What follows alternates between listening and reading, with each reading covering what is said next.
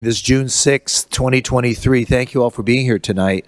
I'm sorry for the delay in the meeting. We had an extra long meeting regarding some special matters that the commission had to address.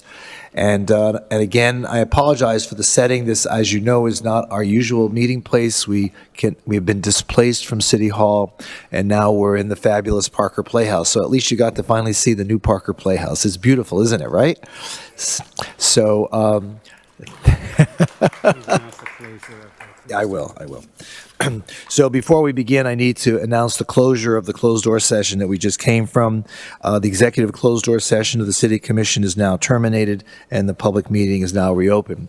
So at the beginning of our public meetings, we like to ask everyone to please stand and join me in the Pledge of Allegiance. Do you have to close the conference? I just did. They were listening. I pledge allegiance to the flag of the United States of America and to the republic for which it stands, one nation, under God, indivisible, with liberty and justice for all. Please be seated. We didn't close the conference because we haven't finished the conference. Right. So I'd like you all to join me in a moment of silence.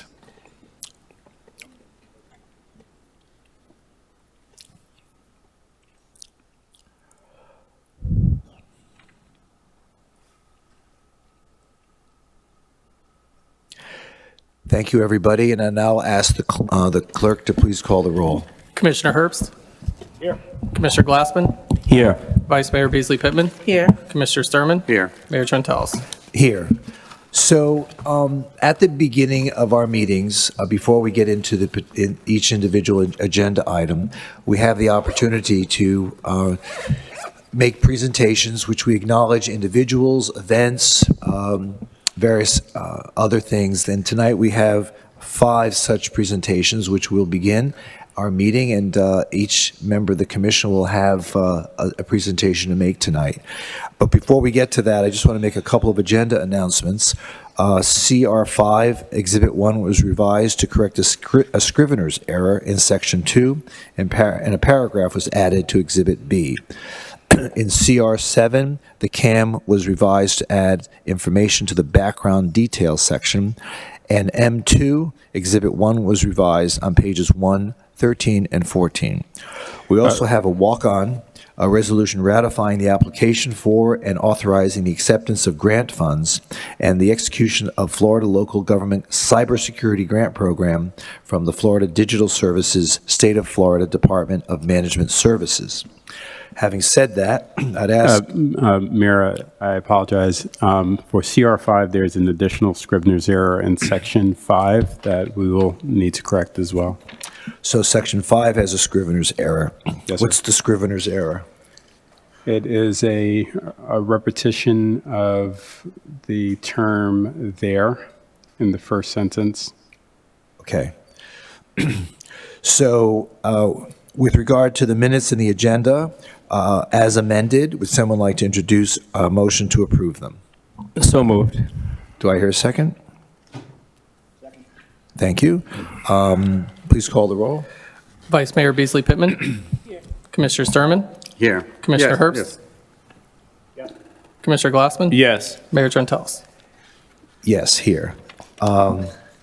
And the minutes and the agenda are now approved. So to begin our selection of presentations tonight, it's my honor to make a presentation in recognition of the country of Taiwan. And I would ask Director General Charles Cho of the Taipei Economic and Cultural Office from Miami. Are we here? There we are. Hey. So where are we doing this? You're right over there. Here?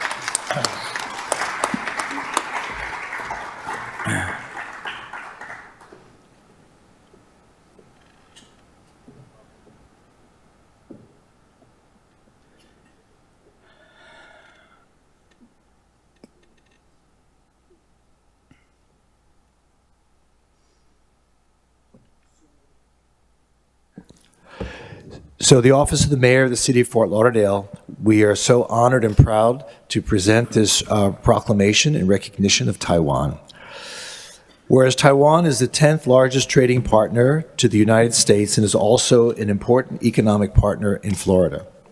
The City of Fort Lauderdale recognizes and supports Taiwan's effective participation in global affairs, economic liberalization, political democratization, who came up with all these words, maintenance of peace and stability in the Asia-Pacific region, and further significant interaction in the international arena via meaningful participation in international organizations like the World Health Organization, the International Criminal Police Organization, Interpol, International Civil Aviation Organization, and the United Nations Framework Convention on Climate Change. Taiwan and the state of Florida established a sister state relationship in 1992 with the cities of Kaohsiung and Fort Lauderdale, and have enjoyed a sister city bond established in 2008 and reaffirmed in 2018.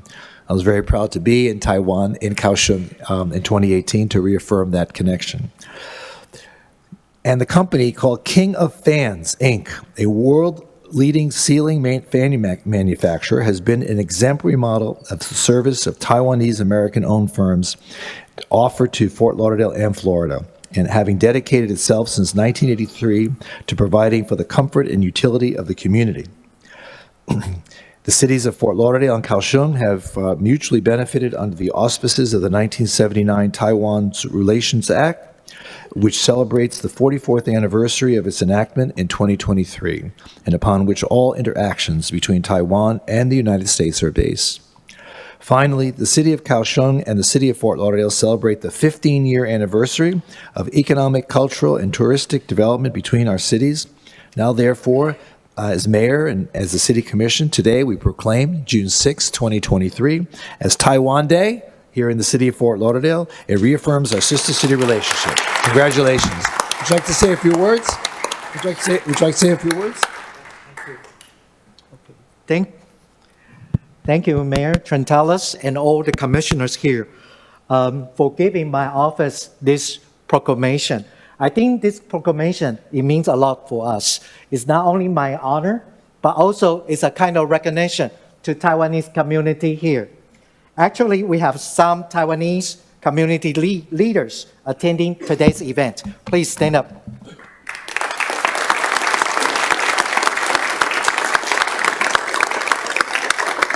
Yeah, just like the mayor said, the company have invested in Fort Lauderdale more than 40 years already. On behalf of the government of Republic of China, Taiwan, I would like to express my sincere appreciation to the mayor and the honorable commissioners, to your great team, to recognize strong bond between Taiwan and Florida, as well as the ever-growing relationship between Fort Lauderdale and the sister city, Kaohsiung. My office is keen to strengthen our partnership with the Fort Lauderdale and facilitate the sister city relationship between Fort Lauderdale and Kaohsiung. It is worth mentioning that this year marks the 15th anniversary of sister city relationship. We are very fortunate to have a sincere and supportive partner like the city of Fort Lauderdale.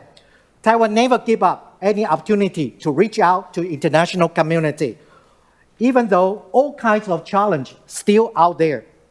But for Taiwanese people, we are resilient. We are determined to protect our values, such as democracy and freedom, and our way of life. We will continue to strive and garner more support for Taiwan. Once again, thank you for inviting me and Taiwanese leader here to attending today's event to accept the proclamation and recognizing June 6, 2023 as a Taiwan Day. It means a lot to us. Thank you once again. Thank you.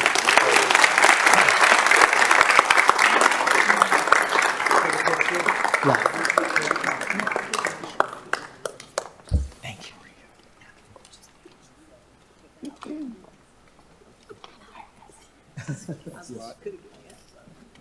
Yes, the president.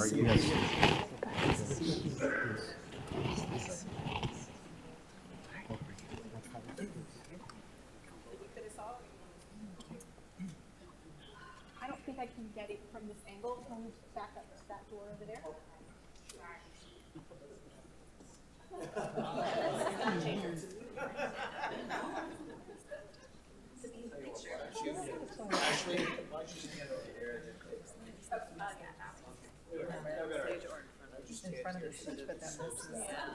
Or they could, yeah.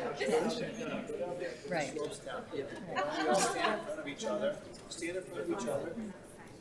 One thought they went fast. See what they're doing? See what they're doing with We're gonna do that next.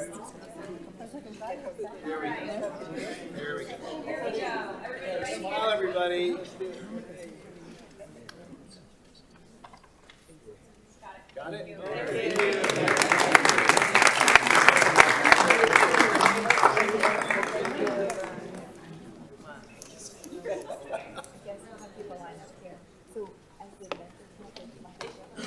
Yeah, because I can't get them against the wall here. It's too. Okay.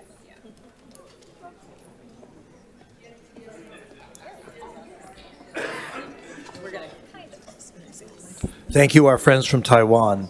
Now I'd like to invite Commissioner Sturman to present a proclamation regarding Book Explorers Reading Program Day. And we'd like to invite Heather Brinkworth, Barbara of the Barbara Bush Foundation, our own Zoe Saunders, the Chief Education Officer, Susan Rystra, and Willie Brown of Parks and Recreation, Book Explorer Mentors. If you could please come up to the podium.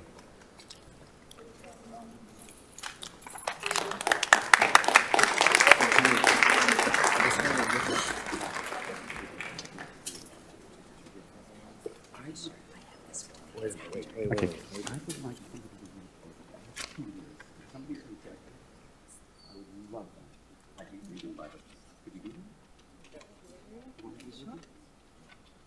Okay. Well, thank you very much. Could you see me, everybody? Okay. I'm going to have somebody read. This is for reading, so I'll have somebody read with me. Are you ready? Sure. Okay, here we go. Oh, you take turns or together? We'll do it together. Okay. I'm not a big reader, so this is a labor of love for me, guys. Seriously. Ready? Okay. Whereas The Barbara the Barbara Bush Bush Foundation's Book Explorers Reading Program is an online literacy program first implemented in the city of Fort Lauderdale in 2022 that pairs students in first through third grade with a reading mentor. You'll take the next one. And whereas this year, the program was implemented in the spring through the City of Fort Lauderdale's Play Aftercare programs at Croissant Park, Warfield Park, and Riverland Park, where volunteer mentors committed to reading with 30 local children once a week for 12 weeks. And Whereas the Florida Department of Education provided a grant that funded program administrators' stipends, curriculum, and resources. This included digital access to fiction, nonfiction, and culturally responsive books, mentor guides with structural lessons, parent guides with reading strategies, and comprehensive training for mentors and program advisors. And whereas Fort Lauderdale is a city for all, and the city commends those that go above and beyond to mentor the next generation and workforce of tomorrow. And whereas mentors develop strong bonds with their mentees, help struggling readers build confidence, and participated in parent engagement events to share literacy resources with families. 15 of the 16 volunteers were middle and high school students who showed great dedication to their mentees' learning experience. And whereas the city recognizes the volunteers that committed to reading with their mentees, Amanda Suarez-Berguist, Ella Valentina Agnes, Maya Merskin, Gabriela Murthel, James Delva, Scarlett Phoenix Roger, Mira Krev, Stephen Long, Ada Haynes, Sophia Mercer, Riley Clark, Sophia Bruner, Sydney Clark, Jeannie Sinas, Layla Haddad, and Chloe Palmer.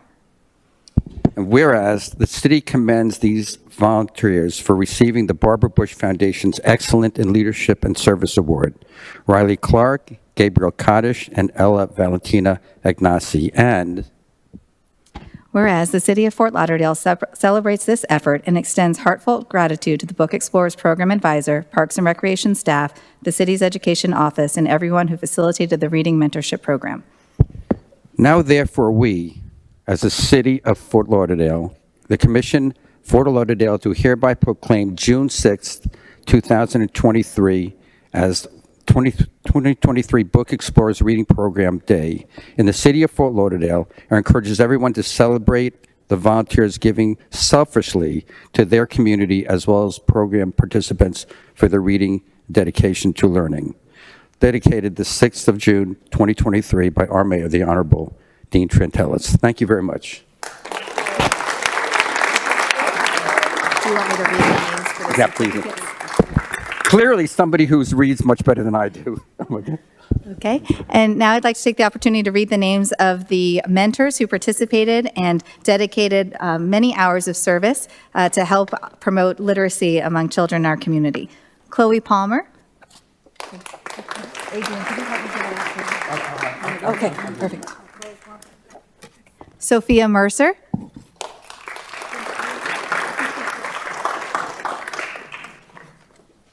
Maya Merskin.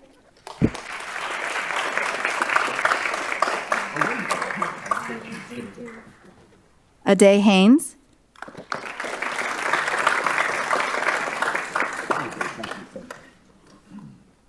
Sophia Bruner.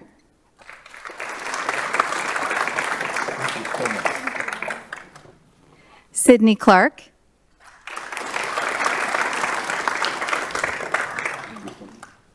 Layla Haddad.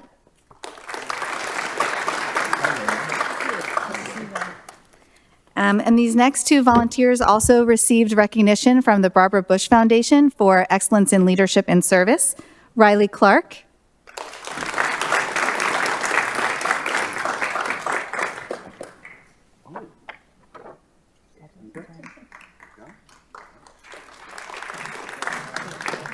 And Ella Valentina Agnes.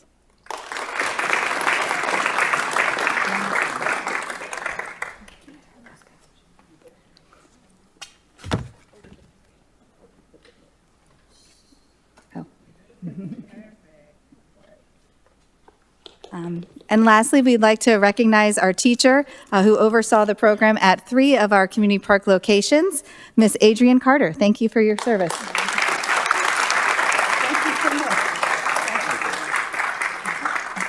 Anybody want to come here for a photo? Over here, up front or there? Okay, up there. Okay, come on, guys.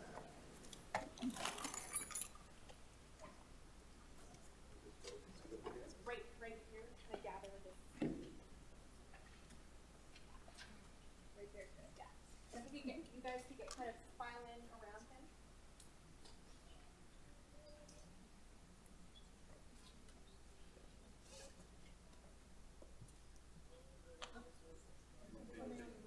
If you guys can come up here kind of inclined, so that way you can get everybody in back. There we go.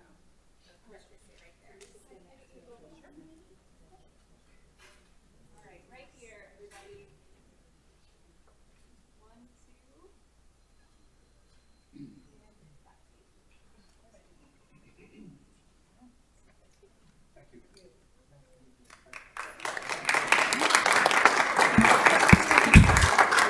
Thank you, Zoe. Thank you, Commissioner.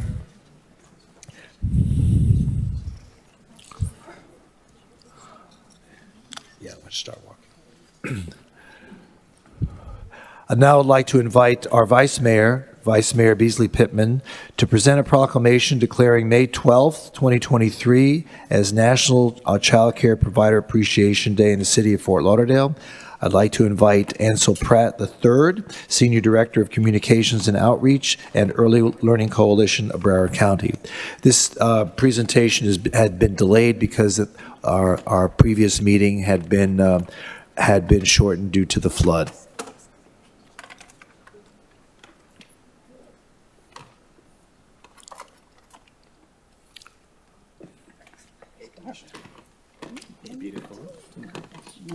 Thank you so much. Can you invite the other child care centers? I think it's a couple. I want to invite the other child care centers representatives that are here. If you please join us at the stage. Okay. Okay. Yeah. Let's do it right here. Stand right on this side. On this side? Yes. How many more do we have? We have 2 right now. Because I wanted. Yes. Okay. Is this good? I can't. The way they're standing, is it fine? Because I have some on both sides. Okay, all right.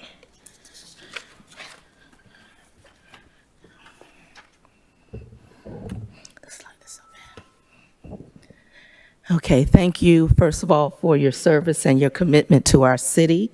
I have the pleasure this afternoon to read from the Office of the Mayor, City of Fort Lauderdale proclamation, recognition of National Provider Appreciation Day, which is for May 12th, 2023. Whereas National Providers Appreciation Day, also known as National Child Care Provider Day, was created in 1996 and recognizes child care providers, teachers, and other educators of children. And whereas child care providers offer the opportunity for parents who live in our city to work and attend school and participate in job training programs while their children remain in a nurturing environment. And whereas Florida is home to 1.3 million children under the age of 6, and approximately 50,000 children in Broward attend one of the more than 800 available early education programs each day in Broward.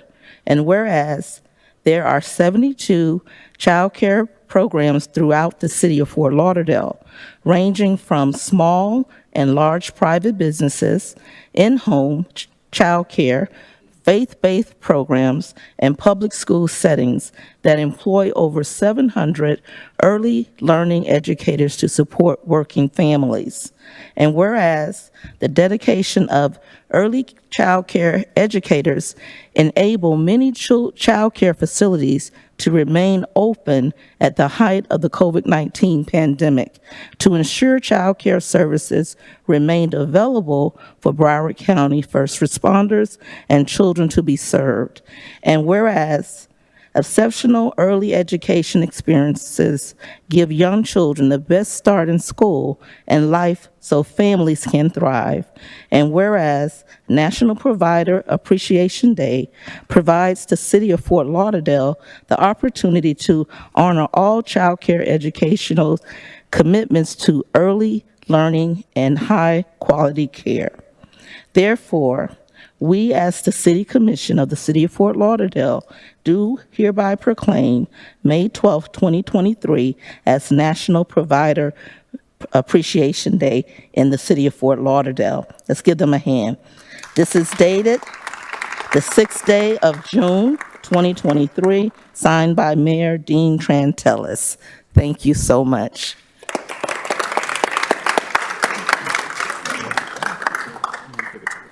Let's see here. I guess come on this side, Ms. Sure. Oh, Ashley's over here. You want us to come this way? Yeah. Okay, we're gonna come. Okay.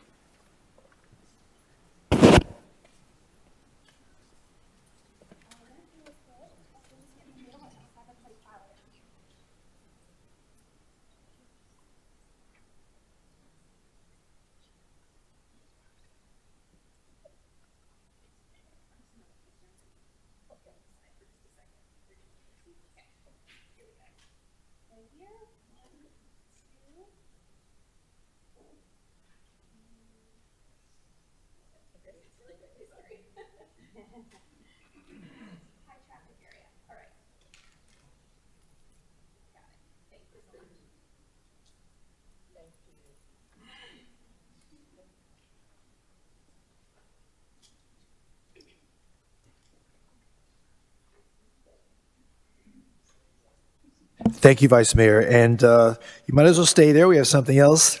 The Vice Mayor will also be presenting a proclamation declaring June 11th, 2023 as Salvation Army Majors Stephen and Connie Long Day in the city of Fort Lauderdale. Is Major Stephen and Connie Long here in the audience? There they are. As they're coming, Mayor, I just want to acknowledge the Longs for their service they've given to District 3 as the Salvation Army commanders. Most recently with our floods, they reached out to me and to our communities wanting to know what they could do right now. They weren't waiting for instruction. They started with food and they got things out that the community needed. And I am so grateful for them and their service to our community while they were assigned or deployed, proper word, through the Salvation Army. So I want to give recognition for that as well. The proclamation, the office of the mayor of the city of Fort Lauderdale proclamation in recognition of in recognition of Major Stephen and Connie Long Day, June 11th, 2023. Whereas Major Stephen Long and Major Connie Long, dedicated and devoted servants to all, entered into retirement with a combination of 80 years of service as Salvation Army officers. And whereas Connie found her calling at a young age and carried her family's legacy with the Salvation Army into a fourth generation. She attended the Salvation Army College for officer training in 1984, where she met and fell in love with Steve. And whereas Steve joined the Salvation Army in 1976 as a volunteer bell ringer, and later years started along the path for a full-time ministry. 2 years later, he entered into the Salvation Army College of Officer Training. And whereas Steve and Connie were commissioned and ordained in the Salvation Army in 1980 and in 1986, respectively. Together, the Longs have embodied the organization's mission of ministry motivated by God, a passion to preach the gospel of Jesus Christ and to meet human needs in his name without discrimination. And whereas the Longs have completed the Salvation Army's appointment across the country, from Florida and North Carolina to Virginia and Louisiana, both served as area commanders for the Salvation Army of Broward County in Fort Lauderdale, Florida. And whereas the Longs have been blessed with 6 children, 12 grandchildren, and they live a full life that includes a love of photography, travel, theater, and embracing outdoors and the Lord.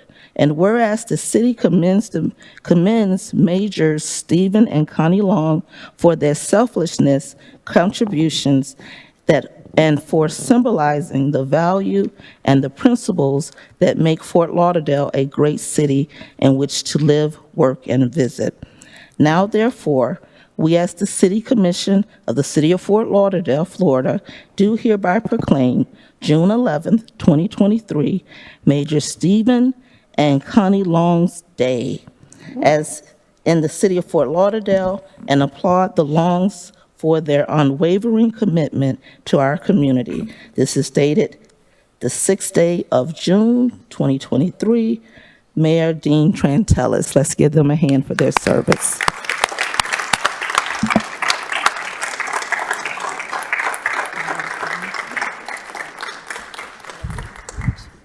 Thank you, Vice Mayor, for honoring my wife and I. And the city of Fort Lauderdale is very important to us. We love this community. How can we leave South Florida? We're retiring, but we do have a little townhouse here. And we're not going to be strangers, but we're going to be tax-paying citizens in this wonderful Broward County, city of Fort Lauderdale area. God bless you guys, and we'll see you on the golf course.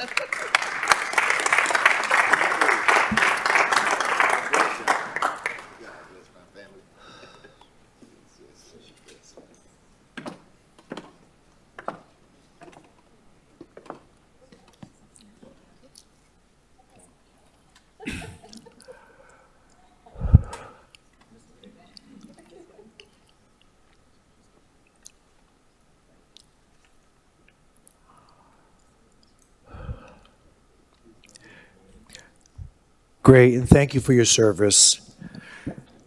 Now, finally, I'd like to invite Commissioner Stephen Glassman to present a proclamation declaring June 2023 as LGBTQ plus Pride Month in the city of Fort Lauderdale.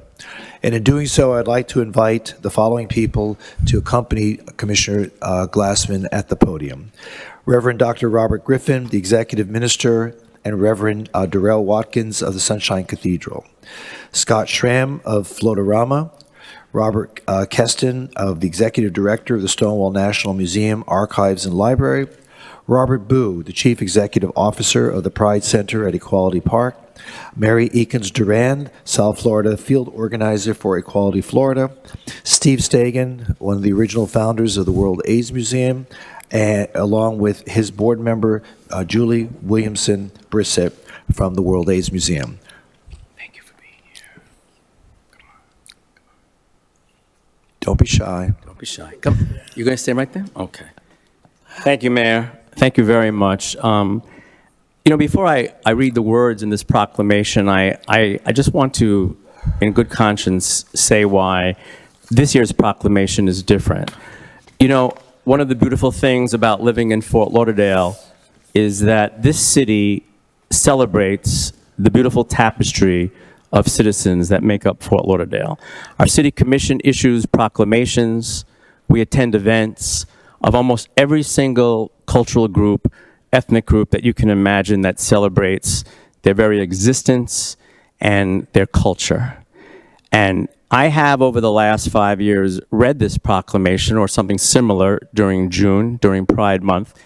And it's always been a matter of celebration.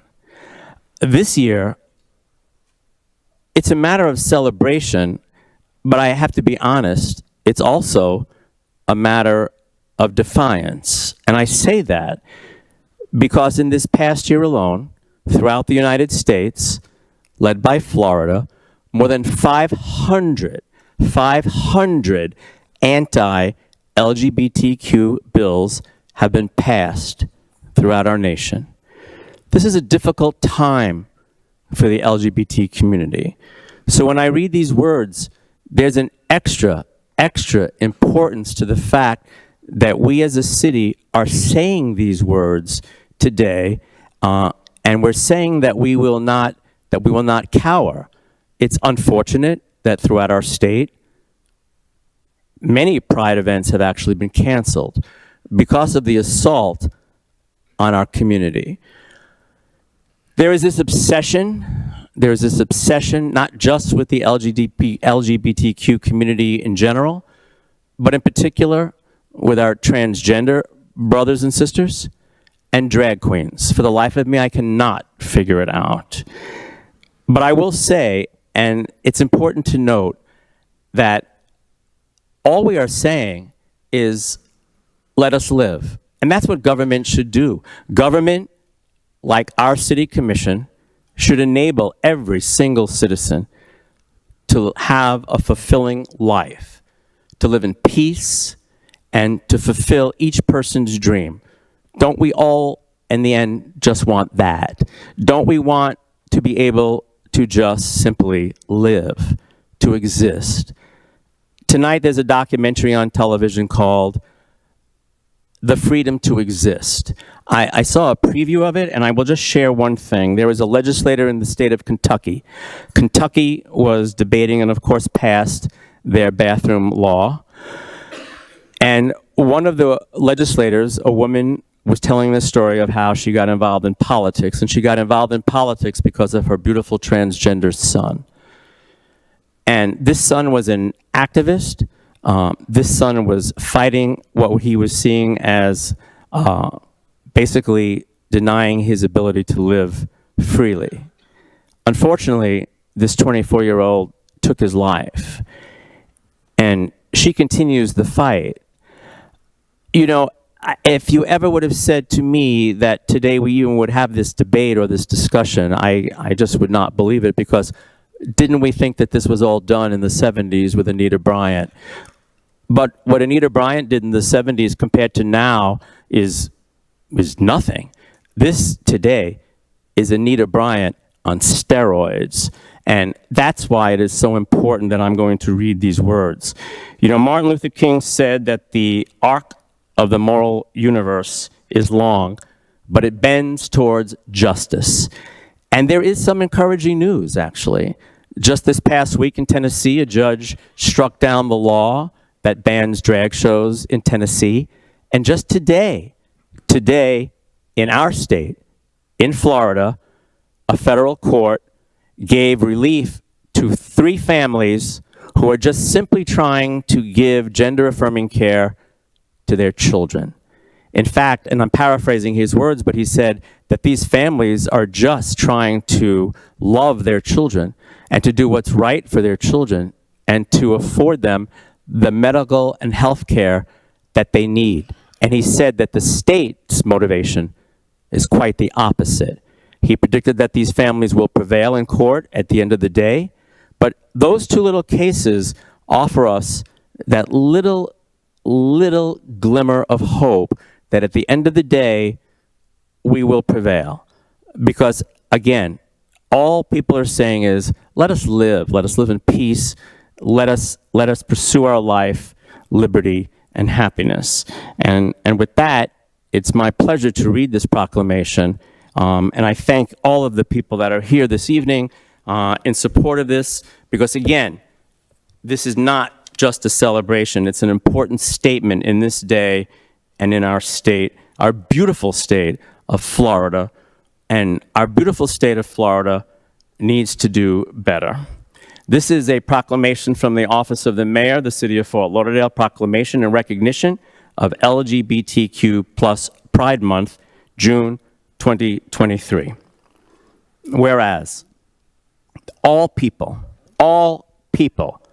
regardless of age, gender identity, race, color, religion, marital status, national origin, sexual orientation, or physical challenges have the right to be treated on the basis of their intrinsic value as human beings. And whereas June marks the annual celebration of LGBTQ+ Pride, and we applaud the resilience of the community and the progress that has been made to advance acceptance and equality for all. And whereas the City of Fort Lauderdale has a long-standing tradition of upholding the dignity of the individual, supporting legal equality and fair treatment for all people, regardless of sexual orientation or gender identity, and ensuring that acts of discrimination and hatred will not be tolerated.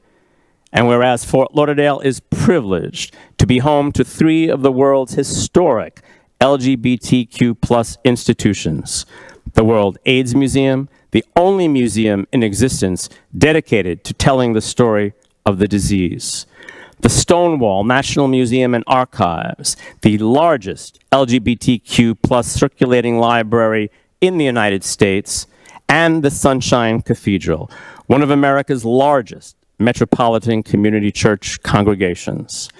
And whereas the city is proud to welcome more than 1.3 million LGBTQ+ supporters from around the globe each and every year, making this city a prime international LGBTQ+ destination, while providing worldwide exposure to hundreds of LGBTQ+ businesses and tourism in South Florida.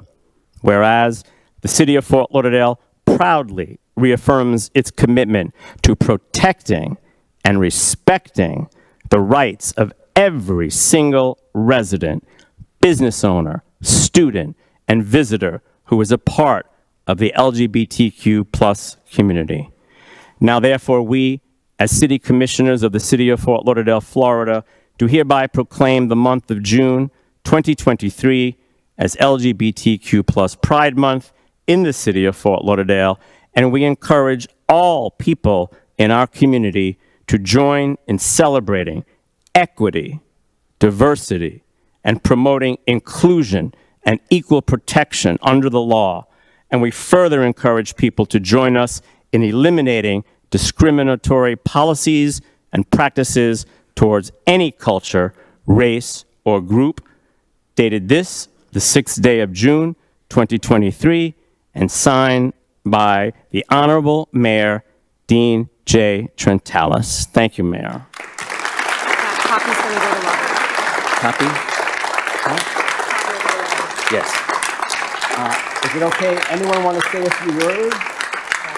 Anyone want to say a few words? No? Would you like to say a few words? Of course. Some, please say a few words. in a few words. I think that presenting this award in Florida on this day signifies how brave and courageous the people sitting on this stage are in the face of what has happened in Tallahassee and in other places. And it is easy to see why people support this council. But it is more important that the world see and the nation see that government of, by, and for the people shall stand because you all stand up. So thank you very much. Thank you. Thank you. Let's get a photo.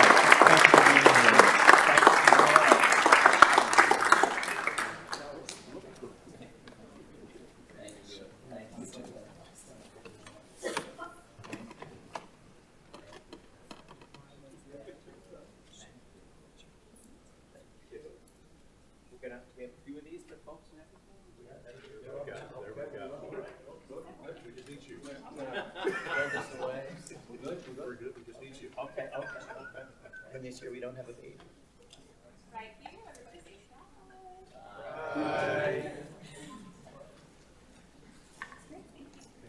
All right, thank you.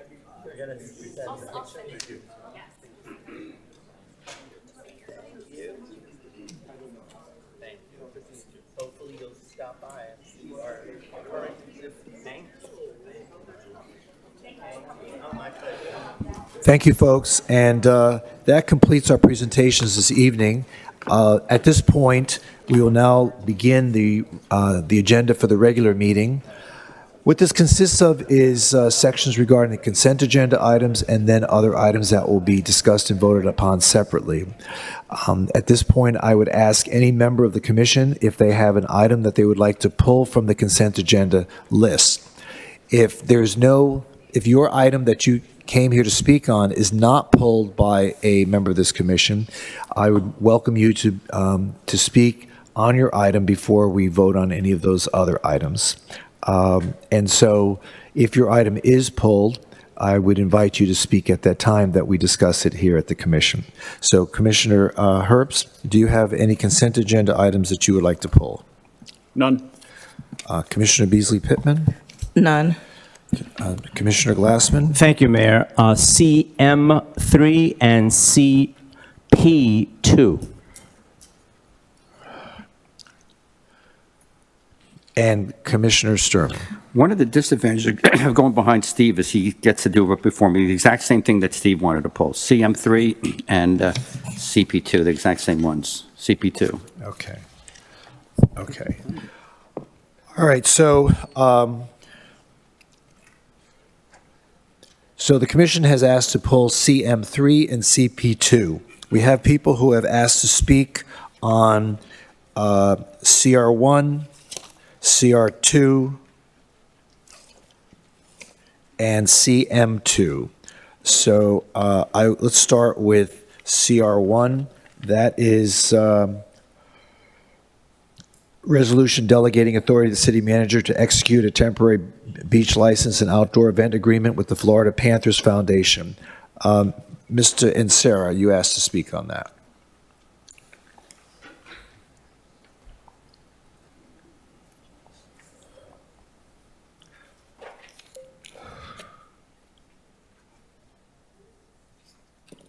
Sorry, it's way up at the top. Hello, very nice, Commissioner Glassman, thank you. I just want to say that on this date, June 6th, planning the Florida Panthers victory parade, that this city commission has officially jinxed the Florida Panthers.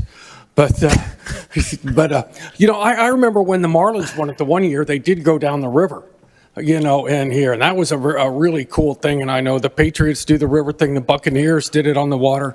But I just wanted to have a possible plan B, is not just always down A1A, that have a nice thing along the new river with all the boats, get a lot more people to line the river. And then I think that would be a really cool Fort Lauderdale, icon thing to do for them. I think this is something that the team requested. Oh, it is? Yeah. Oh, who am I to speak against the team then? All right. Don't jinx it. Oh, no, just go Panthers. Okay.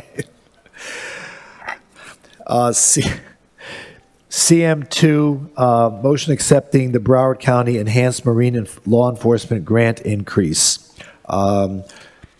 We have Pratima Raju and Ellen Bogdanoff. You're good? Okay. It says CM2. Well, okay. All right. We'll wait till that comes up. All right. CM3, motion approving a limited motor vehicle parking license agreement. This is Mark Dickerman. Mark, are you here? There you are.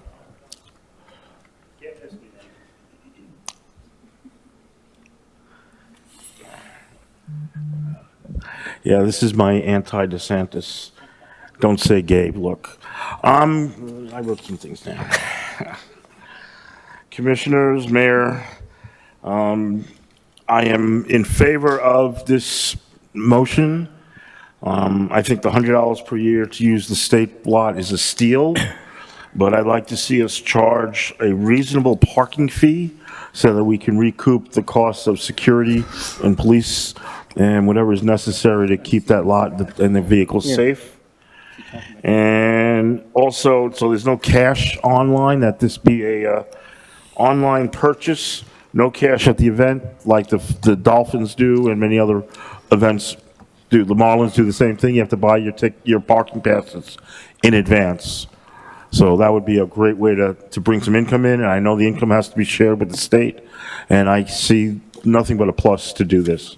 Thank you. Okay, thank you. And then on CR2, this is Joe Cox. This is just in support of the resolution. Where are you, Mr. Cox? Did you want to speak on it or just? Okay, very good. All right, except for CP2, do I hear a motion to approve? Mayor, I also pulled CM3 that Mr. Dickerman just spoke about. Correct. CM3 and CP2, except for those two items, do I hear a motion to approve the consent agenda items? Motion to approve. Second.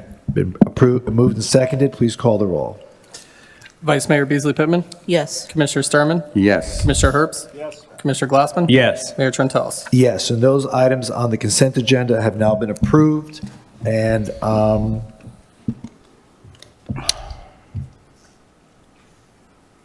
if you are here for any of those items, you're welcome to stay for the rest of the meeting. Otherwise, your item has now been approved. Now, going back to CM3, motion approving a limited motor vehicle parking license agreement. Which commissioner wants to go first? Our Commissioner Glassman. Thank you. 2 comes before 4, right, Commissioner? Age before B. Can you hear me now? Yes, I can. Thank you. Thank you, Mayor. I pulled this for further discussion, just some clarification. I know that we're only paying an annual fee of $100 to the state, but I am concerned with the parking situation over by the Drive Pink Stadium.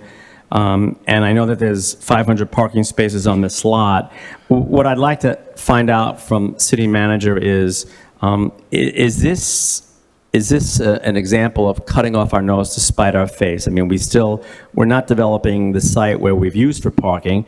And if I'm correct, I think the Inter-Miami folks were actually running that parking program and we were getting a percentage of revenue.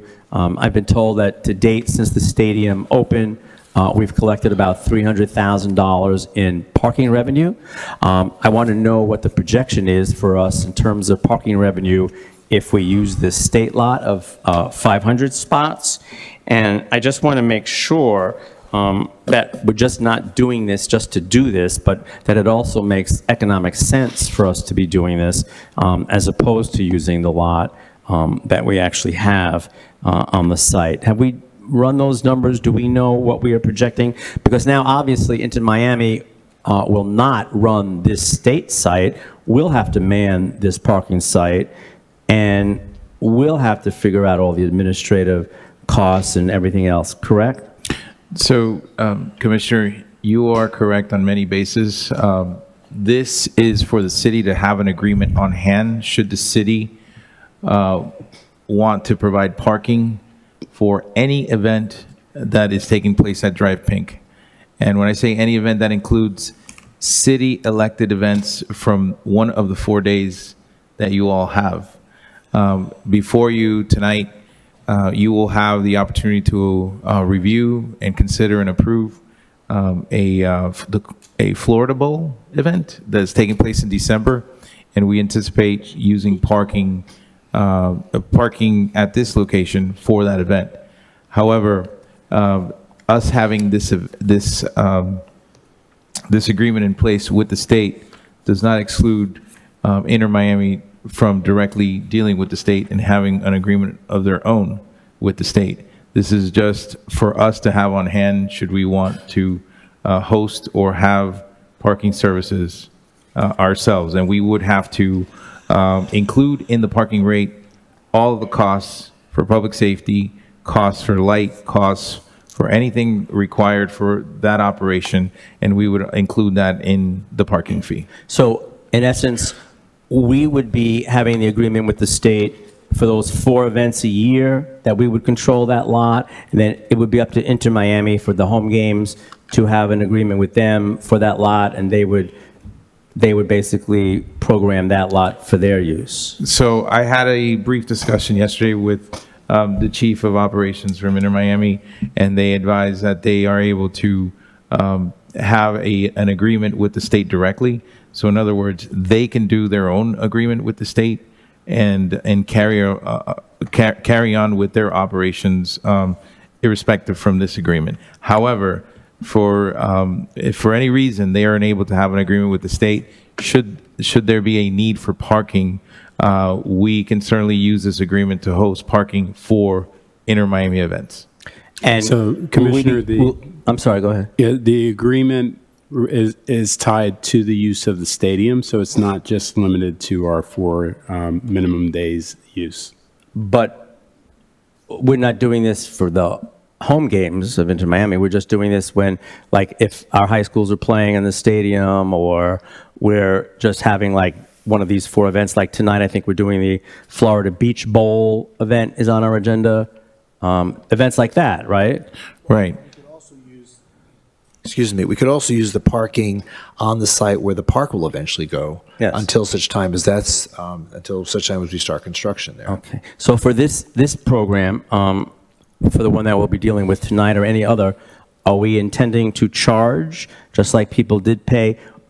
I think folks pay what, roughly $25 to park at Drive Pink now to go to the home games? I don't have those specific figures. I'm going to ask Mr. Ben Rogers to assist me with those numbers. Those can be variable as well due to the game, and also I believe there are season ticket holders that also get another rate. I'm not sure of those rates. But are we anticipating, if we enter into this agreement, are we anticipating charging for parking on this site that we would be running for whatever event we needed to do? Well, wouldn't it depend on the event? Well, I'm just wondering if we're even just We would considering. charge, and we would keep those funds as well. Okay. If we charge at all. Depends on the event. Right. Right. I understand. Ben? What's the question he wants to know? Thank What- you, Mayor. Right now, when folks attend a game, generally, what do they pay for parking on the lot that we used to allow parking? So the yellow lot, the south parcel where the park would be developed, I believe is $25 per game. And then there was a convenience fee, put it somewhere around $28, $29 per game. Okay, that's what I thought. In addition to the 25?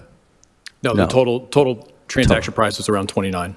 Okay, About $4 convenience fee. convenience. Okay, thank you. Convenient for whom?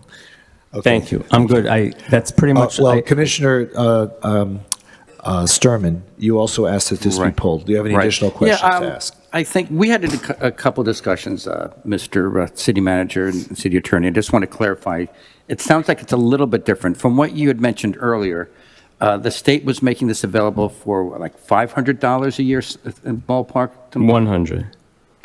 100, and if there's a threshold, Yeah. I believe, over $14,000, then there's a percentage that we would have to pay the state. Okay. And originally, there was a restriction that they could only go through a municipality, so the stadium was not able to have a contract themselves. If they were, they'd have to go through us. Has that changed since we spoke or not? Yes, so Inter Miami it could not directly do a contract with the state.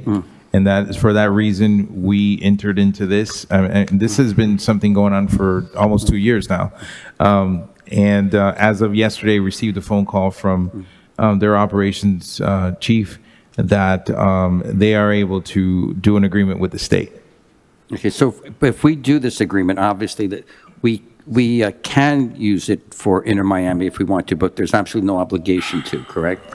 Correct. Okay, and if we so desire, things such as, we'd have to think about liability insurance, the staff, security, traffic, things like that would have to be factored in if at some point we did decide to let Inner Miami, correct? Just as any normal operations for any parking event. Okay, great. Those are my questions. Thank you very much. Okay. Any further comments or questions from the audience? Anyone else on the commission have any questions with regard to this? There being none, would someone like to make the motion to approve CM3? So moved. Second. It's been moved and seconded. Please call the roll. Vice Mayor Beasley Pittman? Yes. Commissioner Sturman? Yes. Commissioner Herbst? Yes. Commissioner Glassman? Yes. Mayor Trentalis? Yes, and that motion is now approved. Moving on to CP2. This is a motion approving the award of design consulting services for the Las Olas Corridor Mobility Project, including the east and west corridors, with Kimley Horn and Associates, Inc. and WSP USA LLC. A number of people have signed up to speak. There's no presentation with regard to this, so I guess we'll just ask people to speak. Is there any presentation, Ben, on this? I can't. Is that No. No, okay. Okay, so I'll just call the folks that have signed up to speak. There's about a dozen, and give you a couple minutes. So basically what we're doing here is the city manager's office has requested that we award design consulting services to both Kimley Horn and WSP. But in this case, Mr. City Manager, what are we doing in terms of the assigning of responsibility? That we have the East Corridor and the West Corridor. Are we assigning one to Kimley Horn and one to WSP? Is that the idea? No, actually, this is to award to have the opportunity to award to both and be able to negotiate further and then bring back a contract with the best value for the city commission. Mr. Ben Rogers is going to speak further on that. Is this because when they ranked them, they both came out equally? They both came out equally 2 times. Okay, Mr. Rogers. Yeah, Mayor, Commission, Ben Rogers, Director of Transportation Mobility. So some background and context before the speakers, because I think there was some miscommunication, some confusion on the potential award. So the first thing to start with, as you alluded to, there was a tie. The evaluation committee met a second time to see if they could break the tie based off of the information they had, and they did not. So the solicitation allows the city to issue multiple awards for this contract. And so at that time, I made the recommendation that we should award to both parties and that we should assign each party a different corridor or a different section. After discussion with some other city leaders, we came to the conclusion that it was premature to make that decision on who would be assigned what area. But we should move forward with awarding the contracts to both parties, which would close the solicitation period, close out the solicitation effort. It would move us into negotiations with both firms. And once we negotiate out all the hourly rates and all of the information through the negotiation period, we would bring back to the commission agreements, one from each firm, if both of them were able to be negotiated. After which time, the city staff would then issue task orders for work based off of the need at the time, the availability of the consulting firms, and other factors that staff would take into consideration. So at this point, what's being brought to the commission is just the awarding of the solicitation to 2 firms, with the next steps of being negotiating the agreement and then issuing future task orders for work. Okay, thank you. Anyone else have any questions? I have a question to Ben while he's up there, if that's okay. Yeah, sure. Ben, I thought, and I haven't read it really recently, but the original RFQ that went out for this project, I thought it actually said that one firm would be selected. I would have to defer to my colleague, Mr. Marcos behind me, but my understanding is that Section 2.17 allows multiple awards of the contract. Even though that specific RFQ said one would be selected. Commissioner Glenn Markles, Chief Procurement Officer. The answer is yes. Pursuant to Section 2.17, it does give the city the discretion to award to more than one firm. Even though that RFQ said one firm would be selected. We still have the discretion to move forward with another. So why would we put that in the RFQ? The original intent was to move forward with one, but we also have the discretion to award to more than just one. Okay, so City Manager, I have a question. At the last commission meeting, the commission, when told of the tie, two ties, we actually expressed a desire to have presentations and then make a decision. So if you could explain why that has not happened. I'm going to ask our city attorney to weigh in on that. Commissioner, Section 119C6 of the Broward County Code of Ethics for elected officials deems it a conflict of interest for elected officials to serve on as voting members in a selection and evaluation committee in the connection with any prospective procurement for that elected official's government entity.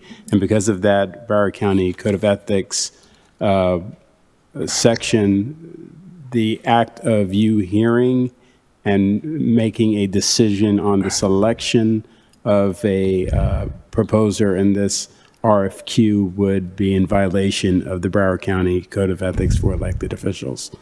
So I have a question about that, because when I read section that you just referred to, it does talk about a selection evaluation committee, but we did not serve as a voting member of a selection evaluation committee.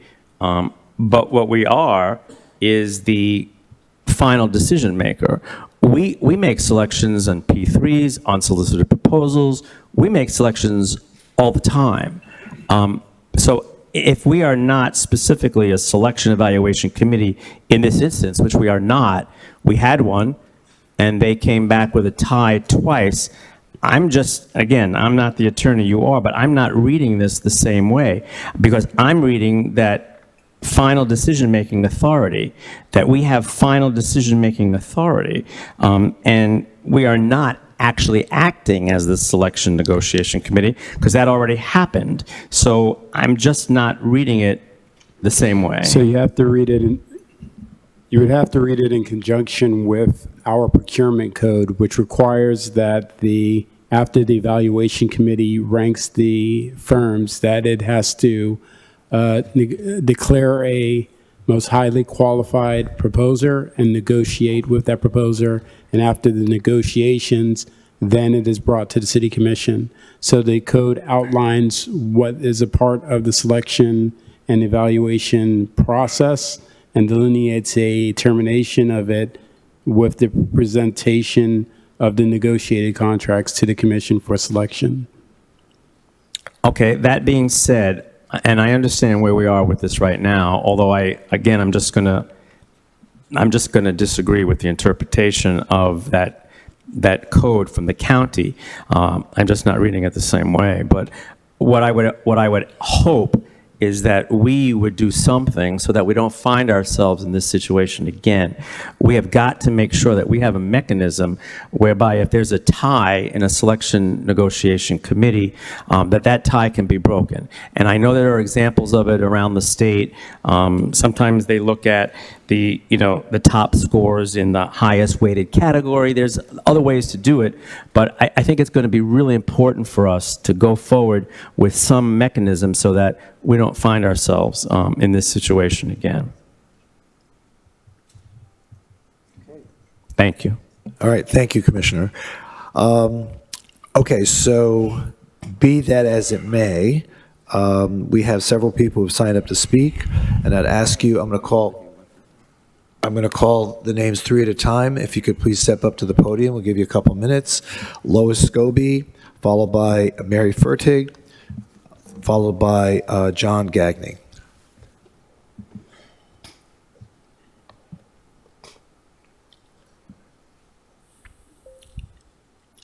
you could please make your way to the podium so we can.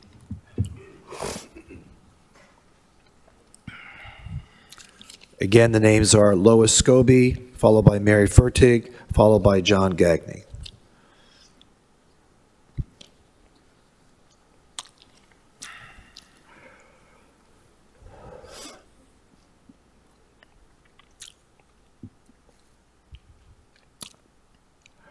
Do you want me to go ahead and start? I think Lois is behind me, so.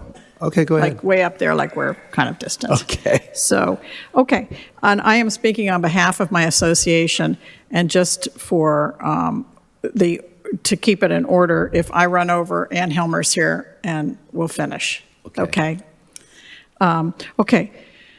So I have 3 minutes as the head of an association. Go ahead. Okay. Good evening. My name is Mary Fertig, and I represent the Idlewild Improvement Association. In 2012-13, I began meeting with representatives from other Isles neighborhoods as well as Coley Hammock. Our concern was the traffic on Las Olas. With the start of weekday daytime parking on Las Olas, traffic had become progressively worse. Our group sought solutions. Initially, the discussion focused on moving forward on removing parking on Las Olas so it would continue to have 2 lanes in each direction. However, with time, other solutions were proposed, such as one-way pairs. In fact, our district commissioner at the time proposed the idea of pairs along with several of the associations. Coley Hammock opposed the idea, and I stood with them, beseeching our group to find a common solution agreeable to all neighbors. The city hired an out-of-town traffic consultant who was told not to speak with the neighborhoods. Their study focused on efforts on traffic calming in Coley Hammock and did nothing to resolve the mobility issues. Our group of neighbors, which had grown to include representatives from the Venetian, Beverly Heights, and the downtown, continued to meet. When Commissioner Glassman and Sorensen were elected, they convened the Las Olas Mobility Group. One of the first things they told us was that the experiment on Las Olas between 12th and 15th would be reversed. It never happened. We were hopeful that the Las Olas Mobility Group would help to achieve a unified vision, expanding bike lanes out of the aisles, resolving long-standing traffic issues, improving unsatisfactory EMS response times, addressing sea level rise, etc. But the consultants immediately divided the street by character areas. Their vision was accepted on June 15th, 2021. The minutes of that meeting are clear. The mayor, this is a quote, reiterated comments from Commissioner Glassman. This agenda item moves the plan process forward for continued refinement and does not codify the plan. Commissioner Glassman reiterated the commission is accepting a vision of the plan, not adopting a plan. Those are quotes. On June 1st, 2021, the vision was divided into east and west. One reason was the continuing controversy on how to move traffic through Coley Hammock. By now, there seemed to be consensus on 2 lanes in each direction in the shop section, 1 for parking, 1 for traffic, in each direction with no hard curbing. This resolved the shop section, our long-standing concern about an emergency evacuation, how to get emergency vehicles down the street, etc. But with the design of Coley Hammock maintaining and expanding the experiment, in other words, narrowing the road and the Himmershey Bridge, the shop's revolution was meaningless. So what is left to us? There are 2 other suggestions, one-way pairs and keeping 16th and 17th open. We were told on January 28th, 2021 by the consultant that they requested to study pairs, but we're told they could not consider it. Who told them? This has never been answered. And portions of Coley Hammock became adamant that 16th and 17th had to be permanently closed. Ugly yellow bollards were actually installed with no notice, giving rise to the concern that other viewpoints would be considered. Suddenly last summer, with these issues unresolved, Coley Hammock was added to the western portion for design. This was not a responsible action. What is the responsible thing to do?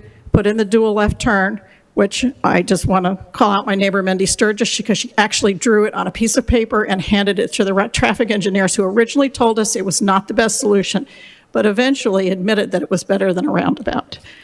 So in any event, we would like to see the city study that dual left for a year or 2 before making other changes. If it works, great. If it doesn't work, you haven't lost any more money. Do you want me to keep going or should I switch to Ann? Why don't we have Ann come up and finish? You want Ann? Are you behind Ann? Ann? Okay. Oh, sorry. On I'll just read this while she's coming. On behalf of my neighborhood, we object to the closure of 16th and 17th, something I believe multiple Coley-Hammock residents agreed with. In fact, in June 2021, 64 Coley-Hammock residents signed a petition which in part objected to the closure of 16th and 17th. Okay, I'll let Ann take up with the aisles. Oh, okay. Let me take my stuff.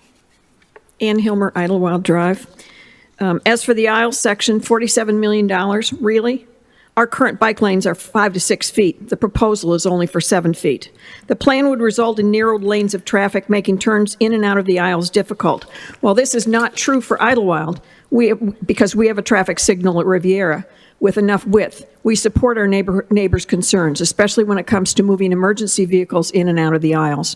We also support our neighbors in the northern aisles on opposing the rest nodes, creating covered viewing areas. Again, we have a park at the front of Idlewild, but we support our neighbors. As for $11 million proposed for the streetscape and landscaping, what about the 76-year-old Suspiral Bridge? As for the subsurface and other expenses, estimated at $11 million, the city is, hopefully, close to starting the $25 million stormwater plan that has been on the books for the aisles for quite a while. As for spending money to create a crosswalk and viewing areas with tables and benches underneath the Intercoastal Bridge, an area that is currently fenced off because of its homeless encampment, maybe that money could be allocated to other priorities. It seems like it's a waste of money. Many of us have repeatedly asked if the Las Olas Isles is going to be raised. We can't get an answer. But if that need exists, how much will it cost, and why isn't that a priority? Thousands of people travel Las Olas Boulevard through the aisles to get to the beach. Some are residents, but many, probably most, are going to the beach. When the city put the CRA dollars in the Oceanside Park, they assured it would be that way. Resolving the mobility issues in this area are important, not just for the Isles residents, but for the general public. Finally, we would like to reiterate the motion passed unanimously by our Idlewild board last summer. If you have any intention of assessing the residents for this project, we believe it should go before the residents of the city for a vote and require the approval of at least 60 to 66% of the residents. Thank you. Thank you. If we could, let's try to narrow our comments to the issue that's really before us, and that has to do with awarding the consulting services to Kimley Horn and WSP. We're not here to decide tonight on preferred methodologies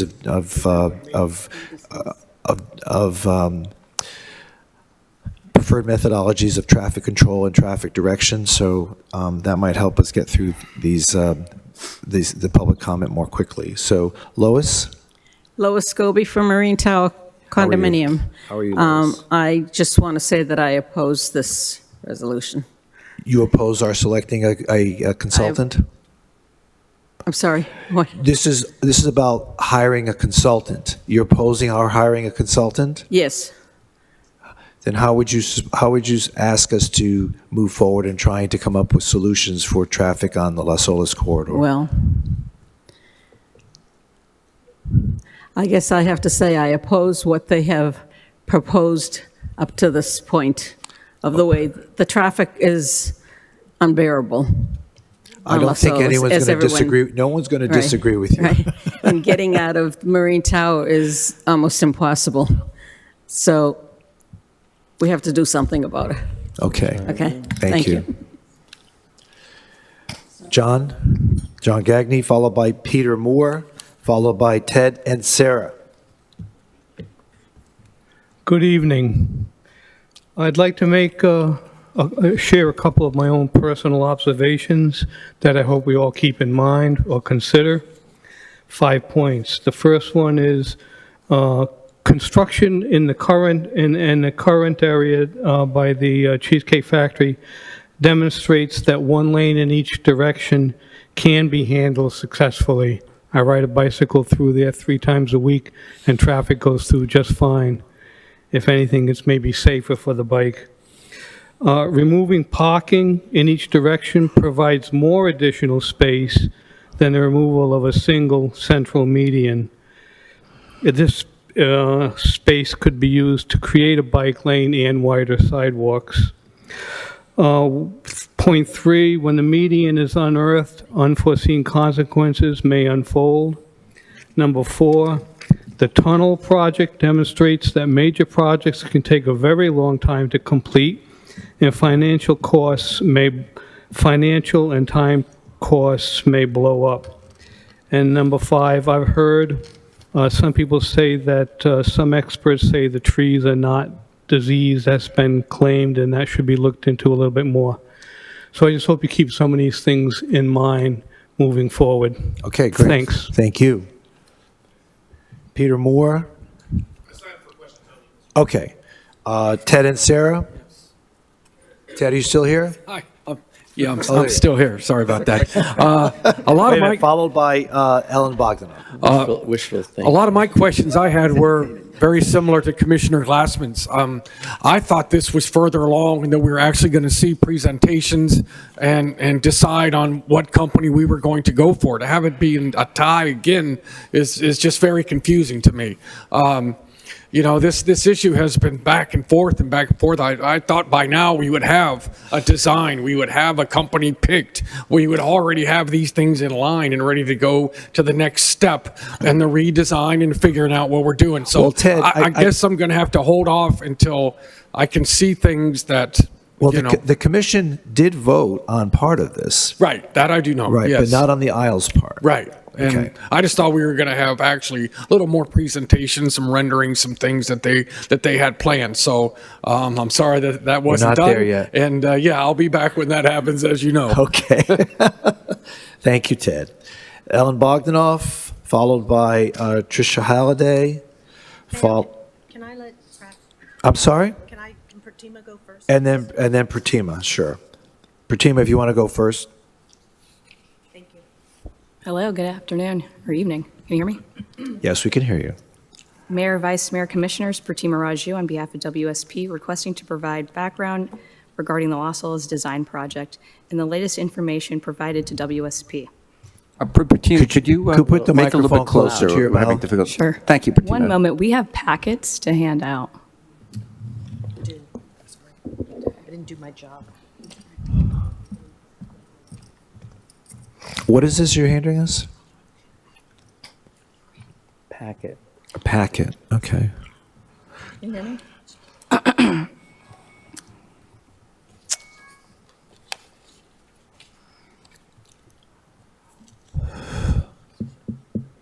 Why don't you keep talking while the packet's being handed out? The first item in the packet shows the purpose section of your RFQ.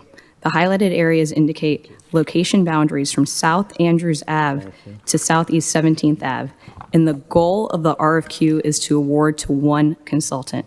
The next image is from your own CAM, highlighting the east side that was now arbitrarily added, which is not in the RFQ, and awarding two consultants, again, when the goal was to award to one. Page 2 of the packet provides an image of the CAM. The evaluation committee ranked the firms twice using weighted criteria.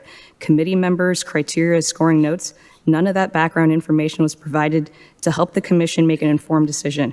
This has always been included. Next, staff refers to best interest. Who makes that decision? You, the commission, selection committee, staff? It's unclear. Again, they mentioned two corridors, but the east corridor is not in the RFQ, only the west. Page 3 provides Florida State Statute CCNA negotiation language referencing the most qualified firm singular, not firms. This is also a CCNA. Page 4 provides the evaluation criteria and the selection committee scoring that was omitted from the agenda item. As you can see from the selection committee scores, the committee unanimously provided WSP the highest score in the highest weighted category at 40%, which is methodology, approach, meeting deadline and budget requirements, and MBE participation. This is one of the ways Hillsborough County conducts a tie vote. As recent as today, staff has asked WSP for pricing on the east corridor. We do not know what to do or how to respond since it's not in the scope of the RFQ. We ask that you utilize your authority in Section 1-19 in the Broward Ethics Code as the final decision-making authority and amend and select one vendor per the goal of the RFQ and select WSP based on the selection committee rankings in the highest weighted category. Thank you. Thank you. Ellen Bogdanoff? Mayor, I just have a question before the next speaker, because I'm just reading what we were just handed, and I have a question for the city manager or city attorney. So we were just told that they were asked to talk about pricing and scope for the east side, but the RFQ didn't deal with the east side at all. It only dealt with Coley Hammock heading west to Andrews Avenue. So my question is it our intent that both firms are going to be asked to give pricing for the west? I don't know why she just said that they were asked about the east. I have no idea why that would even be a question.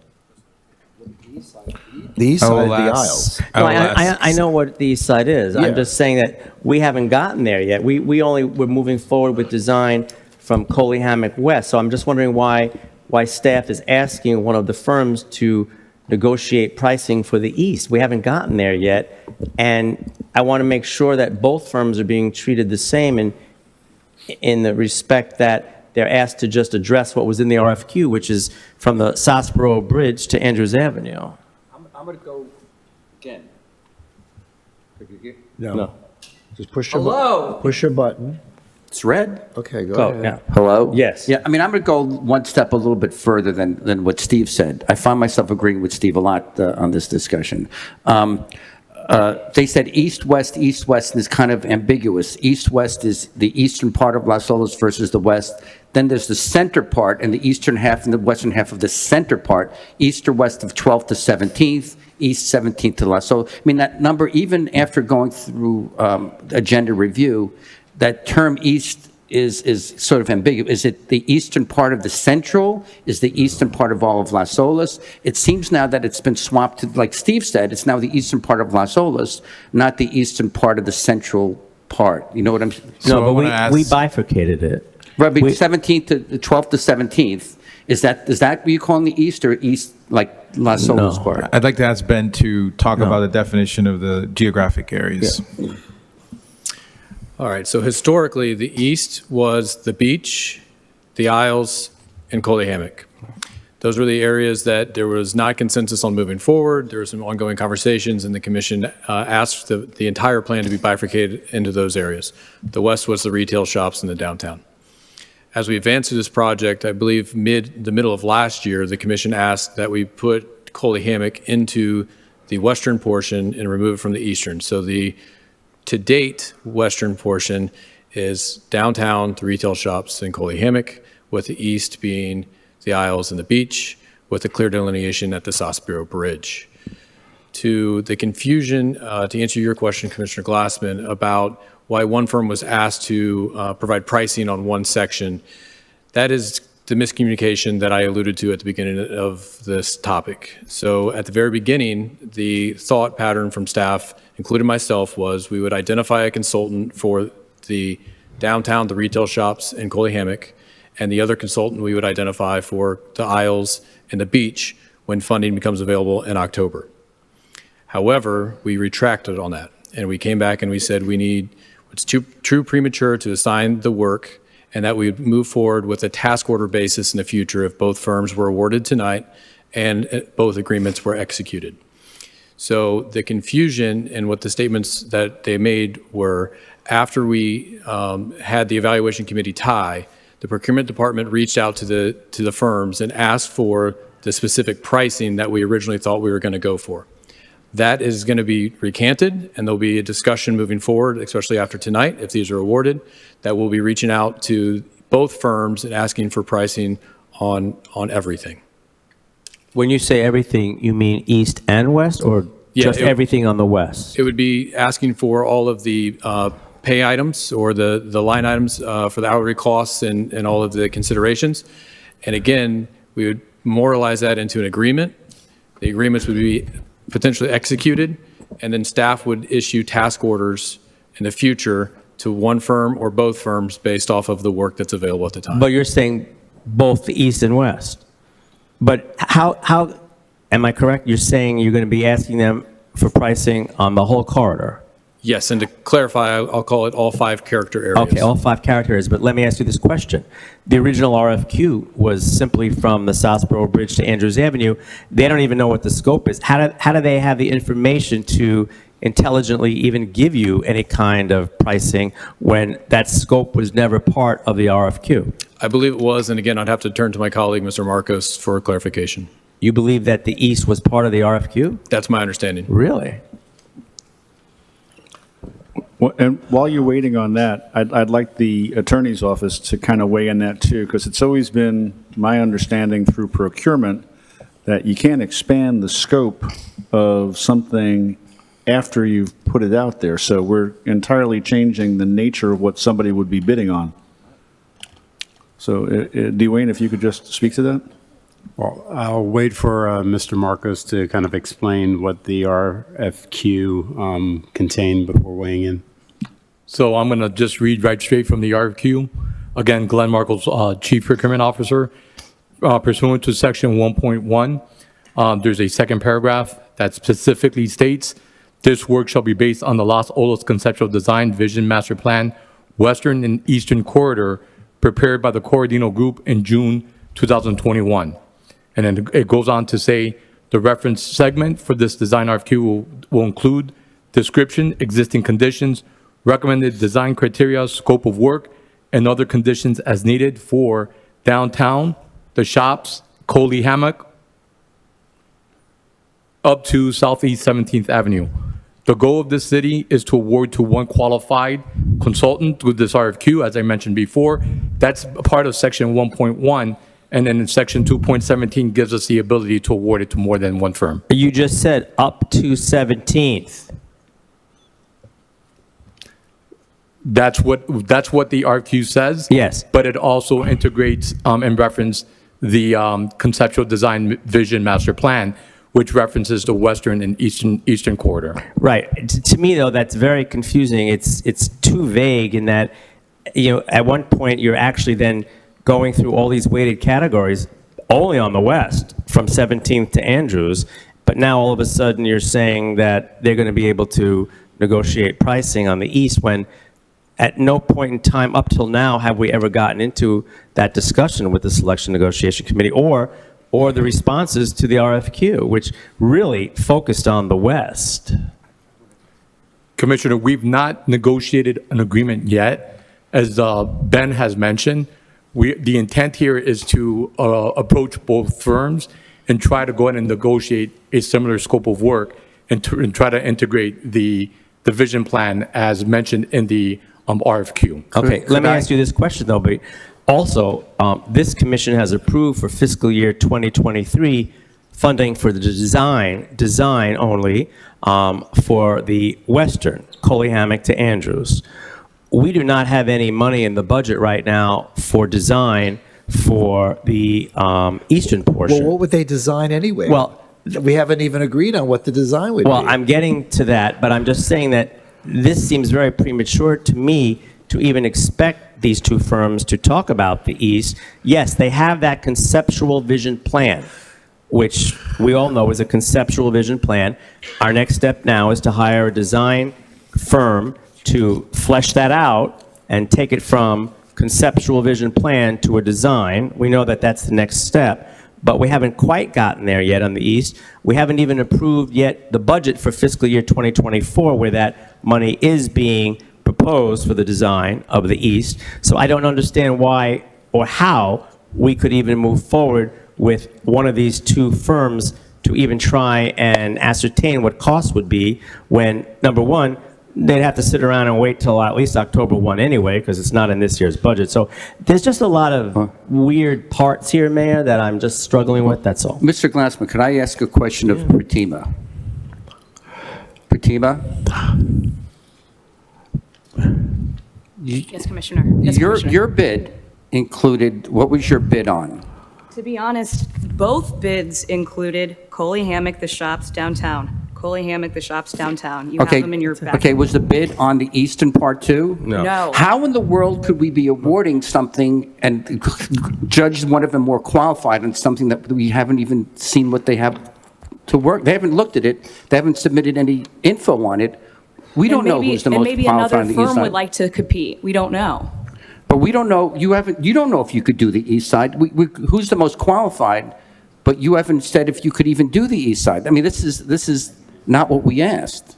And again, both firms submitted only on the east side as West side. on the west side as directed in the scope. And I'm going to go back to something that my colleague, Commissioner Glassman, said, that last time we were here, we were under the impression 2 meetings ago we were going to pick one of the two as a tiebreaker. That didn't happen. It rolled over to this meeting.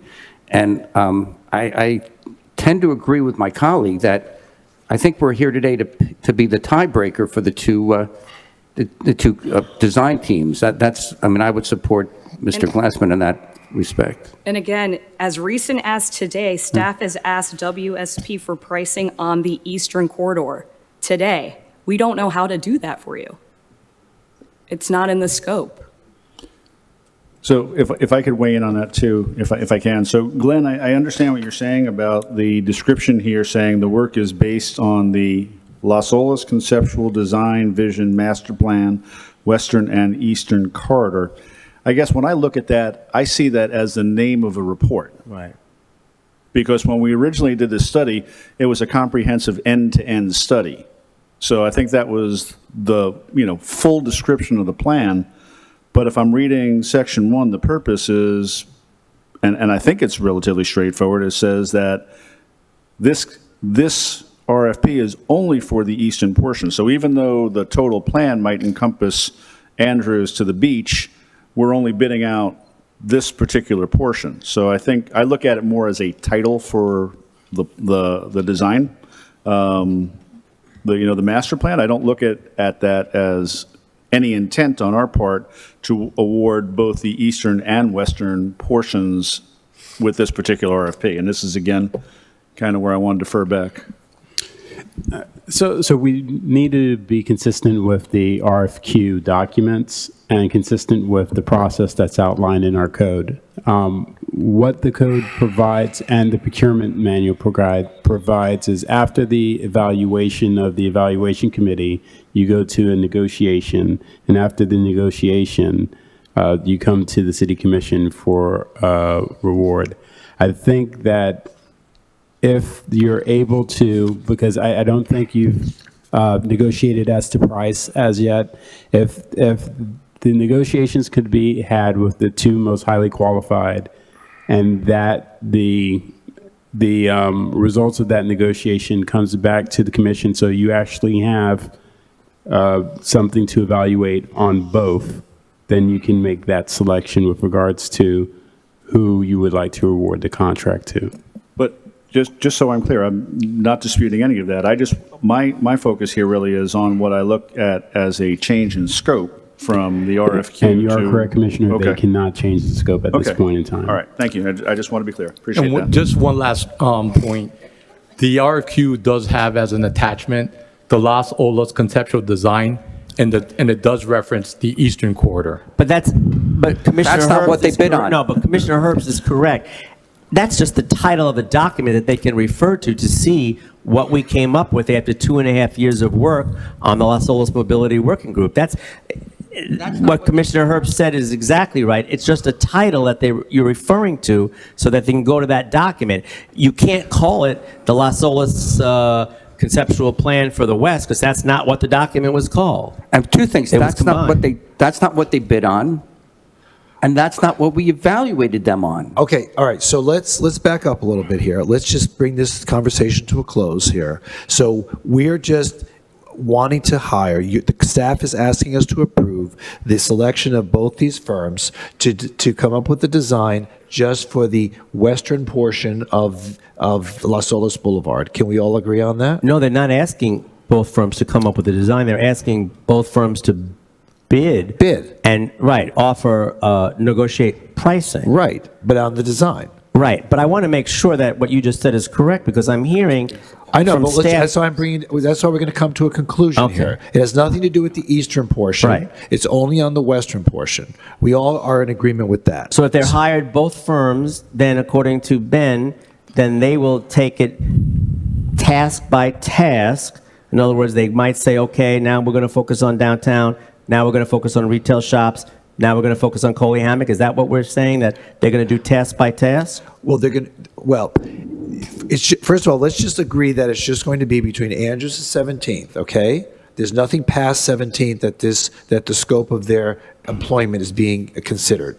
Okay. And so having said that, how they go from there, they're now going to submit offers on pricing, which are going to be negotiated by Mr. Rogers, and then they're going to come back to us, and we're going to make a determination as to who has the best pricing, and the recommendation will be made by Mr. Rogers, and then we vote yes or no on that one proposal.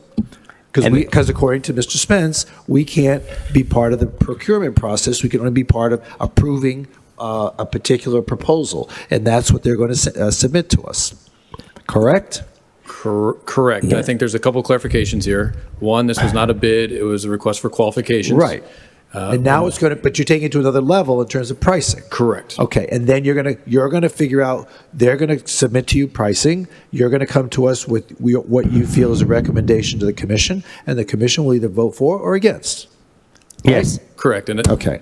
But, again, I'm objecting to the interpretation of 1-19, because it says final decision-making authority means either the Board of County Commissioners or the governing body of any municipality within the county, and then it goes on to say that we have the authority to make a final decision to select a vendor or provider in connection with a public procurement. And that's what they're going to submit to us. They're going to submit to us one name. Commissioner, after this we don't disagree on that language. What we disagree on is our local process. So the ordinance and the procurement manual states that after the selection committee selects the highest qualified proposers, then they negotiate the terms before bringing it to the city commission. So as the mayor's outlined the process, I think that brings us to the conclusion that is necessary. Okay, so let me ask you this. Going forward, if and when this commission decides to move forward with the design phase for the eastern portion,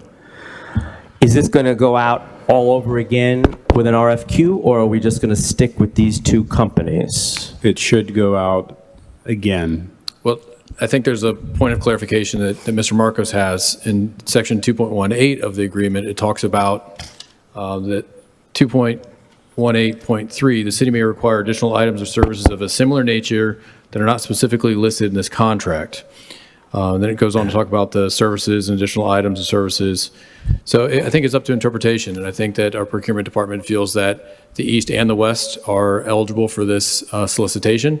I hear the concerns that the commission has. If the commission direction is that we need to just move forward on the western, and that's how we're going to move forward, then yes, we'd have to go out for a new solicitation for the eastern corridor. Okay, so we agree on that. Now, let me just ask you quickly, why is this even before us if we're not finished with the negotiation? So typically at the city, or historically with the city, the procurement department has brought forward the award and the agreement at the same time. Correct. Given the tie in the situation, given this project and its complexities and dynamics, we thought it'd be best to bring it forward as a dual award, make sure that we're on the right path forward, and then negotiate the contracts and bring them back. Mayor, to your point, there could be one or there could be two, how we negotiate it out. I would like to just also identify that this is a contract that once executed would be issued task orders along the way. And so that doesn't commit the city to do anything. It doesn't mean that they get all the work or none of the work. It could be, as Commissioner Glassman alluded, one firm for all three character areas that we're talking about, or it could be one firm has one and one firm has two. I know there's concerns about that, but I guess the beauty of the task order process is when we get to that juncture in the road, that's when we can distribute the work and identify the consulting firm. Which probably is what should be before us and not this, because this seems a little premature, like your work is still needs to be done, and that work means the pricing, and then you come to us and we accept or reject the recommendation. So, I mean, this to me, this is just pro forma. This is not a controversial matter. Let's just go forward. I'd ask someone to move the item so we can go forward and allow staff to move forward and try to negotiate price. I don't think I do not want to close discussion. I think you still have speakers, Mayor. You still have speakers. Yeah, and I I'm still saying have some. discussion here. I got lots of speakers here, I know. Okay. Let's just close the discussion here and okay. All right, so Ellen, have you spoken yet? No, I haven't, but I'm chomping at the bit here. I remember your words well. Thank you, Mayor.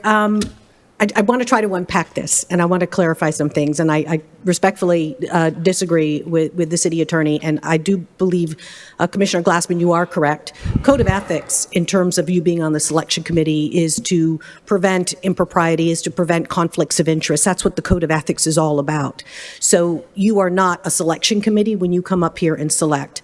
But everybody's missing one huge point, and that is state law, which we know through painful events over the last several years preempts local law. The CCNA law says that choosing is sequential. If you go back and negotiate pricing with both entities, you are violating state law. It is one, it's sequential, the most qualified. And since the selection committee could not come up with who is the most qualified, it is up to the commission to make that decision, in our opinion. So what we are asking is that you amend the motion and give it to WSP, who I represent, Brazaga, which is a subconsultant, because they were the #1 ranked firm in the highest category, which was approach. That's our position. You all can do what you want, and I would also indicate that you could also do something and say, okay, we're going to start all over again. Well, this project has been going on for a very long time, and it is our opinion, based on the way that the negotiations have gone on, that if this is thrown out and comes back, it will just be given to Kimberly Horn, because that's who they were negotiating with when we were told to give them the east side. And I would also agree with Commissioner Sturman that this whole evaluation process was only on the west side. We could have a completely different result if it was on the entire corridor. We would also potentially have more people coming and bidding on it. So the fairness, in our opinion, is to, #1, bring this to the commission to award. That's really loud. Bring it to the commission to shut me up. I waited a really long time to speak. But go ahead. But I do want to clarify. If you move forward with what staff is proposing, you are violating state law. Okay. I vehemently disagree with that. So state law, particularly what is cited by Attorney Bagdanoff, Section 287.055, subsection 4B, provides that the agency shall select, in order of preference, no fewer than 3 firms. And as you know, that there is no when there is no conflict between the two, between the statute and the ordinance, there is no preemption of the ordinance. And the ordinance that we're dealing with is the Code of Ethics and not the selection committee selection process. Well, okay, so I'm going to respectfully disagree, because bottom line is, I read the no fewer than 3, but that's assuming that you have 5 or 10. It doesn't specifically say in statute, because you have to read the plain language, that you shall reject all bids if you don't have a minimum of 3. So in this process, the selection committee, pursuant to our ordinance, has ranked two proposers, and they have not declared who the most highly qualified proposers is, consistent with state law. There's nothing, and you stated it is your opinion that the city commission has the authority to do so. But Correct. What I am saying is that our process, our ordinance, and our manual sets out the selection process and says that the next step is to negotiate. Then it comes to the city commission, and based on that interpretation of our process, I am cautioning my clients with regards to the application of the Florida Code of Ethics. Okay, we're done. Tricia Holiday, followed by Michael Schneider, and followed by Janet Gualtieri. Trish? Good evening. I'm not a lawyer, so I'm not going to get into that battle, guys. That's up for you to decide. And Dean, I respectfully cannot separate what's going on here tonight with what has been going on with with what you said to one of those speakers here before. Because on June 2021, when it was decided to separate the east from the west and put the west going to Suspiro Bridge, it basically, in my mind, made the mobility vision an immobile vision, because we don't have the mobility plan that we were supposed to have. And I'm not going to go into that. But I did have some questions that were going to be coming up that were on the backup. And because Mary has done a nice job, and I'm sure there's going to be some other questions about it. I did want to have some clarification on the numbers on the aisles. I don't know if Ben can say anything to that, because there were some really high numbers. Can you answer any questions about the numbers in the aisles and what they were? I wanted some clarification. The clock is running. That's okay. If you can't say it, then that's fine. I mean, that's basically what I wanted to say. Okay. Because everything else, that was it. I wanted some clarification on the numbers. Okay. Okay. All right, thank you. Michael, followed by Janet Gualtieri, followed by Jacqueline Scott. Hi, I couldn't hear everything she said, so hopefully I'm not redundant. But I guess the way I see it, so I've been driving around this neighborhood for 25 years, honestly, and I understand with COVID, the restaurants moved further out onto the sidewalks, and so now we have a problem with the sidewalks. But I don't understand why they shouldn't move back and that we can't have enough access for the pedestrians. But it just seems like spending so much money on these projects to plan when a lot of times nothing comes of them, or again, they maybe don't have enough direction to start with to know what they are exactly planning. Seems like it could possibly be a waste of our taxpayer money. And, it's a lot of money, and people work very hard to provide that money. And I guess I just feel like there are simple things that could be done, like right now. In other words, right now, people are waiting on 15th Street. 15th Avenue. 15th Avenue, I'm sorry. Right now, as we're all meeting here, and they will be tomorrow and the next day until this whole process drags out, when there are things that can be done immediately, like opening up 16th and 17th. And I know, I might get attacked by somebody by even saying that. You will get attacked. But it doesn't matter. I live on a road. I don't have the ability to stop people from coming down my road, to gawk at houses or whatever they're doing, because it's a public road. And so to me, it seems like a foreign notion to block off access to roads. I don't think 14th, 13th, all these other roads want all the traffic going through their streets either. So I don't understand why there is a special accommodation for 16th and 17th.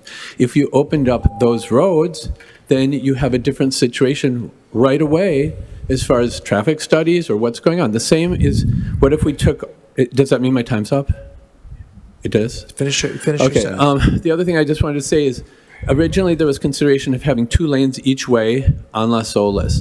Couldn't that be tested by just having a week with no parking on that street and just see what happens? I don't know if construction even has to be done to allow it to just be 2 lanes. You close it off for an art fair, couldn't you just do a test and see what happens to have 2 lanes going either direction? Because it seems like that wouldn't almost cost anything. Anyway, so I understand there are suggestions to have north-south 2-way pairs, but these other things could be done as well, I think somewhat easily right away. Okay. Anyway, that's my point. All Thank right, you. Thank you. Janet, followed by Jacqueline Scott. Good evening. Thank you very much for allowing me to speak. I have to say I'm in agreement with everybody tonight. It's first thing that's on my agenda here on my little notes said, are we talking about the east or are we talking about the west in the plan? So I'm with the commission here. I was totally confused as to looking at the agenda item exactly what we were talking about. So I asked for a point of clarification. And just to reiterate, we are talking about the west end. We don't even have a consensus on the east end to bid on. So we're talking the west end, Andrews to 17th. Correct. Correct? Okay.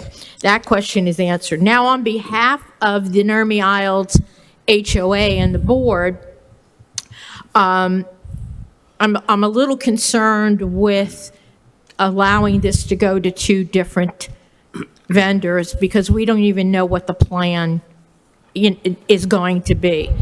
And it's a little concerning when you're talking about dealing then with the consensus. Which supplier are we going to deal with to build consensus? Because as we heard on a number of different people, there's some issues that are in the plan today that I'm sure we're going to get resistance from. So we've got to have some consensus building, and the more people you put into the mix, the harder it's going to be to build consensus. And lastly, what Mary Furta came up and said, that we have been all working together, all of the associations. I totally agree with what she said.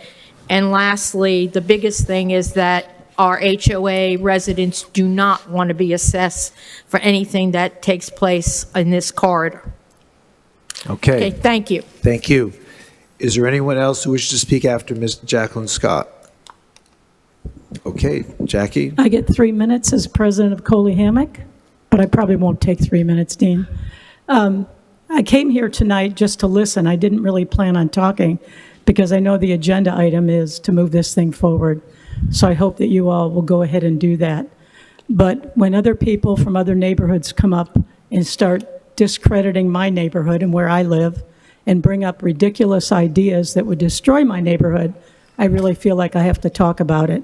You know, Southeast 15th Avenue now you've approved the dual left turns at Las Solas and 15th, and I know the city is working hard to get the dual left turns at the north end at Broward Boulevard.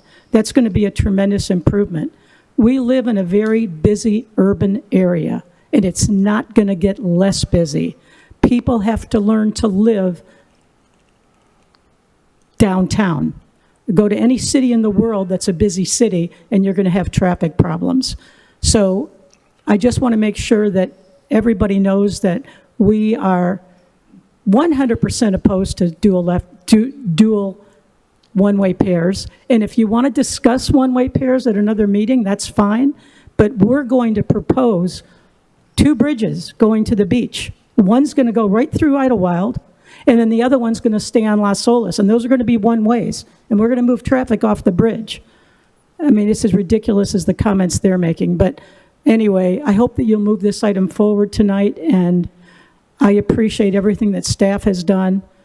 I worked hard on this committee like many of you, Steve did, many people here in the room, and let's not digress to looking at things that have already been decided instead of sticking to the agenda item and getting this to move forward. Thank you.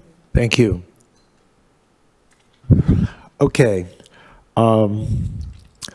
Someone would like to make a motion with regard to this item. This is CP2, motion to approve the award of design consulting services. Can we still have discussion? Yeah, I know. Well, I just thought we'd get the motion on the floor and then we can continue discussion. Okay. Would someone like to move the item? So moved. All right, it's been moved. Do I hear a second? Second. All right, it's been moved and seconded. Now let's continue with discussion. Commissioner Sturman. While I'm talking, Ms. Holliday, if you could make your way to the front. I just have one quick question. a quick question for you. Just so that we're clear, I think some people in the audience don't understand what we're just talking about today. We're not talking about the plan. We're not talking about what we're going to do in the plan. We're not talking about the traffic. We're not codifying anything. We're picking the design and engineering firm for the plan. So, I mean, everybody had ideas of trees, no trees, median, no traffic going through here and there. That's not decided today, but we're picking the engineering firm. I'm going to get to that in a second. Ms. Holliday, one quick question. You said numbers. I didn't understand what you were talking about. What numbers were you talking about? The other subsurface numbers, there was a really huge amount of, on the backup. I had it, hold on a second. I think I have it on my phone. Oh, okay. So, Commissioner, what Ms. Holliday's talking about is in the, I think it's Exhibit 4 of the item, there's a cost estimate that Cordino provided in the master plan. And in there, there's a breakdown of elements for each character area. And I think Ms. Holliday's talking about the one that's called Other Subsurface, and it's about $11 million.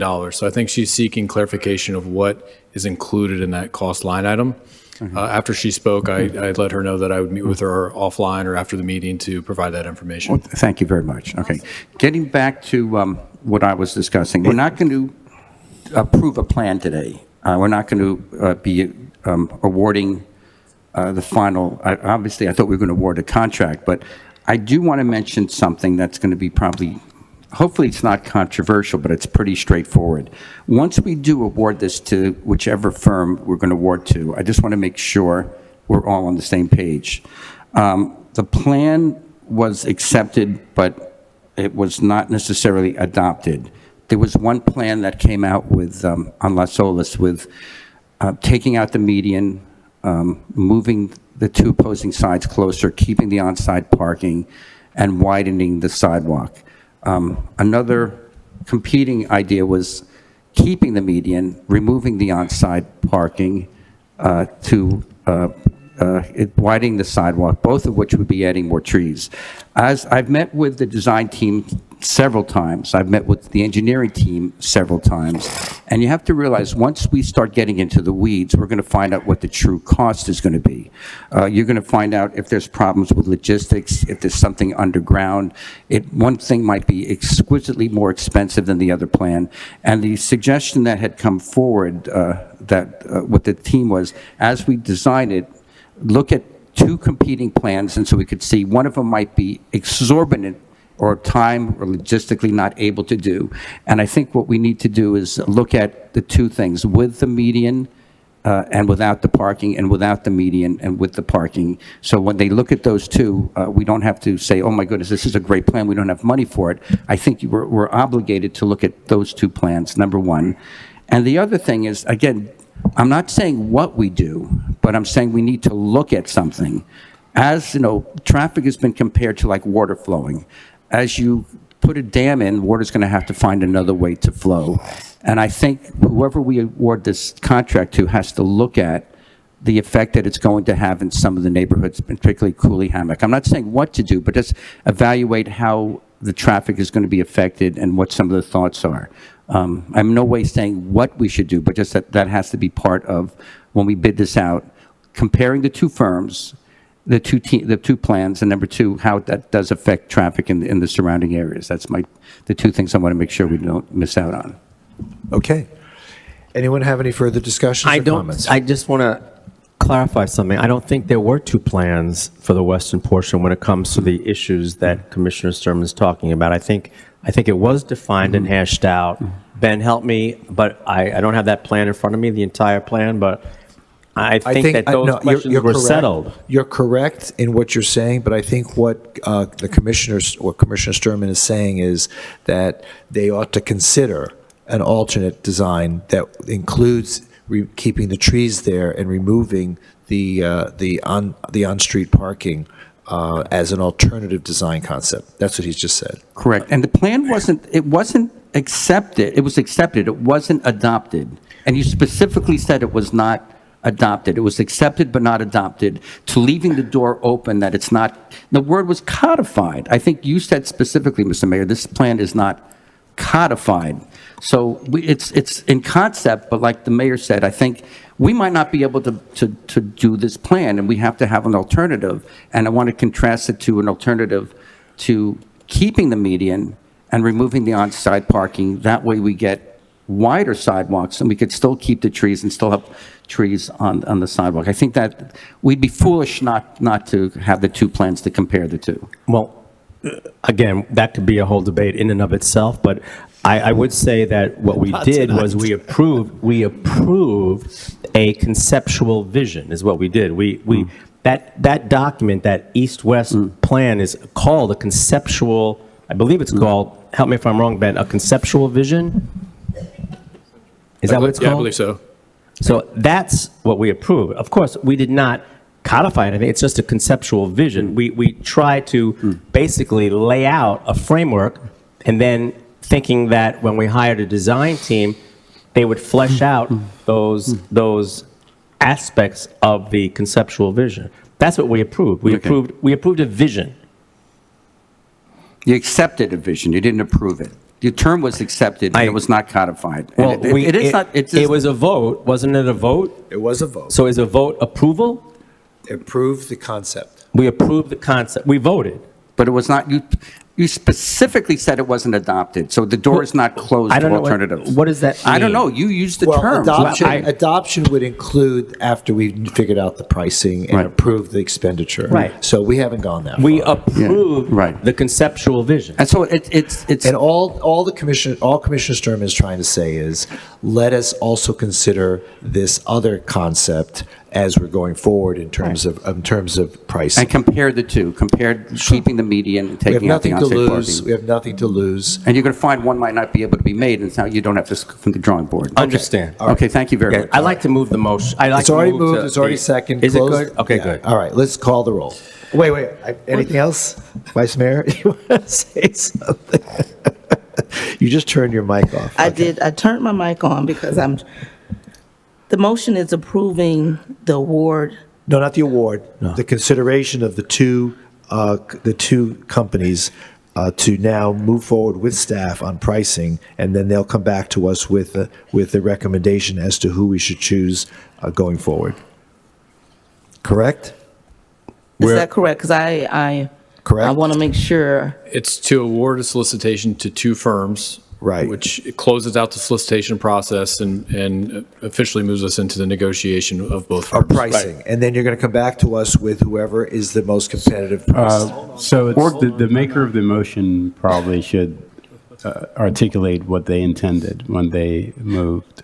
Well, the motion that they moved was what is on the agenda. The agenda says motion approving the award of design consulting services. So that's the motion, and that was seconded. Okay.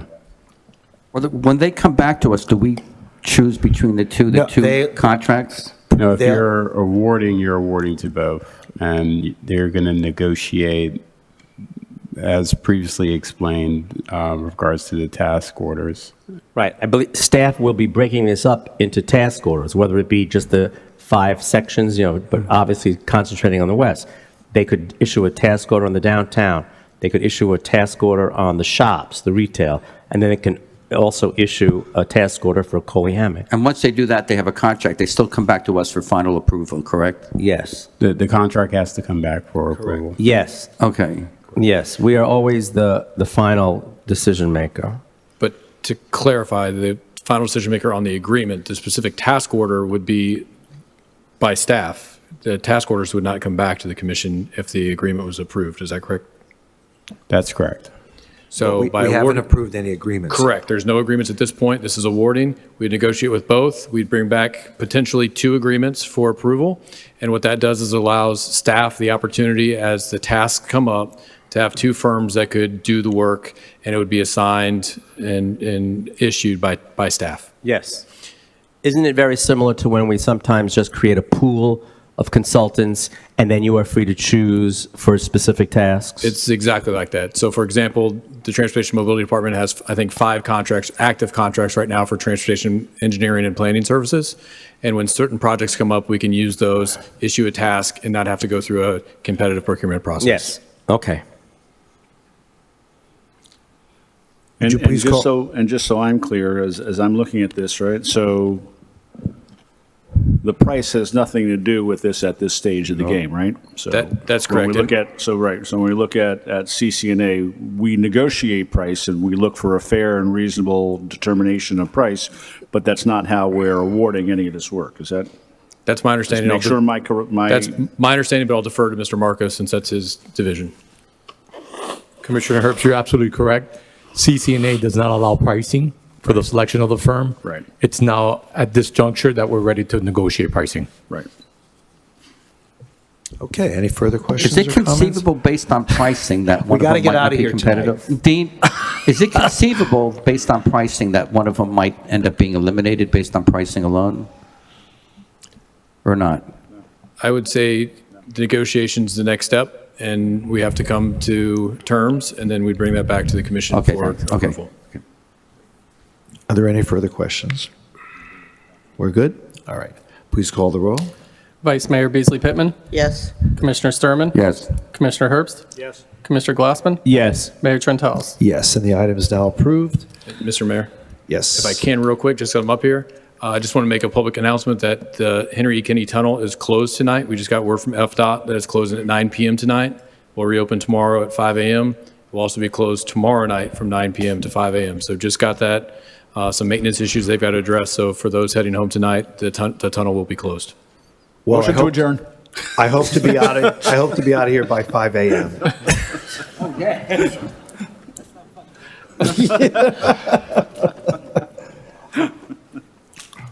Okay, let's start with the easy ones. M1, motion approving an event agreement, related road closures, and request for music exemption for Food in Motion.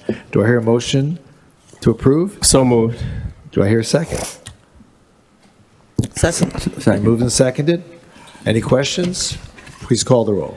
Vice Mayor Beasley Pittman, Yes. Commissioner Sturman, Yes. Commissioner Herbst, Yes. Commissioner Glassman, Yes. Mayor Trentalis. Yes, and that motion is now approved. M2, motion approving an agreement with the Florida Beach Bowl, Inc. to host the Florida Beach Bowl at Drive Pink Stadium. Any questions? Yes. Go ahead. Go Okay, ahead. this is, we have 4, just to reiterate, we have 4 events per year with that stadium. That limits us, correct? Yes. Okay, and there's several ways that they can have an event there. They could apply directly with the team, or we could use one of our 4, correct? That is correct. Okay, and this motion is for us to use one of our 4 options, so to speak, to promote this event, correct? That is correct. Okay. Okay, any other questions? Now, do we have 3 other ones that we have slated Per or year, not? per year. I know. Yeah. We haven't used them yet. I know, okay, go ahead. Okay, any other questions? There being none, would someone like to move the item? So moved. Been moved, do I hear a second? Second. Been moved and seconded, please call the roll. Vice Mayor Beasley Pittman, Yes. Commissioner Sturman, Yes. Commissioner Herbst, Yes. Commissioner Glassman, Yes. Mayor Trentalis. Yes, and M2 is now approved. M3, motion approving an agreement for GTL Chlorine Flash Remix Remodel Project. David Mancini and Sons,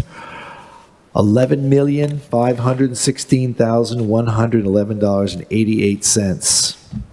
Any questions? That's a lot of chlorine.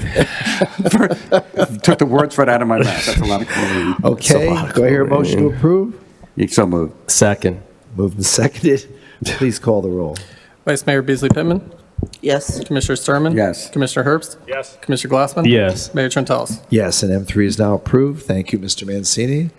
M4, motion approving the purchase of carbon dioxide pH control system for the 5-ash water treatment plant, RF Environmental Services, Inc., $2,999,000. It's a lot of That's a lot of carbon dioxide. You should take your act on the road. We will. Ba-dum-bum. Okay, do I hear a motion to approve? Before we motion, I just have point for clarity. Yes, ma'am. This is for current need, Current not needs, for yes. the... Yeah, current Okay, needs. current need, Yeah. thank you. Do I hear a motion to approve? So moved. Second. Moved and seconded. Please call the roll. Vice Mayor Beasley Pittman? Yes. Commissioner Sturman? Yes. Commissioner Herbst?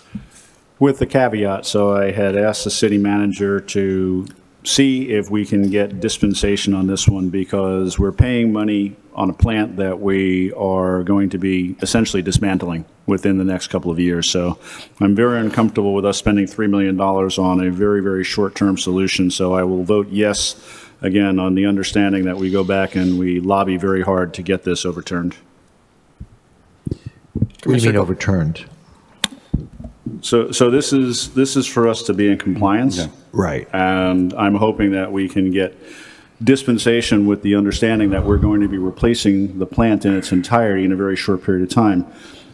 We're not going to need this treatment system once we have the Prospect Lake well fields up and running. So this is a very short-term solution that we're not going to need in a matter of 2 years. So it's basically a waste of money. So I'm hoping that they'll look at the work that we're planning to do and allow us to continue to operate as we currently are. Yeah, I think this was EPA mandated, correct? Yep. Okay.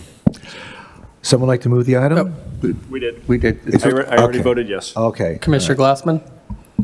Yes. We've already. Mayor okay. Trentalles? Yes, and M4 is now approved. M5, motion approving agreement with Broward County Community Development Corporation, Inc., DBA Broward Housing Solutions to award home ARP funds in the amount of $1,071,215 for the development of a home ARP affordable rental housing project. Any questions with regard to this item? There being none, someone please move the item. Moved. Do I hear a second? Second. Moved and seconded. Please call the roll. Vice Mayor Beasley Pittman? Yes. Commissioner Sturman? Yes. Commissioner Herbst? Yes. Commissioner Glassman? Yes. Mayor Trentalles? Yes, and M5 is now approved. M6, we have several people sign up to speak. This is a motion approving a construction agreement for Northeast 4th Avenue streetscape improvements, FG Construction. We have a few people who've signed up to speak. I'm going to call your names in succession of three. Troy Liggett, Edward Catalano, and Nicola Stan.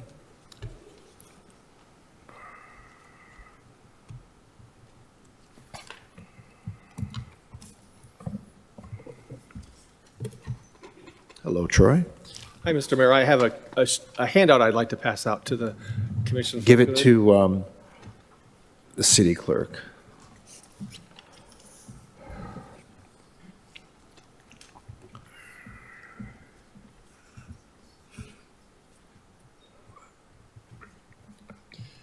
Mr. Mayor, members of the commission, I'm Troy Liggett. I'm president of the Middle River Terrace Neighborhood Association. First, I want to thank you for delaying consideration of this project. You may remember this was on the last agenda, and the neighborhoods hadn't seen this project, and so you kindly delayed it. I want to thank you for that. The Transportation and Mobility and Central City, the Community Redevelopment staff presented this to both of the neighborhoods involved. But please understand, the city presented the project to us after they'd completed the design, the bids had been let, one bid had been accepted, the Broward County grant was about to expire, and therefore we were generally left with a take it or leave it proposition. We aren't happy with this project, but I'm here tonight to tell you we're not taking a position. We're not taking a position because although we think the project is short-sighted, poorly designed, and definitely not a neighborhood priority by any stretch of the imagination, we don't want you to think that we're not thankful for this, for spending money in our neighborhood. Our neighborhood is afraid that if we oppose it, then it will cause other problems. What do you really think? Yeah, exactly. I want to quickly walk through some issues and use this. We're really hoping that this is an opportunity for lessons learned on both sides so we don't get in this situation again. Quickly, I've presented a handout for you. The first page shows where this project is in the city. 4th Avenue is a major thoroughfare that runs, if you're familiar with Sunrise and 4th Avenue, from the Home Depot into Wilton Manors, Wilton Drive. It's a major thoroughfare. It's the red arrow there. This project is spending $1 million on new sidewalks and streetlights, basically on 2 blocks of that, from 11th Street to 13th Street. $1 million. I think we're going to pave it in gold. I think so. Comparably, this is like in the 1st Commission District, this is the same size as Galt Mile. In the 3rd and 4th District, this is like a major street that would run between Broward and Davie, or between Davie and 24th. And the city devised a project to do 2 blocks of it, instead of looking at the full street. Now, they did that because that's the only part that's in the community redevelopment area, but if the city had been working together and proactive, they would have looked at the whole street. Maybe $1 million would have covered it all, but that didn't happen. The second page of the presentation shows you the other 2 recent streetscape projects that the city has done in this area. One was up Dixie Highway. If you look at the page there, it's about 18 blocks up Dixie Highway through Middle River Terrace. They also did 13th Street, which intersects with this project. If you look at the 3rd page, our neighborhood was really involved in that process. We picked out street lights. We picked out the color of the crosswalks. They're kind of traditional street lights, crosswalks. The city came up with a plan that doesn't match that. It's modern-looking street lights. There's 14 of them, and it doesn't show very well on here. It's the red striped crosswalks, which around the corner 1 block won't match. If they would have come to us beforehand, we probably could have said, hey, we worked hard on this, would you please match this to us? But now we're going to have this design on those 2 blocks. We just think that this wasn't handled very well. And we really urge in the future for the Community Redevelopment Agency to come to us and talk to us before this final design of the project. The last thing I will say, we would be opposed to this project because on the very 4th page, you will see a design for 2 street posts that are a part of this project. They're signposts that are designed to say Central City. That's not the neighborhood's name. That's the redevelopment agency's name. The project calls for spending $35,000 on those 2 street posts that'll go on 4th Avenue. Thankfully, I just heard yesterday that the Community Redevelopment Board and TAM have agreed to take the name Central City off of it. I don't think that they can remove the signposts, which kind of don't make sense, because it will upset the whole apple cart at this point in the process. So if you have any questions, I'd be glad to answer them, but we appreciate you giving us the opportunity to review this project, and those are our thoughts on it. Thank you very much. Thank you. Don't go away. Clarence, are you still here? Okay, he's not. Oh, so Ben, was there community outreach with regard to this project? I'm sure there was. Yeah, so the Transportation and Mobility Department came in towards the end of the project, but my understanding is that the focus of the input was with the CRA Advisory Board and not necessarily with the neighborhoods. Oh. I think there was some outreach over the time, but I think a lot of the direction came from the CRA Advisory Board. Right. Mayor, this goes back 6 years, this project. So it's been a while. Do they make these things anymore? I mean, I get Troy's point of view. I mean, you're just completely changing the aesthetic of this intersection. Is there any chance that we can? So, and I've met with Troy a couple times, and I understand the neighborhood's perspective and concerns 100%. I think the challenge that we have with this project is it was grant funded. So there's timing restrictions, there's dollars that have already expended, and any kind of change is going to have impacts on the ability to meet the grant and or have funding to do these things. So through the conversations with Troy, I think we've identified that small things we can definitely look into, the banners, even maybe eliminating the poles, things like that I think are relatively small and minor. But for the redesign of the lighting and the redesign of some of the elements, I think would be substantial impacts and be challenging for us to accommodate without providing general funds towards it. Okay, all right. Thank you. And Troy, I do believe that there was a redesign north of 13th Street, and money was expended to enhance the median and redo the sidewalks, and I know they did some traffic lane redesign as well to accommodate all the buses and everything for the school. So, 13th? Yeah. Yes. Yeah. Yes. That project, the other two projects I talked about were completed in 2018, Yeah. 5 years ago. right, Yeah. okay. Thank you. I have a question. I may Yeah. have missed it in the camera, the backup. You said that this is grant funded.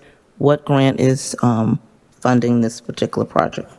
I don't know the specific name, but it's a grant through Broward County, and it was issued to the CRA for streetscape improvements. And as Commissioner Glassman alluded to, it was almost, I think, 6 years ago when the grant was awarded. Thank you. Ben, didn't it also go through Wilton Manors, other municipalities besides Fort Lauderdale? Correct. Thank Okay. Thank you. Ed Catalano, followed by Nicola Stan, followed by Ray Thrower. My name is Edward Catalano. I'm the treasurer of the South Middle River Civic Association. I'm also a member of the CRA board. This particular project was passed a while ago. It's been going back and forth with different things. And as Troy was saying, we have seen several projects that are proposed for the same area where they're going to widen the sidewalk and things of that sort. Two of them are between 11th and 12th. And those particular projects were going to put in more trees, wider sidewalks, and things of that sort.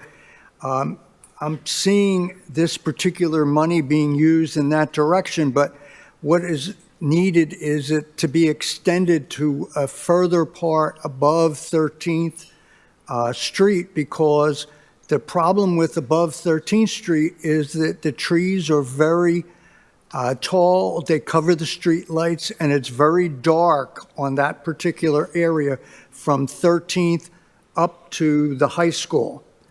And that particular area needs to be looked at as well.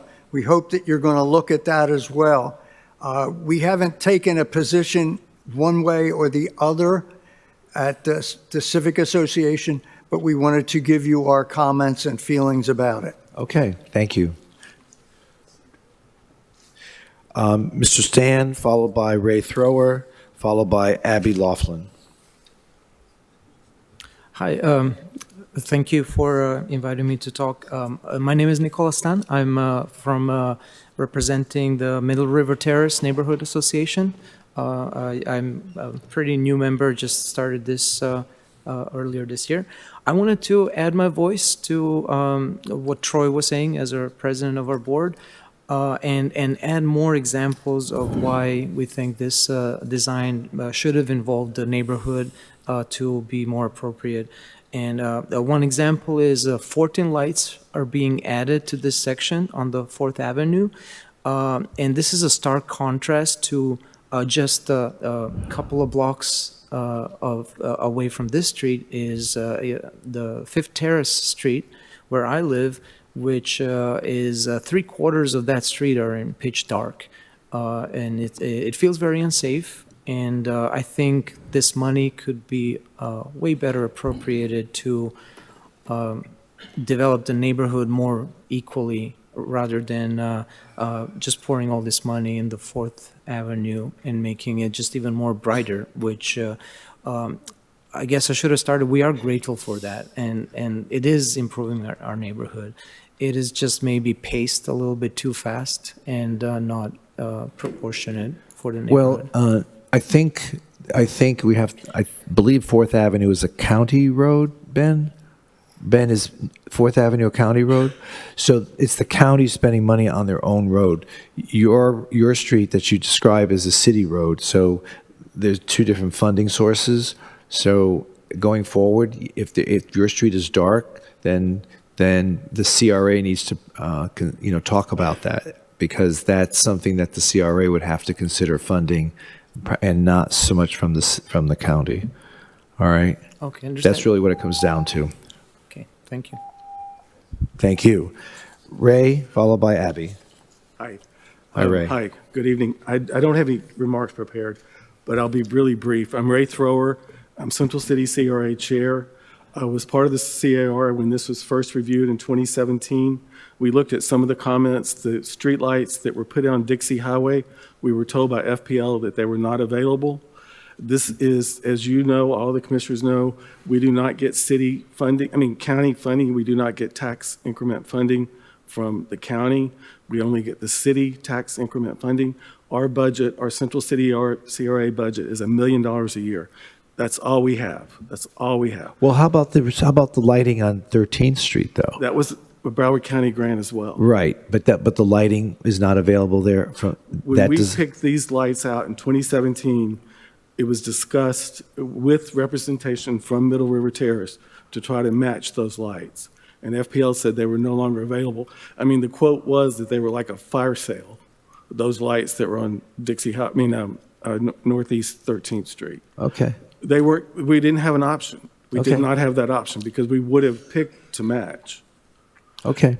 And then so the other thing is this is $1 million from Broward County because this is a county road and it's similar to like what they did on Northeast 13th. That was like a $2.7 million grant. Right. And I don't think we have time. I don't think we have any more time because we already had one extension.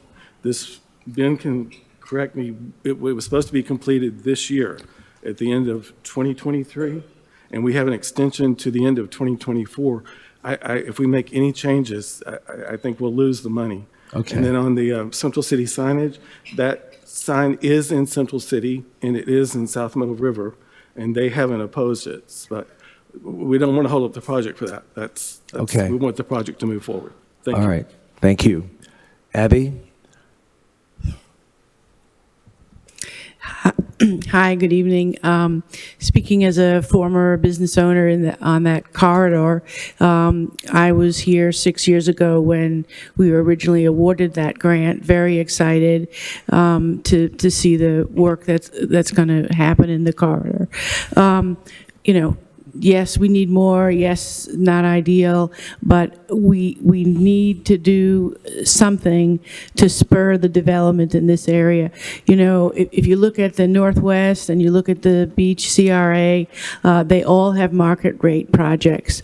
The Central City has not had one single market rate project, new construction, come to the area, and anything that we can do to, attract development, attract redevelopment of the area is very, very much needed. So I support the Commission's decision to accept this grant and move forward with the improvements. Thank you. All right, great. Anyone else wish to speak on this item? There being none, would someone like to move the item? Moved. Do I hear a second? Second? Second. Please call the roll. Vice Mayor Beasley Pittman, Yes. Commissioner Sturman. Yes. Commissioner Herbst, Yes. Commissioner Glassman, Yes. Mayor Trentalis. Yes, and M5 is now approved. Six. Excuse me, M6, I'm sorry. My eyes are getting... M7, this is a motion for discussion regarding relocation of City Hall staff and city records, as well as storage liquidation of furniture, fixtures, equipment contained in the City Hall building. Mr. City Manager? So as we've provided updates every meeting, we'd like to get that formal direction to start the evacuation of City Hall, start looking at the midterm position of City Hall being in temporary office space for at least the next 24 to 36 months, and also start looking at furniture or equipment that we no longer use and look at the capability of liquidating those as well. We feel that this would be prudent for our fiscal responsibility, and this could also streamline the start of visioning new facility or looking at other options that the City Commission would like to do. So is there any action that this commission needs to take right now? Just would like to memorialize it via motion to start the evacuation process of City Hall. Okay. Would someone like to move the item? Moved. Do I hear a second? Second. Any further discussion? There being none, please call the roll. Vice Mayor Beasley Pittman, No, I'm not ready to move in this direction yet, no. Commissioner Sturman, Yes. Commissioner Herbst, Yes. Commissioner Glassman, Yes. Mayor Trentalis. Yes, and the item's approved. Neighborhood presentations. Is Gary Grayson here? Yes. Hi, Gary. How much time do you need? David, How much time do you need? 3 minutes. 3 minutes? David's going to pop up something here. Okay. It says neighbor presentation. I didn't want to disappoint.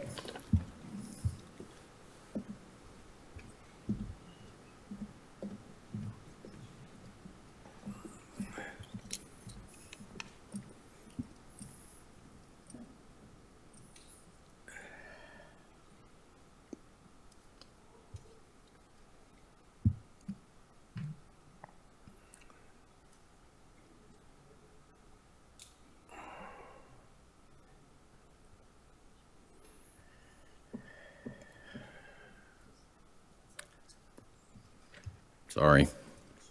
Still not up.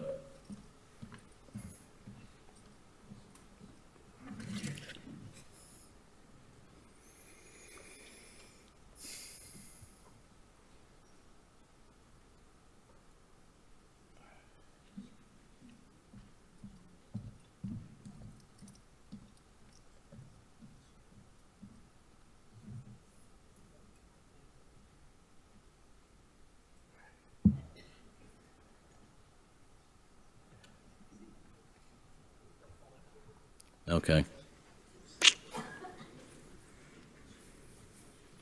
There it is.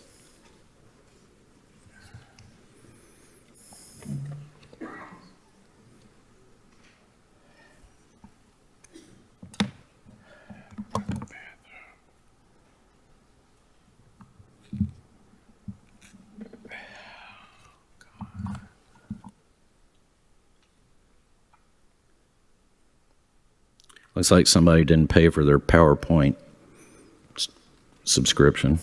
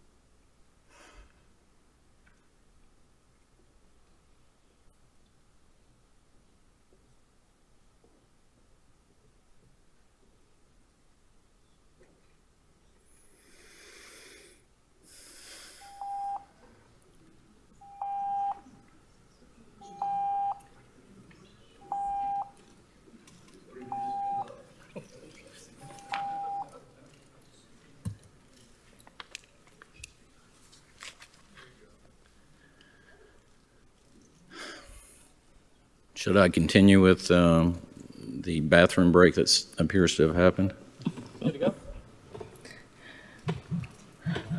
We don't have a quorum. We need you to wait a moment. That's fine. Thank you.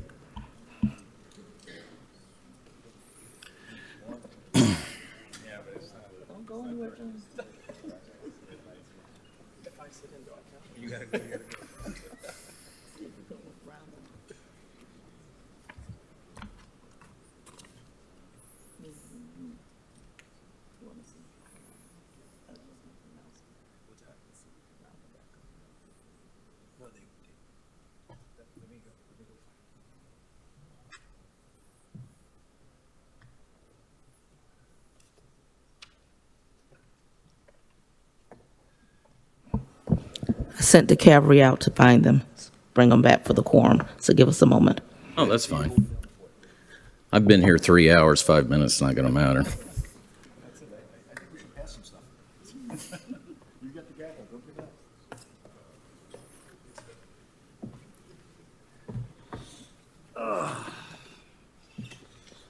That's it. I say we take over. Declare it a coup.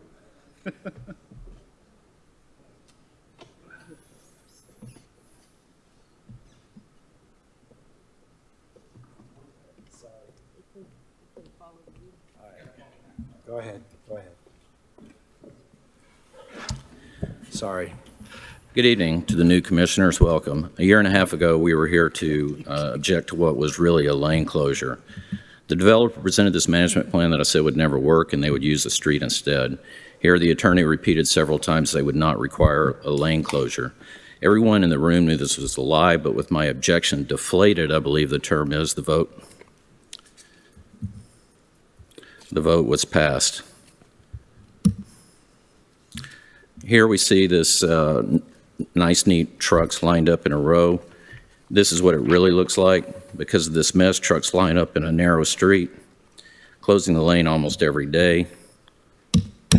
This isn't working. Where is this again? This is on North New River Drive East. I don't know why the slideshow's not working. So because of this mess, trucks line up on a narrow street every day, using it as their project space. Everyone knew this was going to happen, but it was approved anyway. Code enforcement turns a blind eye to these repeated violations and forgets the developer promises that were made. This is what code enforcement can't see when they come out.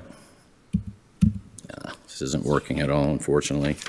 We don't see it. We don't know what you're talking about. This is the street they requested. I'm just going to continue without it. This is a street they requested to queue on. They never have. Why would they? Even if they parked in the street, they even parked in the street when the lot was empty. This is the behavior of someone who knows there will be no consequences. Not to mention a falling object hazard. They were on the 3rd floor here. Imagine how far objects will fall when they're on the 40th floor. The 3rd Avenue Bridge is next to this building. We have a contract that requires the use of a climbing wall system to save us from this. They have refused to use it. That's our problem, right, since it's a private agreement? Oh, no, wait, it was another broken promise made to the city. The crane is just as close as it looks. It was hanging over the office sidewalk for 5 hours because they couldn't get the boom attached. It took them a full year to just get off the ground level. I've seen glaciers move faster. This building's a clown show. Meanwhile, downtown has been turned into a dump. Years ago, a motion was approved to allow developers 24-hour construction without asking. The mayor said, wait, we already have complaints about the icon. Lee Feldman proudly said the icon had no code violations because if we don't see it, it didn't happen. Let's talk about that because it's not true. The code doesn't say staff has to witness a violation. This is a convenient misinterpretation. They say pictures don't count. They would if the code was interpreted correctly. A couple of days after a complaint, enforcement comes out, doesn't see anything, and the complaint is closed.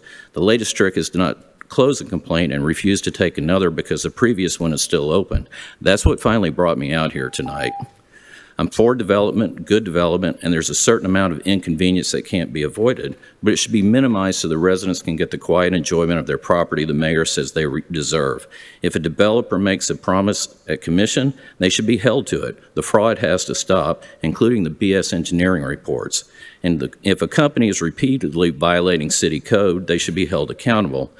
I'll leave you with another habitual noise code violator. The restaurant wasn't even open at 1 a.m. with the loud outside speakers blasting. No fines for this nightly middle finger to downtown. So this is the building. This is the building on the New River and 3rd Avenue, correct?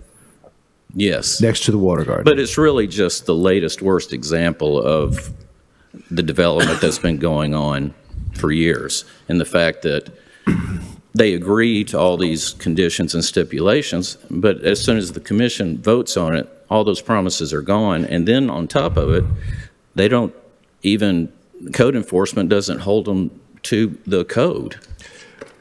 Is anyone here from code enforcement? We have Chris Cooper that can speak on the topic as well. This is the area, that area right there is where they said they were going to put the trucks. You see that that's where they really put the trucks. Well, we can't see that. Oh, you can't? It's not on your monitor? Oh, okay. Can you show on the monitor? There it is, ma'am.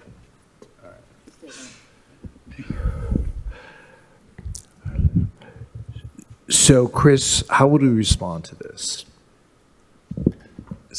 I mean, is this authorized, what we're seeing here, the cement trucks? So it wouldn't be. I mean, you'd obviously need an MOT to block off a traffic lane and stage like that. So, in the absence of that, it would be a violation we'd have to deal with. Don't we have someone from staff overseeing this? I mean, isn't there somebody here all the time, I thought, that's assigned to this? No, we assign staff through building inspection, not necessarily code enforcement for larger projects like the convention center. But as far as enforcement, it's primarily complaint based. We do have a rotation for larger projects where we have enforcement staff that goes by and looks for things like this, silt violations, things like stormwater runoff and things of that nature. And they're on a regular schedule, but not on site all the time. Well, it would seem to me, we all know this site. It's a very tight site. And just on a normal day before construction began, this was a very difficult road to navigate because it's narrow, it's popular, and anything that could slightly obstruct the passage would create frustration for anybody who either lives there or is traveling through there. Perhaps we should pay a little bit closer attention to this because if I were living there, I would be very frustrated as well. And I don't think these folks deserve that kind of that treatment, especially since they're suffering through the construction noise of that building going up next to them. So I hear you. So let's see if we can do a better job at this. Yeah, agree. And I don't know the enforcement history on it or our inspection schedule on it, but I'm interested to look into that and find out more. Okay, and if within 30 days you don't see any improvement, would you call my office? All right, thank you.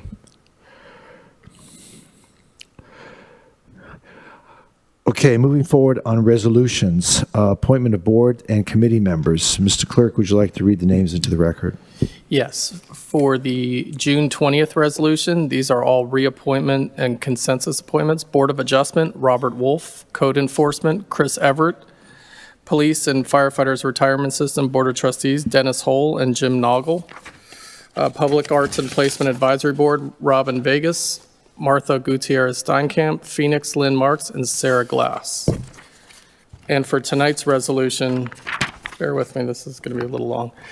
Affordable Housing Advisory Committee, Robin Merrill, nominated by Commissioner Herbst, Ryan Whipplinger, Commissioner Herbst, Pablo Calvo, Commissioner Sturman, William Condon, Commissioner Sturman. Audit Advisory Board, Joey Epstein, Vice Mayor Pamela Beasley Pittman, Thomas Bradley, Commissioner Sturman. Aviation Advisory Board, Robert Laughlin, Commissioner Herbst, Jeff Johnson, also Commissioner Herbst, Mark Volchek, Vice Mayor Beasley Pittman, Valerie Vitale, Vice Mayor Beasley Pittman. Beach Business Improvement District Advisory Board, Lori Johnson, primary member representing the Weston Fort Lauderdale, and Michael Berry, the alternate member representing Weston Fort Lauderdale.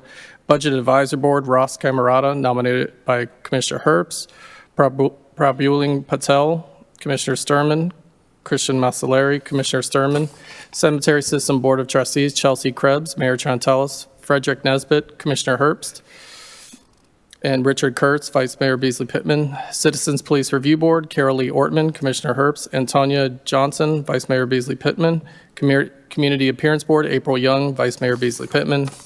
Community Service Board, William Jason Dunn, Commissioner Herbst, Sharon Hughes, Vice Mayor Beasley Pittman, Ronald Pierre, Commissioner Sturman. Economic Development Advisory Board, Kenneth Hers, Commissioner Herbst. Education Advisory Board, Susan Dean, Commissioner Herbst. Pamela Aiken, Vice Mayor Beasley Pittman. Historic Preservation Board, Tim Chivone, Vice Mayor Beasley Pittman. Alan Jones, Commissioner Sturman. Infrastructure Task Force Advisory Committee, Ralph Setman, Commissioner Herbst. Shane Grabsky, Commissioner Herbst. Roosevelt Walters, Vice Mayor Beasley Pittman. Marilyn Romano, Commissioner Sturman. Invest Fort Lauderdale Inc. Board of Directors, Joshua Miller, Commissioner Herbst. Chris Smith, Vice Mayor Beasley Pittman. Nikki Austin Ship, Commissioner Sturman. Marine Advisory Board, Michael Boyer, Mayor Trantelis. Norbert McLaughlin, Vice Mayor Beasley Pittman. James Harrison, Vice Mayor Beasley Pittman. Robert Franks, Commissioner Sturman. Noel Norvell, Commissioner Sturman. Brewster Knott, Commissioner Sturman. Northwest Progressive Flagler Heights Redevelopment Board, Michael Lewin. Commissioner Herbst. Rhoda Glasgow Fodderingham, Vice Mayor Beasley Pittman. Christopher Murphy. Commissioner Sturman. Parks Rec Beaches Board, Mariana Seiler, Vice Mayor Beasley Pittman. Planning and Zoning Board, Patrick Matteague. Commissioner Herbst. Michael Weymouth, Commissioner Herbst. Brad Cohen, Vice Mayor Beasley Pittman, John Barranco, Vice Mayor Beasley Pittman, Marilyn Mamano, Commissioner Sturman, and Jay Scheckman, Commissioner Sturman. And we have a couple additional names from once we published. If we can add these and the resolution as amended. Board of Adjustment, Caldwell Cooper, Commissioner Herbst. That's a full position. Fred Dressel. He's currently an alternate and now being appointed to a full position. That's Commissioner Sturman. And Patricia Rathburn, Commissioner Sturman, alternate position. And finally, Nuisance Abatement Board, Robert Fanu, nominated by Mayor Trentalis. And that rounds it out. Okay, are there any other names that anyone would like to recommend? Any questions? If none, someone would like to introduce the resolution. So moved. The resolution's been introduced. A resolution to the City Commission of the City of Fort Lauderdale, Florida, appointing or nominating, if applicable, board and committee members as set forth in the exhibit attached hereto and made a part hereof. Vice Mayor Beasley Pittman? Yes. Commissioner Sturman? Yes. Commissioner Herbst? Yes. Commissioner Glassman? Yes. Mayor Trentalis? Yes, those appointments are now made. I want to thank those individuals for their commitment to our community and for their sacrifice on our behalf. R2, resolution approving interlocal agreement to join the Solid Waste Disposal and Recyclable Materials Processing Authority of Broward County, Florida. Any questions with regard to this item? There being none, would someone like to introduce the resolution? Actually, Mayor, so Yes. I had a question for the city attorney earlier today. We were just talking about the fact that two of the paragraphs in there don't seem to have a termination date. Now, it's just have an opportunity to talk about that, Dwayne?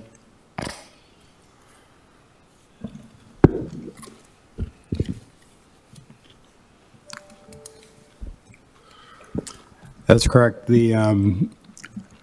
The agreement sets up a authority for solid waste, and as a result of that, under the section 5.4, I believe that once the city commission agrees to enter into the agreement, there is no termination of the agreement or ability to opt out of the authority once we've agreed to enter it. So I am uncomfortable with this. I don't know if there's an opportunity for us to go back and revisit that particular section, if we can hold off on this for the time being and adopt it at a later point in time. But I'm very uncomfortable, having been there through the dissolution of the Resource Recovery Board and having served in the mediation for that and understanding just how challenging that was. I want to make sure that we've got some protections built into this agreement before we enter into it. I don't like the idea of open-ended agreements that bind us in perpetuity.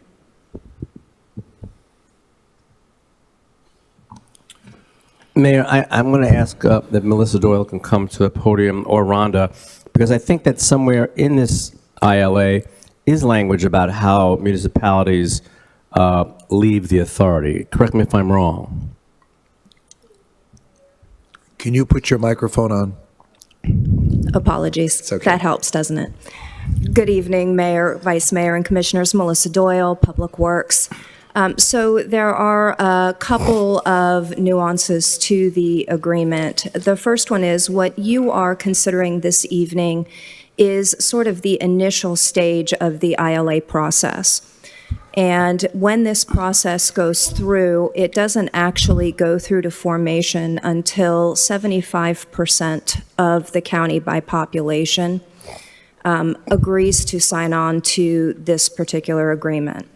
Following that, there is also a master plan document and a facilities amendment, and those will be forthcoming. And that will happen somewhere between 18 and 36 months following that ILA approval at 75%.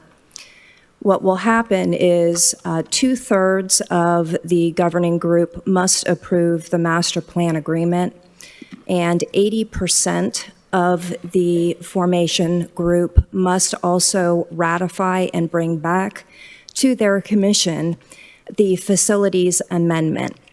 That facilities amendment speaks to what should happen if there is a dissolution of the ILA at some point during the term of the agreement.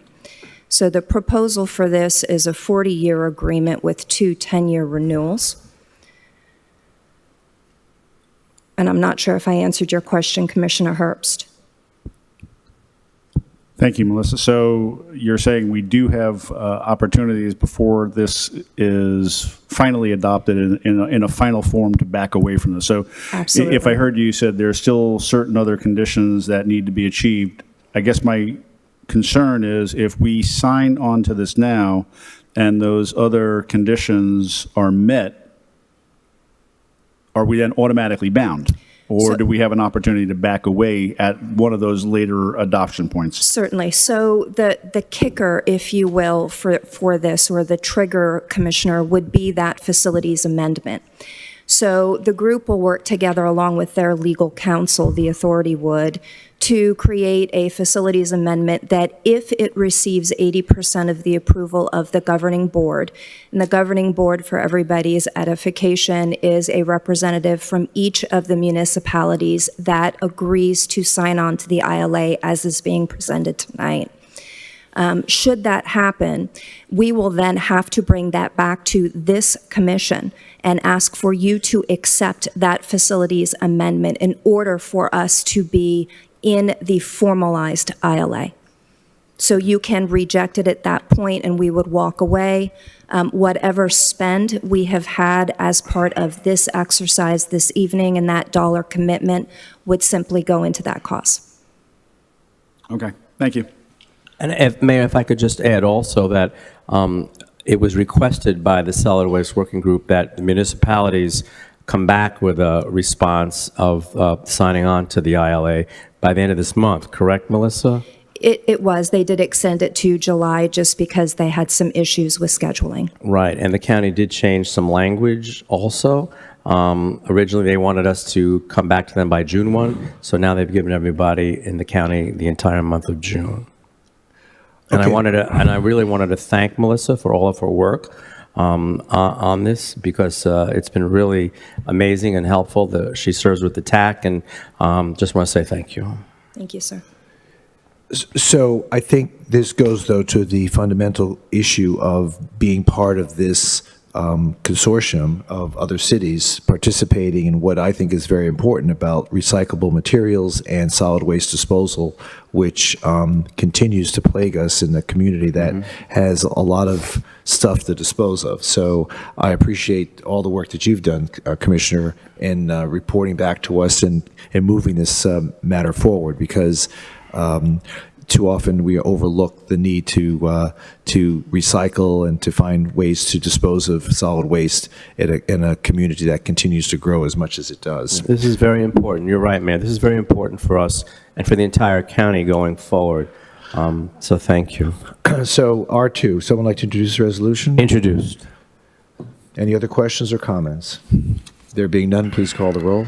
A resolution of the City Commission of the City of Fort Lauderdale, Florida, approving an interlocal agreement for a solid waste disposal and recyclable materials processing authority of Broward County, Florida, providing for conflicts and providing for an effective date. Vice Mayor Beasley Pittman? Yes. Commissioner Sturman? Yes. Commissioner Herbst? Yes. Commissioner Glassman? Yes. Mayor Trentalis? Yes, and R2 is approved. R3, resolution approving the 2023 flood building permit assistance, fee assistance. This is something we discussed at a previous meeting. Someone like to introduce the resolution? Yes, please. So moved. So, Any introduced. questions with regard to this item? There being none, please call the roll. A resolution of the City Commission of the City of Fort Lauderdale, Florida, authorizing the payment of building permit fees by the City of Fort Lauderdale to assist property owners requiring renovations and repairs to property impacted by the April 2023 flash flood event in the City of Fort Lauderdale, Florida, and authorizing an exemption from certain fees to assist property owners requiring renovations and repairs to property impacted by the April 2023 flash flood event in the City of Fort Lauderdale, Florida, and providing for an effective date. Vice Mayor Beasley Pittman? Yes. Commissioner Sturman? Yes. Commissioner Herbst? Yes. Commissioner Glassman? Yes. Mayor Trentalis? Yes, and R3 is now approved. R4, resolution approving an amendment to resolution number 23-95 to correct the location of the meeting. Any questions? There being none, please call, someone like to introduce the resolution? Introduce. Please call the roll. A resolution of the City Commission of the City of Fort Lauderdale, Florida, amending Section 4 of Resolution 2395 to change the public hearing meeting location, providing for an effective date. Vice Mayor Beasley Pittman? Yes. Commissioner Sturman? Yes. Commissioner Herbst? Yes. Commissioner Glassman? Yes. Mayor Trentalis. Yes, and that resolution is now approved. R5, this is a quasi-judicial resolution vacating a 15-foot utility easement located at 745 North Andrews Avenue, Flagler Gateway Owner, LLC. Anyone wishing to speak must be sworn in, and the commission will announce any site visits, communications, or expert opinions received and make them a part of the record. Commissioner Herbst, do you have any disclosures? None. Vice Mayor? None. I don't think I have any either, but if I did, it would be with Mr. Lockery. Commissioner Glassman Yes, I did meet with Attorney Robert Lockery. and Commissioner Sturman. No. Okay. Mr. Lockery, is there anyone sign up to speak? It's just for questions only. Would someone like to move to close public hearing? Before you do that, I want to say I'm changed mine. If there was a meeting, it would have been with Robert Lockwood. Okay. He comes early, so I'm thinking back, I may have had a conversation with you earlier. Yes, I Okay. want to correct that for the record. Okay. Thank you. Okay, would someone like to move to close public hearing? So moved. Second, do I hear a second? Second. Been moved and seconded, please call the roll. Vice Mayor Beasley Pittman? Yes. Commissioner Sturman? Yes. Commissioner Herbst? Yes. Commissioner Glassman? Yes. Mayor Trentalis. Yes, the public hearing is now closed. Would someone like to introduce the resolution on R5? Introduced. Please call the roll. A resolution of the City Commission of the City of Fort Lauderdale, Florida, vacating a portion of the existing 15-foot utility easement described in the Official Records Book 10741, page 446, and Block 286, Progresso, according to the plat thereof, all the public records of Broward County, Florida, located west of North Andrews Avenue, north of Northwest 7th Street, east of Northwest 1st Avenue, and south of Northwest 7th Street, all said land situate, lying, and being in the City of Fort Lauderdale, Broward County, Florida, providing for conflicts, providing for severability, and providing for an effective date. Vice Mayor Beasley Pittman? Yes. Commissioner Sturman? Yes. Commissioner Herbst? Yes. Commissioner Glassman? Yes. Mayor Trentalis. Yes, and the item's now approved. R6, resolution authorizing the issuance of stormwater utility system special assessment bonds, $210 million. As you can see, this is for the areas that were extremely affected by the most recent rainfall. So I hope we can pass this tonight. Do I hear someone like to introduce the resolution? Introduce. It's been introduced. Anyone have any questions? There being none, please call the roll. A resolution of the City Commission of the City of Fort Lauderdale, Florida, authorizing the issuance and sale of stormwater utility system special assessment revenue bonds series 2023A in the aggregate principal amount of not exceeding $210 million for the purpose of paying a portion of the costs of improvements to the city's stormwater utility system, including without limitation reimbursement to the city for costs of such improvements advanced by the city from its internal funds, paying all amounts due under the outstanding stormwater line of credit, and paying the cost of issuance of the Series 2023A bonds, delegating to the city manager authority to determine the terms of the Series 2023A bonds within parameters set forth herein, finding necessity for a negotiated sale of the Series 2023A bonds, approving the form of and authorizing execution delivery of a purchase contract, and delegating to the city manager the award of the Series 2023A bonds to the underwriters within the parameters set forth herein, authorizing printing and use of a preliminary official statement and the execution and delivery of an official statement with respect to said Series 2023A bonds, approving uncertificated book entry only registration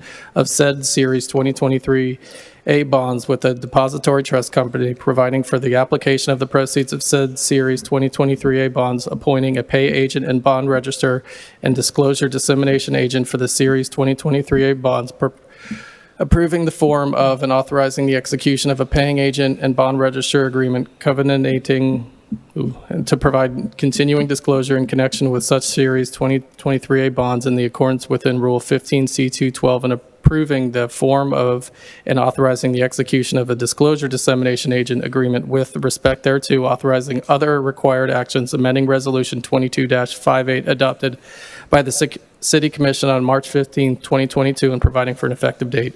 Vice Mayor Beasley Pittman? Yes. Commissioner Sturman? Yes. Commissioner Herbst? Yes. Commissioner Glassman? Yes. Mayor Trentalis? Yes, and that resolution is now approved. Okay, PH1.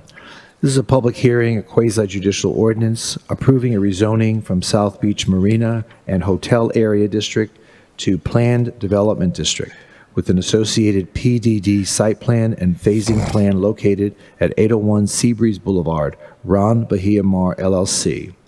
Anyone wishing to speak must be sworn in, and the commission will announce any site visits, communications, or expert opinions received and make them a part of the record. Commissioner Herbst, do you have any disclosures? Yes, I met with Robert Lockery on 12/22 and 3/23, as well as with Mr. Tate. Vice Mayor? I have had conversations with Mr. Lockery and with Mr. Tate. I don't have the dates, but I have spoke with both of them. Okay. Commissioner Glassman? Yes. Thank you, Mayor. I also have spoken with Mr. Lockery and Mr. Tate, attended several meetings of the Central Beach Alliance when the project was presented. I actually also watched the Planning and Zoning Board meeting on this agenda item, and I have made numerous site visits. Thank you. And Commissioner Sturman? I likewise have met with Mr. Lockery, I've met with Mr. Tate.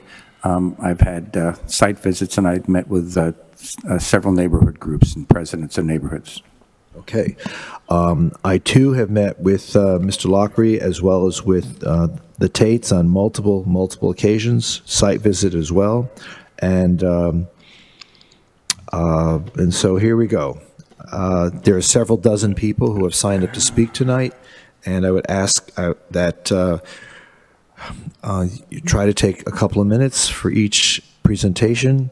I will call you 3 names at a time, so I know we have a big hall here, so if you could make your way down to the podium so that we save time for your ability to get down here in order for you to speak. So I appreciate everyone who's come here to speak tonight. I feel like this is deja vu, having multiple conversations and multiple votes and multiple public hearings with regard to this site. I know it's a very special part of our community, and I think the commission is going to try to do its best tonight to make the right decision in order to make a decision with regard to the future of this site.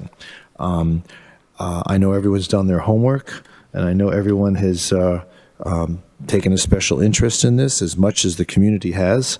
So let us move forward, and let us hope we can make the right decision tonight. We'll start out with Michael Monroe. You want to? Is there going to be a presentation? Okay. How much time do you need? Do you want to turn your mic on? There we go. Mayor, I know the hour's late. The presentation's probably about 25 minutes. I will try to go as quickly as I can. I know everyone feels like they've probably already seen the presentation. Try to do it in 10. Okay, you got it, Mayor. I'll go very quickly then. If we can go to, the Bahia Mar presentation. And I know most folks have seen this story many times. That's really kind of the history of why we're here. At least it's not at 3 in the morning. That's right. Like it was the first time. That's correct. Or the second or third time. Not yet. Yeah. Mayor, my name is Robert Lockery. What time does you weren't. We're sorry. not having that discussion. What We're time not is that? saying the 3 this morning. What time does the bridge Mr. open Rockley. again? The tunnel? What time is it? 5 a.m. Okay. All right. Please proceed. Mayor, Robert Lockery on behalf of the applicant. I'm joined here tonight by Kenny Tate, Jimmy Tate, and Sergio Rock with Ron Bahia Mar, as well as with John Paul Perez and Nick Perez, principals at Related Group, the co-developers of the project. This, as you've mentioned, this has gone through quite a bit. I want to go through some quick history. We have a presentation. We'll go through the slides quickly and get in the meats and potatoes of it. So I guess I have control? I do. Okay. This is the Bahia Mar site. It's about 39 acres, 23 acres of marina, 16 acres of upland. That was not always the case at the time that the city purchased this property in 1947. The majority of what we now think of as Bahia Mar and what you just saw, I don't think it's on the screen, unfortunately. Okay, well, we'll keep going. Yeah, the majority of what we now know as Bahia Mar was actually submerged lands. What the city was purchasing at that time was the beachfront, which of course the city of Certain got the value out of at about $600,000 at the time. This was the site of this is a picture of the site on the day that the city closed. That's the old Coast Guard station that was located on the beach. What you see in the foreground or at the bottom of the picture is where Bahia Mar currently essentially sits. In order to pay off the bonds that paid for purchasing the beachfront, the city has leased the property since the late 1940s through a series of different leases. This is a shot from the 1950s. You still see the Coast Guard station, which had been converted to a community center at this point, over on the beach side. The marina on the top of the screen, which is to the west, is now built. You've got the marina there as well as the upland area. One of the things that occurred from 1950 to about, 1948, all the way up to 1974, is that peninsula continued to grow.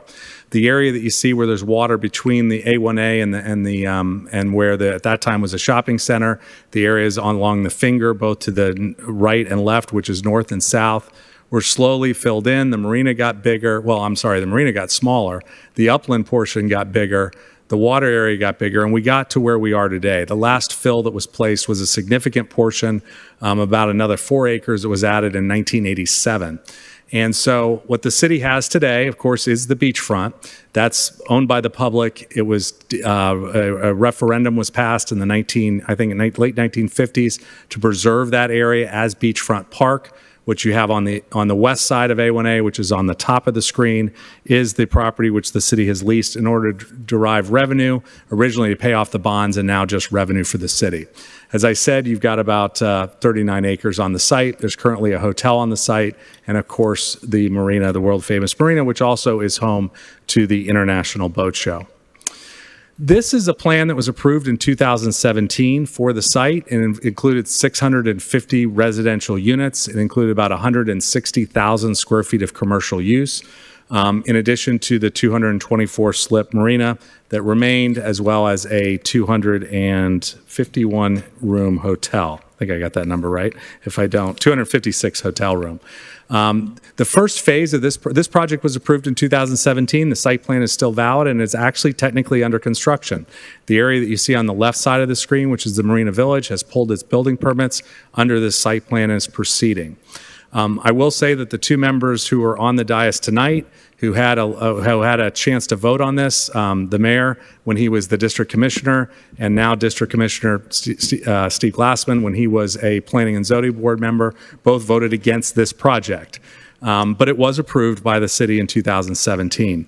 That brings us really a little bit more up to date. In 2020, when conversations began about extending the lease, the site plan was then in place. The lease had about another 40 years, and the concept was let's come up with a new lease, provide more time for the developer to develop the project, and importantly, provide more revenue for the city. However, at those meetings, I think the first one was in December of 2020.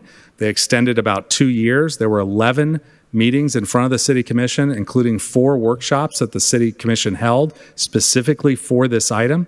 During the course of those lease negotiations, the mayor and the district commissioner at the time made it very clear that there were a number of elements that they wanted included before they would consider any lease extension. Number one, they wanted much better terms for the city in terms of revenue coming to the city. Number two, they wanted a better design and layout for the Fort Lauderdale International Boat Show than what you see here. Number three, they wanted a significant reduction in the number of residential units that could be built on the site. Number four, they wanted a reduction in the number of towers and building mass on the site. There were eight towers in this site plan and about 13 different multi-story buildings. They wanted to remove the towers that are on the north side of the project in the kind of the finger area on the right at the bottom of the screen, as well as the residential towers on the west side, which are at the top of the screen. They asked that we increase the amount of open space and park space and public space available to the public, reduce the amount of commercial space to bring down the traffic that would be generated by the project. And as I said, over the course of about 2 years, a general consensus came about that we would have to remove, or that the developer, in order to move forward, would need to remove the buildings that are, again, on the north side at the bottom right and on the west side at the top. That still left a design that had multiple buildings as well as some inconveniences, for example, for the boat show, and maybe not the cleanest design. One of the things you can notice from this design is that the buildings that come right up to the edge of the peninsula, both the two at the west side and the one at the southeast, which is on the bottom left-hand corner, do not provide for free circulation around the site unless you're going underneath the buildings. And so, through the course of working with the boat show... Didn't that also include an underground parking garage? It did. It also included underground parking. That's correct. Working with the boat show, working with your staff, working with other members of the community, a new design was brought forward. This was a conceptual plan that was attached and amended to the lease back in October, November, but it is now being formally presented to you. I will say among the other things that the lease required, the lease was signed. It is now in effect. It required the developer to come in with this new plan to present it to the city, to use its good faith efforts to go through this process and attempt to get the approval of a new project, which would take the place of the old site plan. Right now, the site plan is still in effect. If this is approved and the old site plan goes away, this now becomes a site plan. One of the other elements, though, that goes a step further than 2017 is it's not just a site plan. In addition to the site plan, it's also a planned development district rezoning, which means the plan itself becomes the rezoning of the property. That's very important. It's significant protections for the city. The developer has certainly given up a lot, and I'll explain that in a little bit of detail as I go quickly to try to get in my 3 minutes. One of the things you see here, the left is the existing approved site plan that's in effect today. Those are all buildings that you see in gray. On the right is the proposed project that's coming before you tonight. Again, less buildings, less towers, smaller towers, thinner towers. They are taller. The tallest towers on the left are about 120 feet. On the right, we're at 300 feet and 270 feet, but there's a lot less of them. They have a less square footage, and they're more compact in the center of the project, providing a lot more open space for the pedestrians, for the public, and for the boat show around the site. The other thing that the planned development district zoning does is it rezones these areas. One of the things you saw is that over time, in the first 40 years of its existence, the peninsula kept getting bigger. Developers that you leased the property to would expand the size of the marina, or rather would expand the size of the peninsula, decrease the size of marina, and continue to build parking, the hotel functions, other activities on it.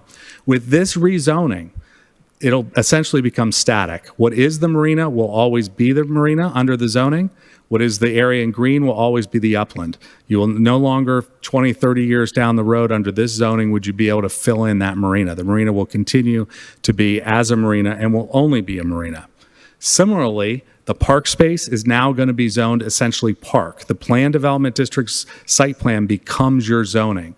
So, for example, at the top right of the slide, which is at the northwest side of the site, a 1.8 acre park is being included within this project. It's a park that I can go over the specifics of. It will be owned, managed, and maintained by the developer, but the public will have access to it. Every day that the boat show's not there, anytime there's not a special event, every day from 6 a.m. to 9 p.m. Special events are limited. We'll talk a little bit about that. But that area will now be zoned for that park space. In addition, you see the little green area around it. There's a half-mile promenade, about 25 feet wide, all the way around the surrounding property. That's another 1.6 acres of area that will be available to the public, that the public will be able to use. Come through the site for the first time ever, that you'll actually, you'll have a promenade along the marina that everyone in the city can enjoy the Bahia Mar property. Along Seabreeze, you see the area in orange. That'll be a new streetscape with landscaping, with wider sidewalks, as well as the Marina Village at the bottom left-hand corner, which is in blue. The entire project becomes the zoning for this site, and that gets locked in with this rezoning. This is what happens with the boat show. So unlike previous versions of these plans that have been before the city, where the boat show would have to intermingle and coexist with the residential units, with the hotel units, which for many reasons is not ideal for their existence or probably for the residential users, this plan finally, we think, gets this part right. The boat show during the 5 days of the show, but the lead up to the show, which is several weeks after the show, we'll have complete control of the areas that is a kind of a teal blue. That's the marina portion that the boat show will control, as well as the area in the dark blue or almost dark purple. The residential, the hotel can exist on its own in the middle of the project. The boat show can exist completely surrounding it. No longer do you have to worry about traffic coming from one side or the other. The entrance to the boat show is maintained as it always has been. The tents are maintained, a much more efficient design for them as well as for the public. I'll show you some quick views. I know I'm running out of time. Here's a view of that 1.8 acre park. Just to put that in perspective, that's larger than a lot of the parks that we all know and love in Fort Lauderdale, parks like Virginia Young Park, Peter Feldman Park, Cooley Hammock Park. It's substantially bigger than those parks. In fact, the green area in this 1.8 acre park is much existing site plan looks like from this view.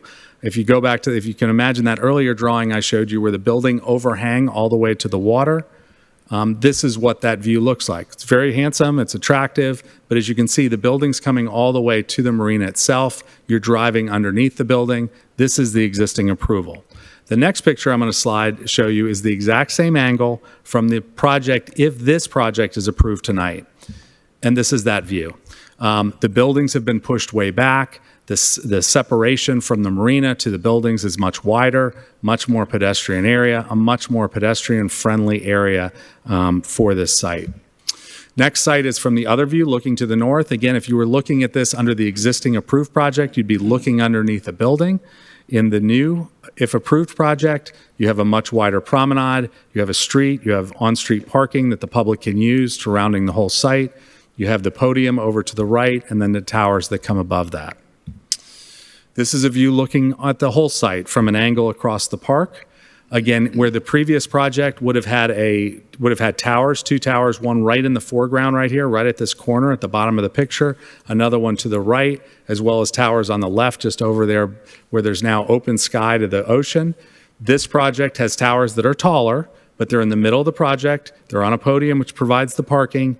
All that area on the west side of the property that you see on the right of the screen is now open space and green space, as well as the area to the left where you can now see to the ocean where previously there were residential towers. This is a view looking dead on to the hotel structure, which is at the west end of the property. It's been broken up, as you see, with a ground floor entry, which is for the folks who are in the park coming and going, then a lobby floor above that. Above that is hospitality, ballroom space, event space, and then the hotel rooms above that with 60 branded residential units at the top of the building. The top of the building, through working with your staff, has added an architectural element, which we think is a really cool design. It's nothing glaring. It's just a glowing effect. In the daytime, it'll be very sculptural, and at night, it'll have a nice backlit to it. This is a view as you're at that same corner where previously I was showing you looking down the driveway. Now you're looking up the steps, up to this promenade. There'll be restaurants and commercial activity up on this site. Here's a view of the site from A1A, from a little bit elevated, with the new wide sidewalk on the left. You're looking south here, steps up to the promenade, to the other promenade where you have outdoor seating, restaurants, and commercial. And here's an internal view as you're looking to the hotel coming up into the lobby. Now, what this project does, it reduces the number of residential units. I do want to go over this quickly. What's approved right now on the site, and the site plan, 2017 site plan was 651 residential units. The new proposal is 350 units, so a 47% reduction in the number of units. The commercial, previously, the approved plan in 2017 is 152,000 square feet. This project is 88,000 square feet, again, about a 40% reduction. The hotel rooms have remained the same at 256 hotel rooms. We know that was important to the city. The marina has remained the same at 242 slips. The open space overall on the site has been increased by 2 acres, a little bit over 2 acres. The park space has increased. The promenade space has also increased.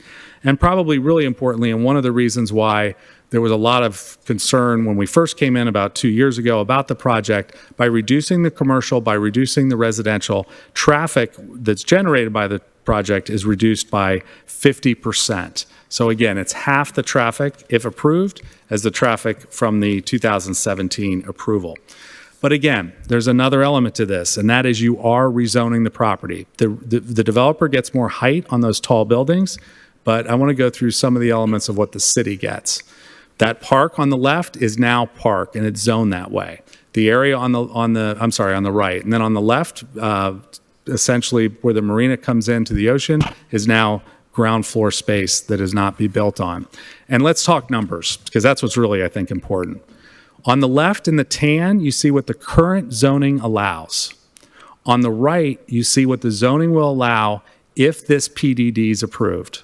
So let me reiterate that. There is current existing zoning rights on this property.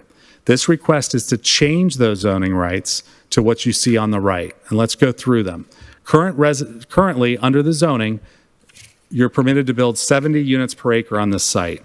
If the PDD is approved, that will be reduced, and the new zoning on this piece, unlike any other piece in the Central Beach, will be reduced to 10.6 units per acre. That's less than your duplex zoning districts in Victoria Park because it's such a big site. Hotel units are not limited by the SBMH zoning district. If approved, you will be limiting the hotel units to 6.6 rooms per acre, the specific number of units that are permitted in the site plan. The floor area ratio that will be allowed on the entire site, we are rezoning the whole site. If we just picked the peninsula, somebody could have used and cheated that other area, but all of this is in the rezoning. The floor area ratio is being reduced from 5.0 to 1.27, almost a fifth of what is allowed by current zoning. The setbacks, I know that's a concern to a lot of neighbors. The front yard setback in SBMHA is 20 feet. With this rezoning, you'll be doubling that to 45.7. On the north side, the setback is 20 feet. The podium of this project is located 520 feet from the property line. On the south side, again, 20 feet, 620 feet to the podium. And on the rear on the west, goes from 20 feet to 228 feet. So we used to have those buildings that were right out on that western seawall. Those are now pulled back 300 feet to the hotel. The captain's quarter still remains out there, and it's about 20 feet. But that's the only building that would be permitted. Podium height.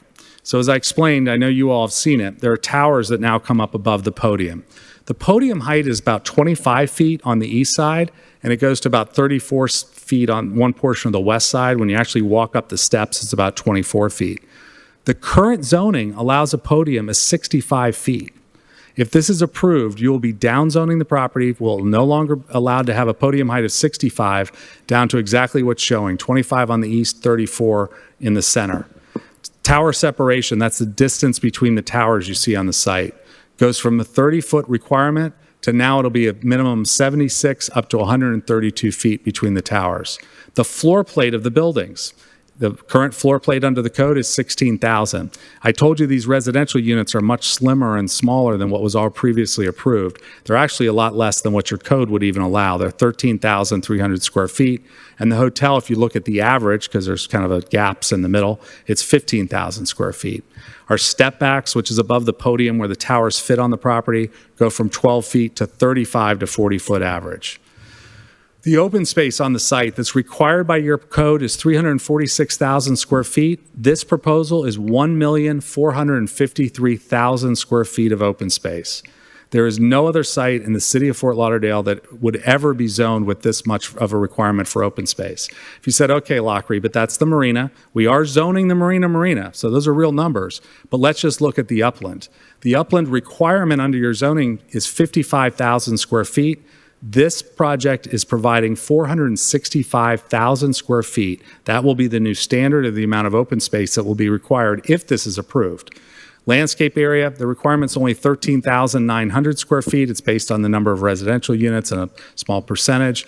This project provides 140,000 square feet of of landscaped area. That's actual green area. Could you kind of wrap it up? Yeah. Real quickly, other benefits to the city, and I can also answer these in terms of the lease, which we can get into some specifics.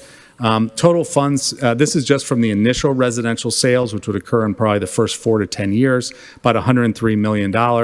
Spread out annually and looking at the annual rent that will be paid, the revenue share, the transfer fee, and the property taxes, about $22 million a year to the city.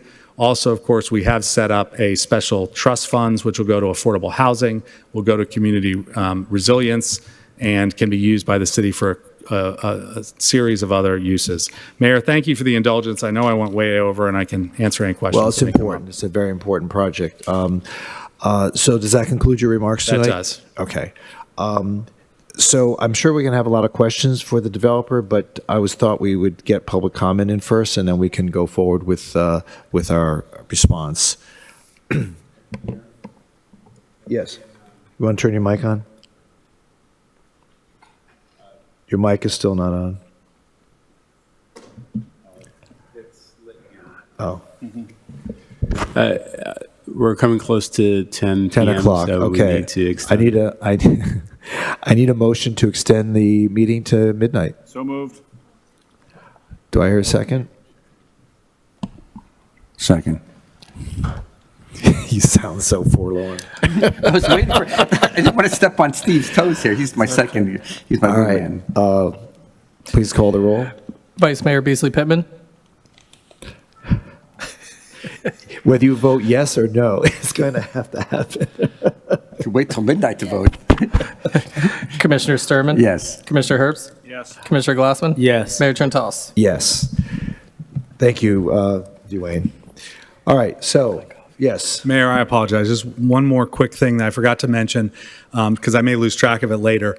There are conditions of approval, alternative conditions of approval that we've discussed with city staff to clear up some timing issues and when things occur, just to make sure they're done logically at the appropriate time. I think your staff has agreed with that. And so if a motion is made to approve, we would hope that those alternative conditions could be attached to the ordinance for second reading. And we agree with all staff recommendations and make that part of the record. Okay. Thank you. Thank you. Okay. Michael Monroe, followed by Lisa Namor, followed by Albert Miniacci.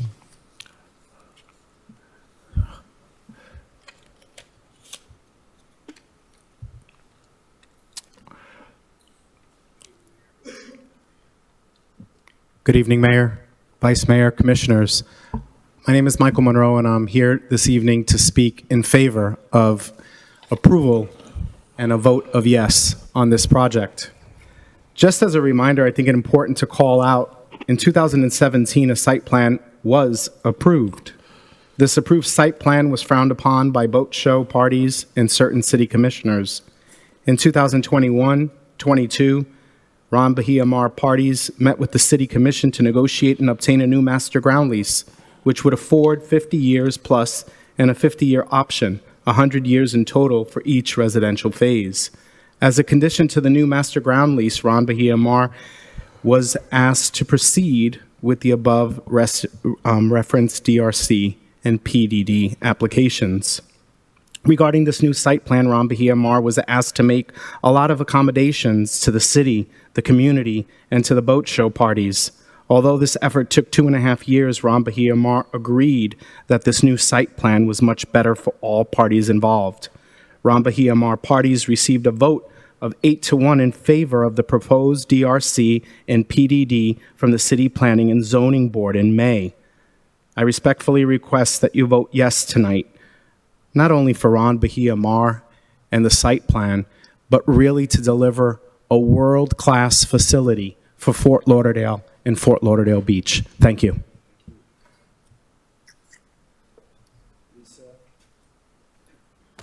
Lisa Namer, followed by Albert Miniacci, followed by Maxine Streeter. Good evening, Mayor, Vice Mayor, Commissioners. Thank you again for allowing me to speak. Lisa Namor, in favor of supporting Bahia Mar to move forward with yes. I want to commend the way, since 2017 to now, 2023, the way the developers and partners, city officials, the boat show have worked together to create a win-win development plan for what will be a world-class destination that will add to the tapestry of Fort Lauderdale for both the near and for far-reaching future. I believe that the owners, developers have demonstrated and have been very conscientious, working diligently to take all opinions and needs of the city, boat show residents, visitors from around the world into consideration. This redevelopment would impact. They have sincerely delivered a plan that will ultimately provide success to all stakeholders now and in the future years to come. I recommend a vote of yes for the proposed DRC site plan and PDD rezoning tonight. Thank you. Thank you. Al Miniacci, followed by Maxine Streeter, followed by Patrick Giannini. Mayor, Vice Mayor, Commissioners, Albert Miniacci. I've been a resident of Fort Lauderdale for 52 years. I lived on Idlewild for 30 years, and I've supported the BMR in the past on their 2017 plan, but this plan is so much better, so much more open space, especially for those who live on Idlewild. Now that they don't have to look at buildings, they can look at some green space. And they I also live south of it right now, over on Harbor Beach, Harborage Place.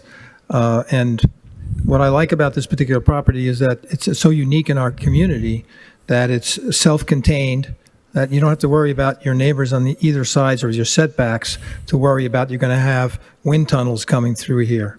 So I urge the commission to please approve this project tonight. Thank you. Thank you. Maxine Streeter, followed by Patrick, followed by Johanna Fields. Is Maxine here? She's left? Okay. Patrick Giannini, is Patrick here? He stepped out, okay. Johanna Fields, followed by Jimmy Tate, followed by Mary Fertig.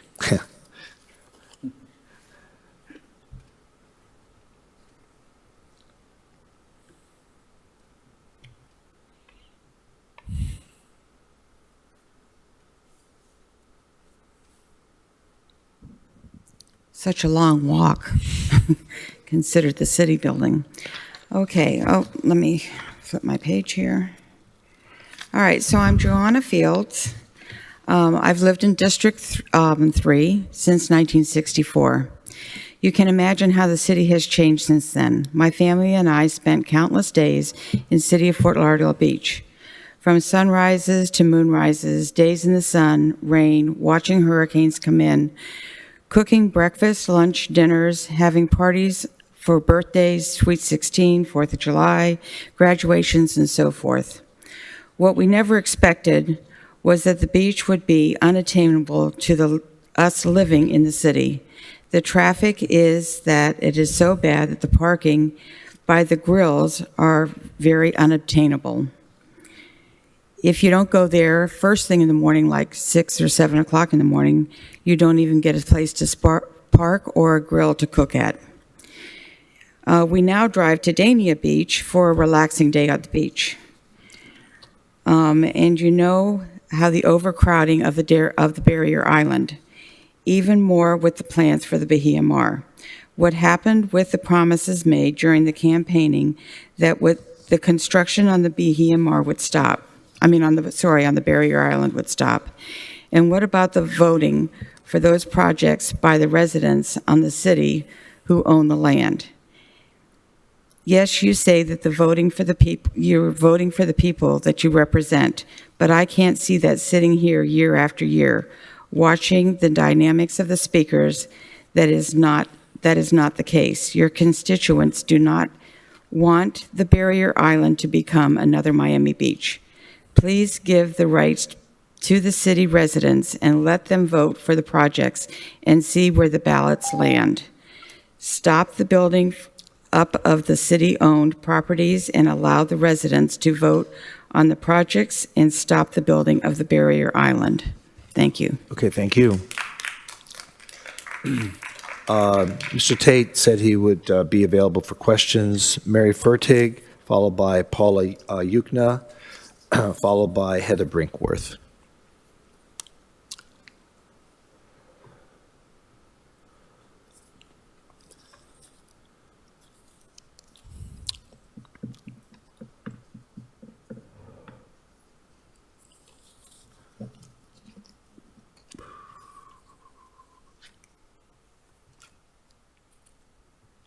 Good evening. Many people have questioned why I would even bother to come here tonight to speak. Well, they question why I'd come, then they question why I would speak. And they just say, the commission could care less what we think. It really saddens me that this belief has become so widespread. After all that has happened in the past few years, I still believe in democracy. And for democracy to really work, the people must have a voice. They must speak and be heard. Tonight's hearing is narrow in scope. It is not about a lease. It's not about how much money the city could or could not make. It is not about public lands or condos or public lands. It's a site plan. And in reviewing that site plan in a quasi-judicial hearing, you should be doing your due diligence to look and see if this special zoning district is right for this piece of property. As you review the plan tonight, please look at the height. The height has increased significantly over the past over the past year, even the last few months, since a subsequent site plan was shared. At that time, the Sun Sentinel and South Florida Business Journal documented a 17-story hotel. Now it's 300 feet with no increase in open space. And I'm not talking about site plan 2017. I'm talking about the subsequent site plan. The 4 condos, ditto, higher than discussed in those news articles, but no increase in open space. Traffic, no updated traffic study. The original traffic study was completed 6 years ago and was definitely about a whole lot more than trips. I brought a copy just in case any of you didn't bother to go back and look at it. Just want to say that traffic was about traffic at intersections. We know what gridlock it's been this winter. I will leave some pictures with the clerk. Shadows, the height of the subsequent site plan will result in shadows on the intercoastal in the morning and on the beach in the afternoon. Neighborhood compatibility, this area was barely discussed or even looked at in the planning process. The few buildings that are above 120 feet in the SBMHA are less than 200 feet. Neighborhoods to the west and south are low-rise. These are just 4 items that deserve a deeper review. It's unfortunate that any attempt to raise legitimate concerns is condemned as being obstructive, and that any of those raising these questions are ridiculed and disparaged. From my perspective, better projects result from real discussion. Thank you. Thank you. Paula Yukna, followed by Heather Brinkworth, followed by Richard Sacker. Good evening, Mayor, Vice Mayor, Commissioners. I have lived on Fort Lauderdale Beach for over 25 years, and through the years have seen more and more development. I know you can't stop development, but let's slow down. Whenever there is a new project, my main concern is traffic. A traffic study has not been done on this project since 2017, over 6 years ago. And in those 6 years, we've seen more traffic, more congestion, and of course how that affects emergency response time, which is already unacceptable. My building, Embassy Towers, voted against this project, and before you say that's on the other end of the beach, as a resident of Fort Lauderdale, like most residents, I travel A1A very often. Traffic is worse than ever, and a project of this magnitude will only make it worse. Thank you. Thank you. Heather Brinkworth, followed by Richard Sacker, followed by Ted and Sarah.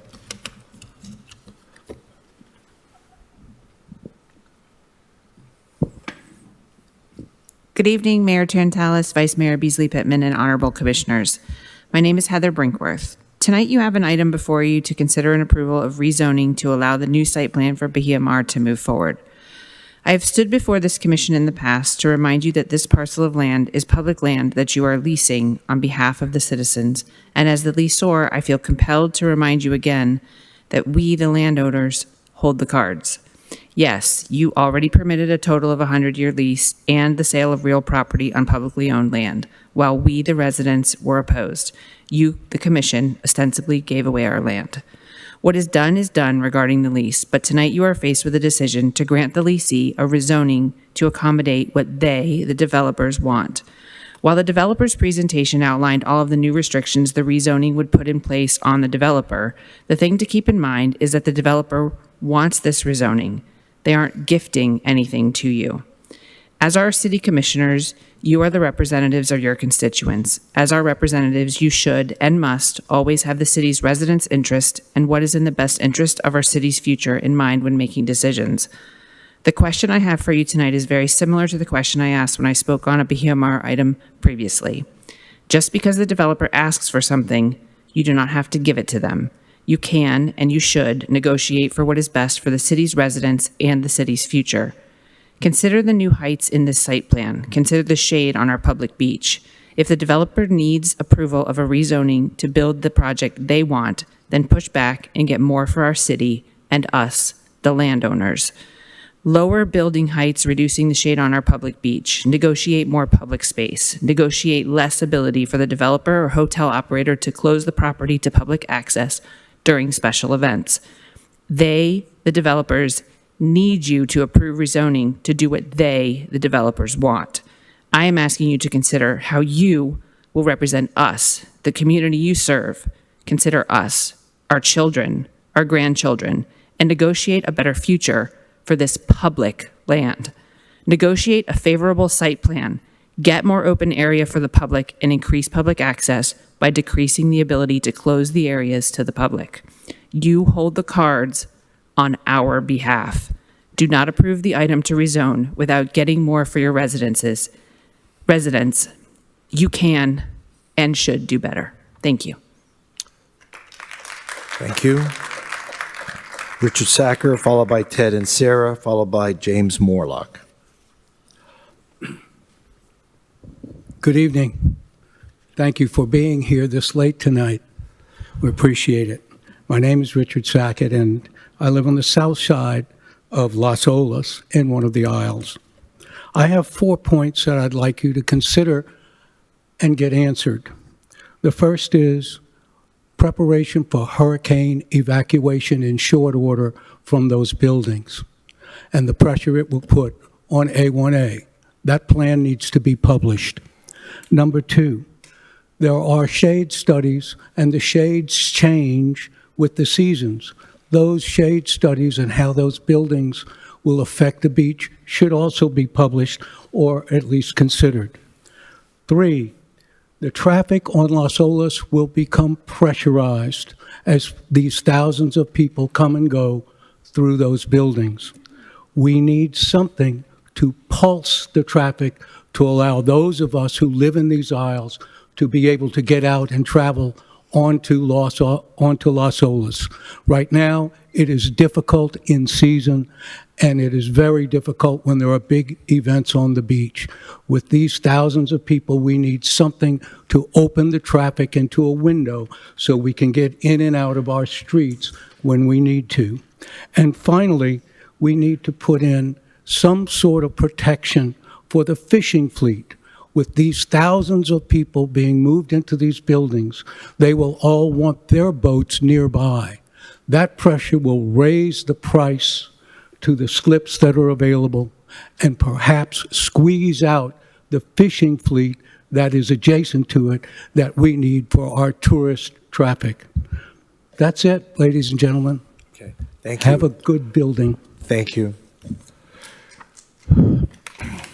Ted and Sarah, followed by James Morlock, followed by Ann Hilmer. Good evening again, Commissioners. Hello, everybody. I just want to say I love those old pictures that Robbie showed up there about old Fort Lauderdale, because I was born here in 1956, and I remember those pictures. There used to be a restaurant back there, Patricia Murphy's, that was, when we used to tag day, collect for Little League Baseball, that was the spot to go. But, you know, in your hands, so far we've talked tonight, I realized about 2 of the most iconic places in all of Fort Lauderdale, Las Olas Boulevard and the Bahia Mar property. It doesn't get more Fort Lauderdale than that, and that's in your guys' hands. And, you know, you got to make sure you look about our city, you care about the city, you know, as a lot of the residents do. Mr. Glassman talked earlier about, are we doing it just to be doing it?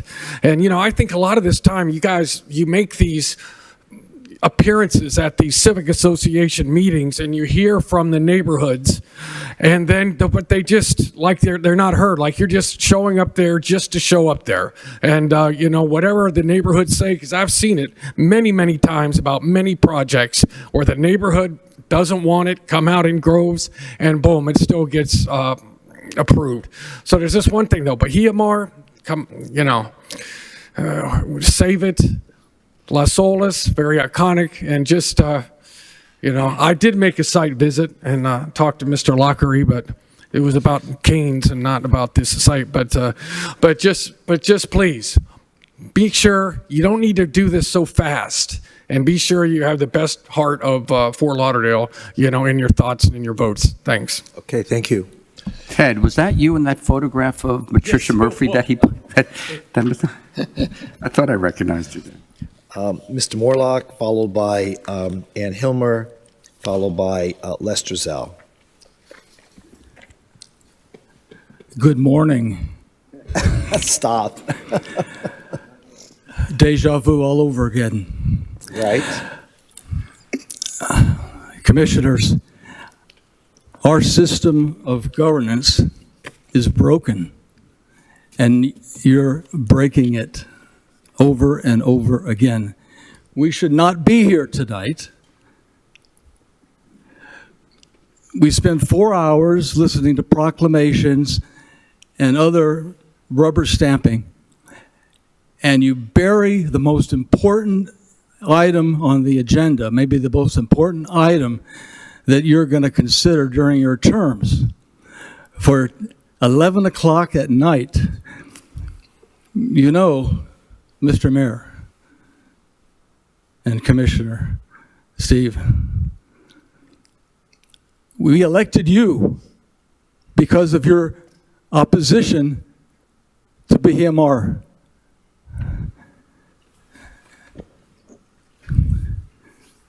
What happened?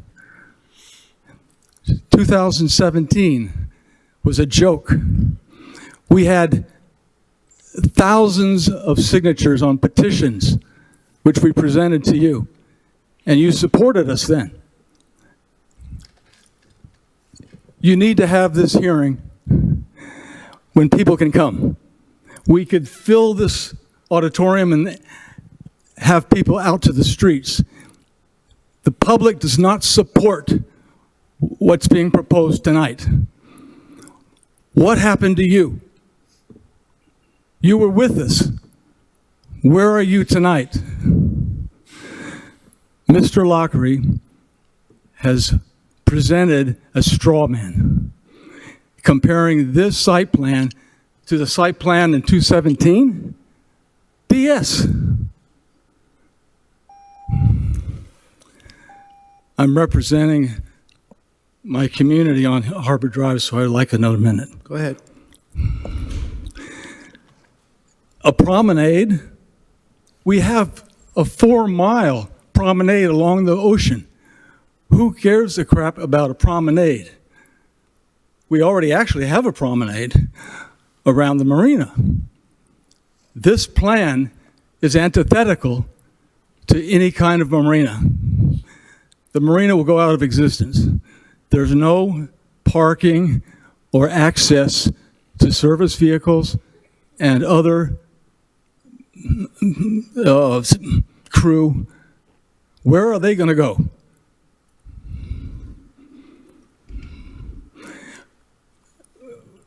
It's hopeless to go into all the other points.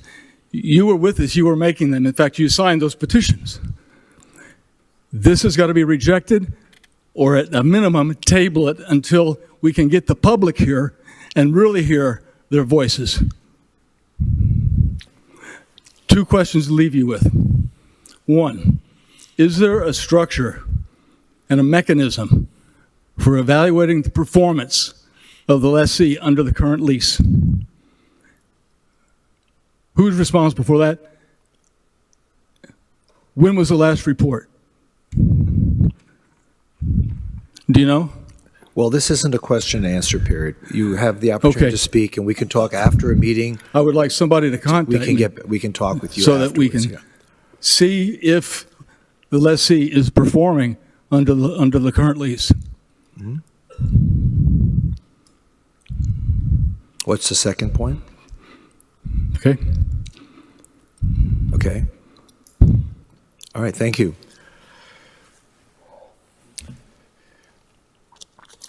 Ann Hilmer, followed by Lester Zell, followed by, it's Mr. Lockery, but that's just for questions. So. I'm not that tall.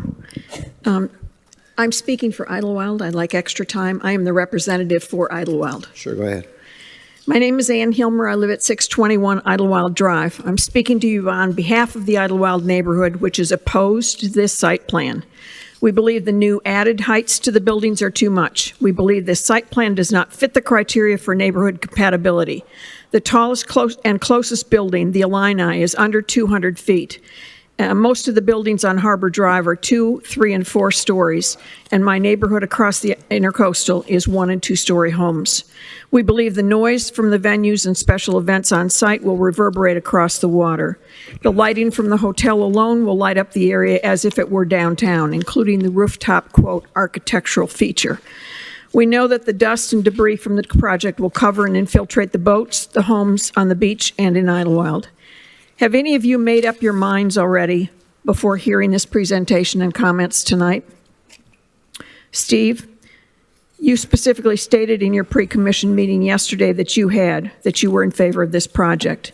Isn't the purpose of tonight's meeting to hear all sides before making a final judgment call? Why are we here tonight? To beat our heads against the wall again? We've been fighting this development for years, fighting the 100-year lease, fighting for more public land, fighting for the building of condos on city-owned land, fighting the height and massiveness of these buildings. We have read the campaign reports. We're not stupid. Why would so many Miami residents donate to Fort Lauderdale campaigns? We know where this is headed. When will you listen to all of the residents of Fort Lauderdale? Were we foolish to listen to and believe in your campaign promises of our mayor and our commissioner when they pledged limits on development?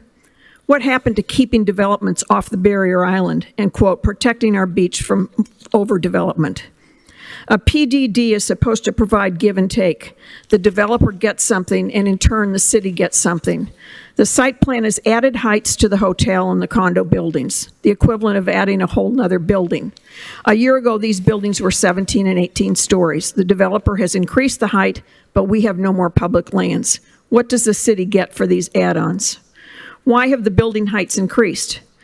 What precautions or limits are there with respect to noise abatement during construction, during events on site, at the restaurants? What plans are in place to minimize construction debris?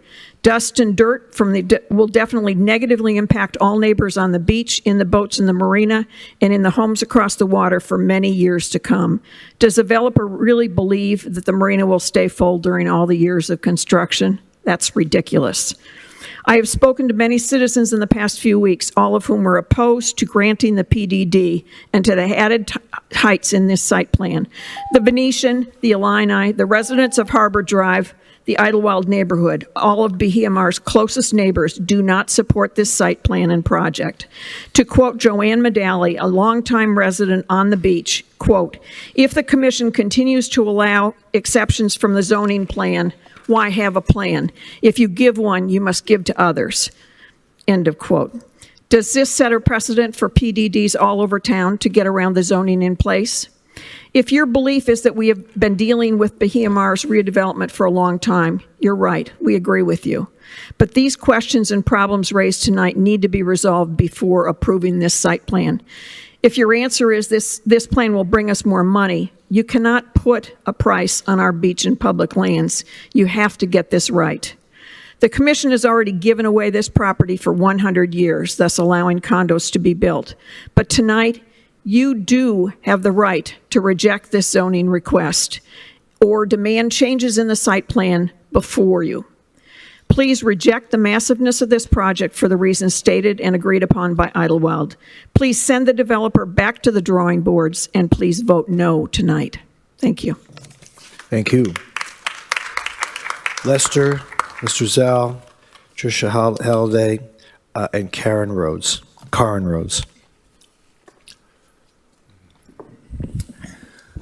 Good evening. My name is Lester Zalewski. I'm a former director of the Central Beach Alliance, and I'm also a former director of the Illini, which is directly across from the restaurant that this development will be building. And I'm neutral on this situation. I understand the city's position on trying to obtain additional revenue. Earlier in the presentation, a lady spoke on the issue that there's going to be over 1 million children under 7 currently in Broward County, which was news to me.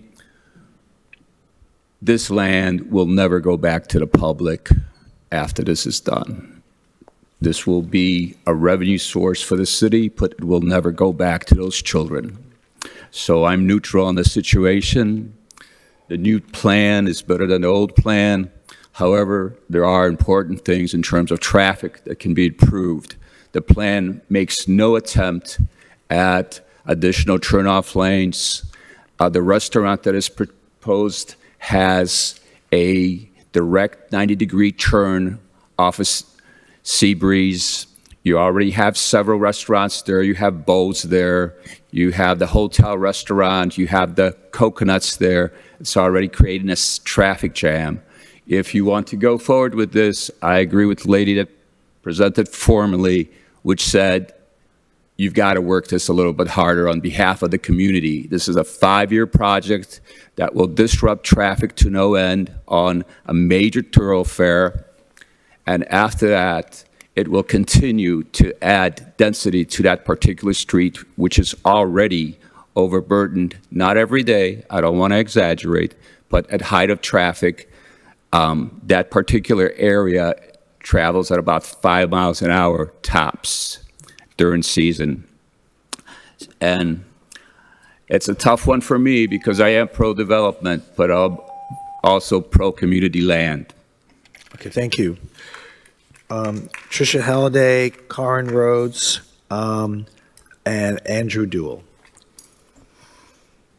Hi, Tricia Halliday. I don't know why my voice goes, but anyway. It's getting late. That's. I don't want to keep on repeating everything that everybody says. I just hope that you all are listening to everything, that there were a lot of very good speakers up here. I thought Heather was spot on. And I just, I just jotted down things that had come up. The neighborhood compatibility is one. The traffic study, definitely. I don't think there was a current one done. People laugh at shadow studies, but they're very, very accurate, and they make a big difference. But the thing that really got to me is that, earlier tonight, you guys approved a $210 million stormwater utility system, specialist system. And just think of all the people that if this goes through, just think of all the toilets flushing in this proposal. Really, really think this through. You don't have to accept this PDD. As was said before, just because the developer wants it doesn't mean you have to give it to them. So please listen to your constituents. Thank you. Okay, thank you. Karen versus Andrew Duell and Matt Sacco.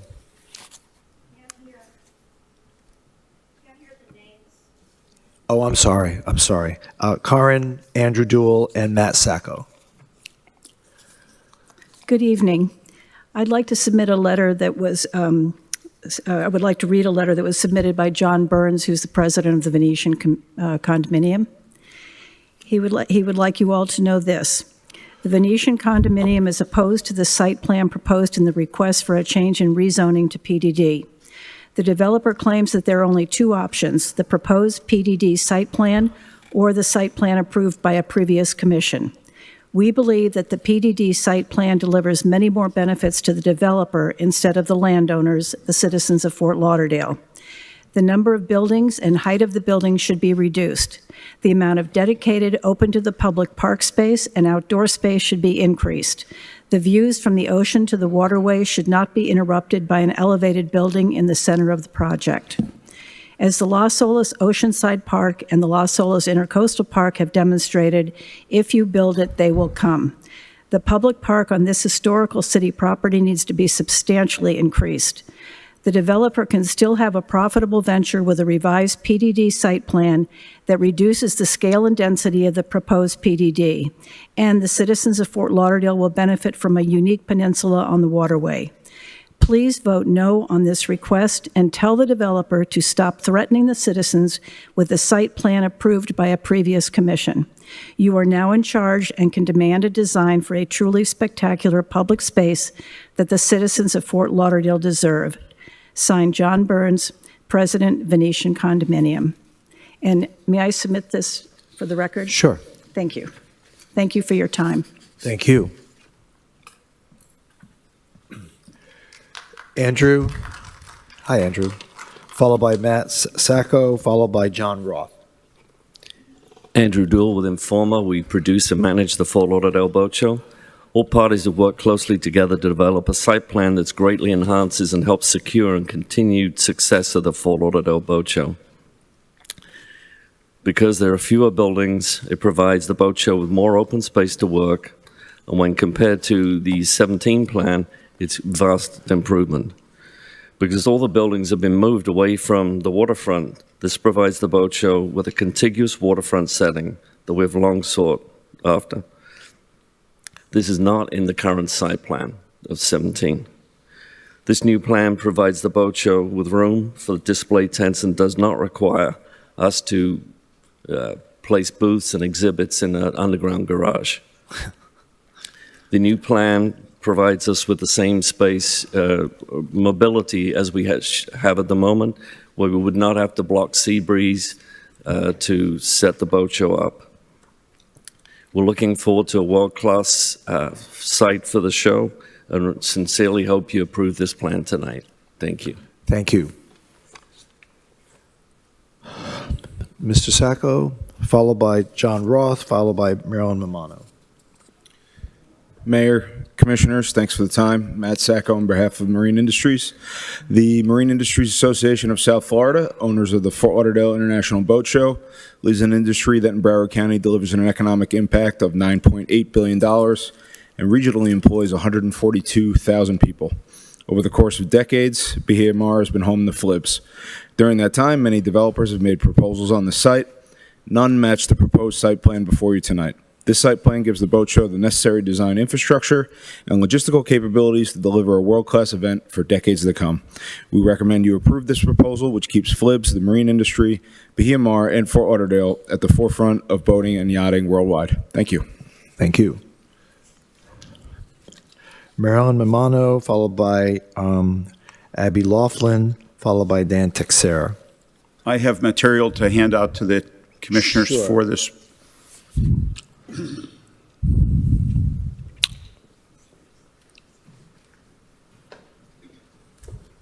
So how many total you need? I think there's 10 there. And I have the summary, which you can hand out afterwards. It's in the speaker.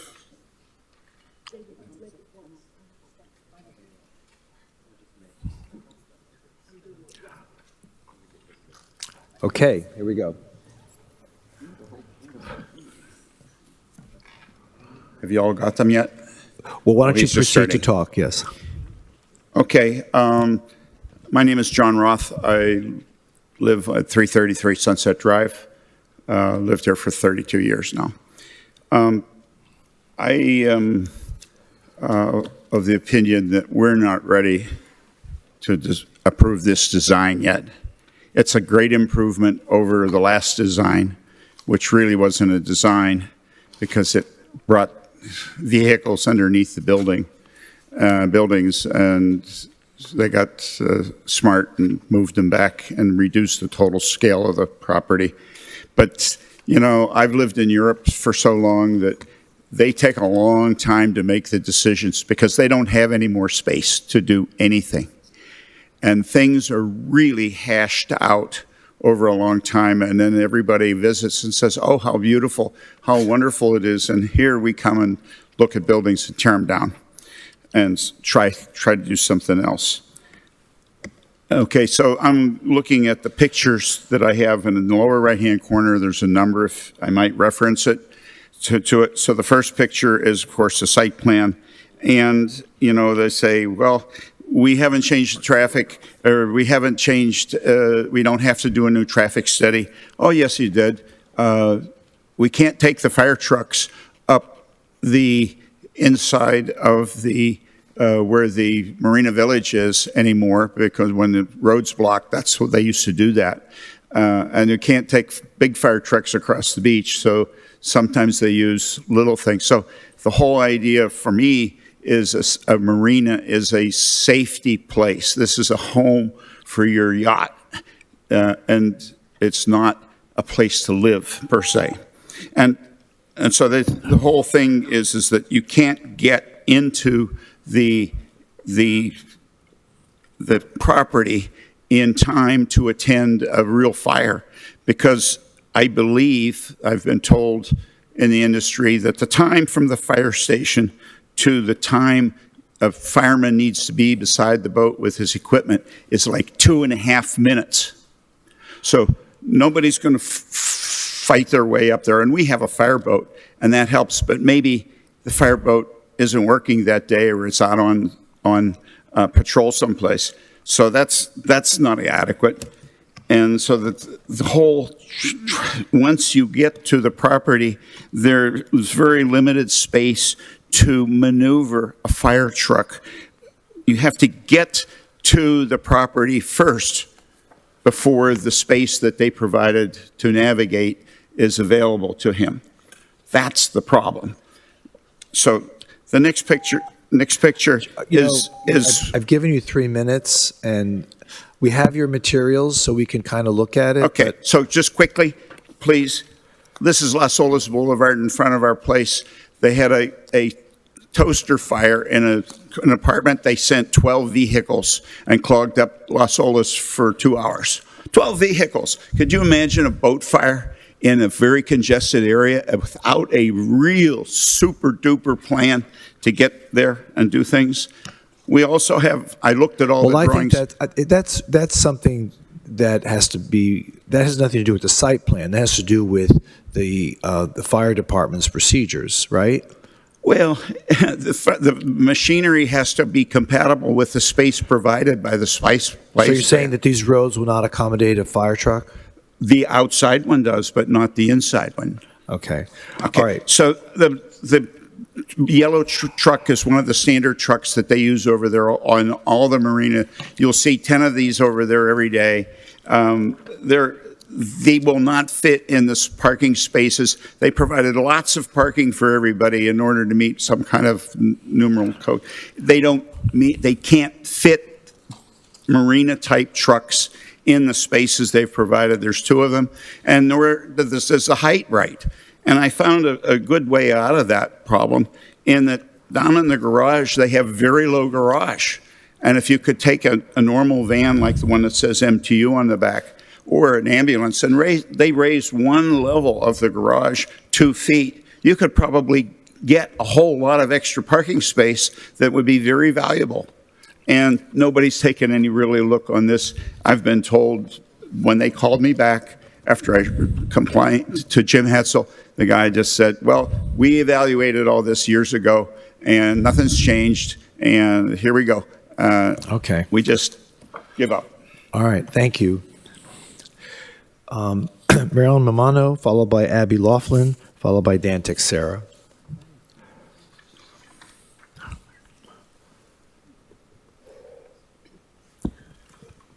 How you guys doing? You've been here since 9 o'clock. You must be exhausted.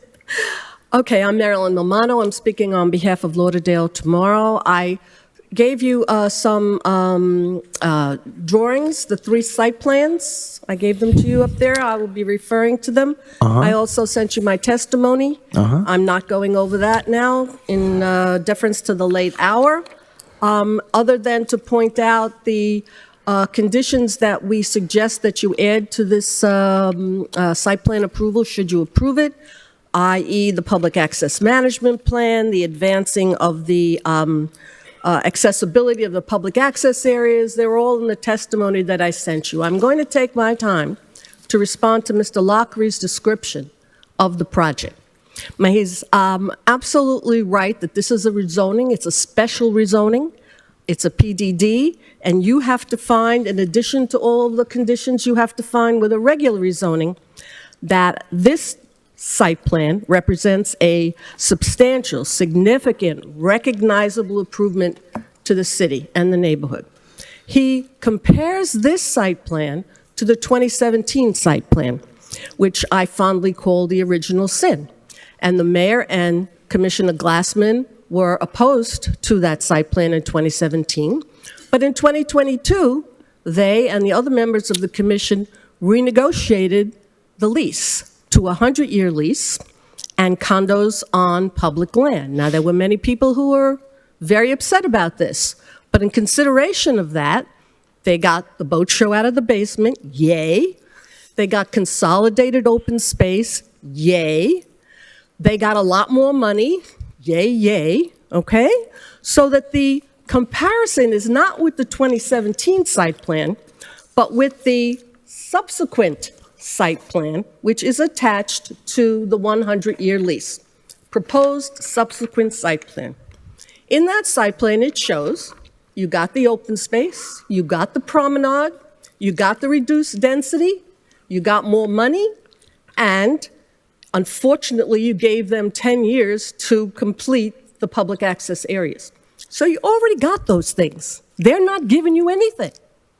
What they're saying to you now is, we just want to take the buildings on the subsequent site plan, which are really only 12 stories because you didn't change that, and they want to push them all together in the middle and make them taller.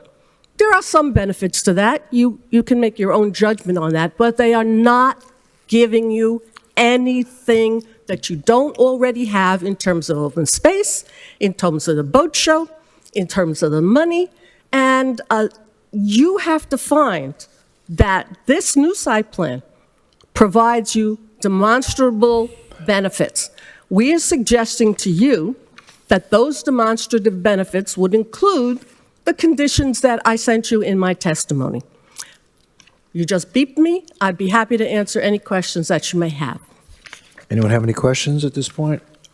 Mr. Dwayne Spence, Ms. Pomato mentioned something. Well, actually, I could get to that in a little bit when I have a lot All right, to why say don't we at the do end. that? We'll wait Okay. to the end. I think that's it. Thank you very much. Thank you. Abby Laughlin, Dan Texera, and Barry Summerstein.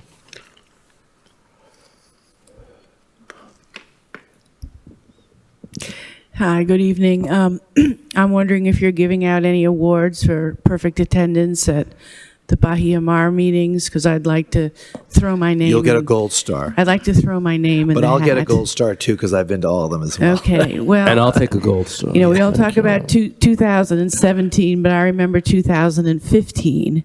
I mean, I remember when the CBA voted 175 to 1 to approve this property, to approve this. I mean, you know, we talk about slowing down. I mean, I'm collecting Social Security now, so I think we've vetted this pretty well. So I don't want to take a lot of your time, but you know, I watched the Economic Development Advisory Board meeting that you had this morning, the joint meeting, and you know, one of the takeaways from that was, you know, we need an opportunity to capture the future, and that's really what this project means to me. It's an opportunity to capture the future and really keep Fort Lauderdale, you know, on the path that we're you know, a growing dynamic city.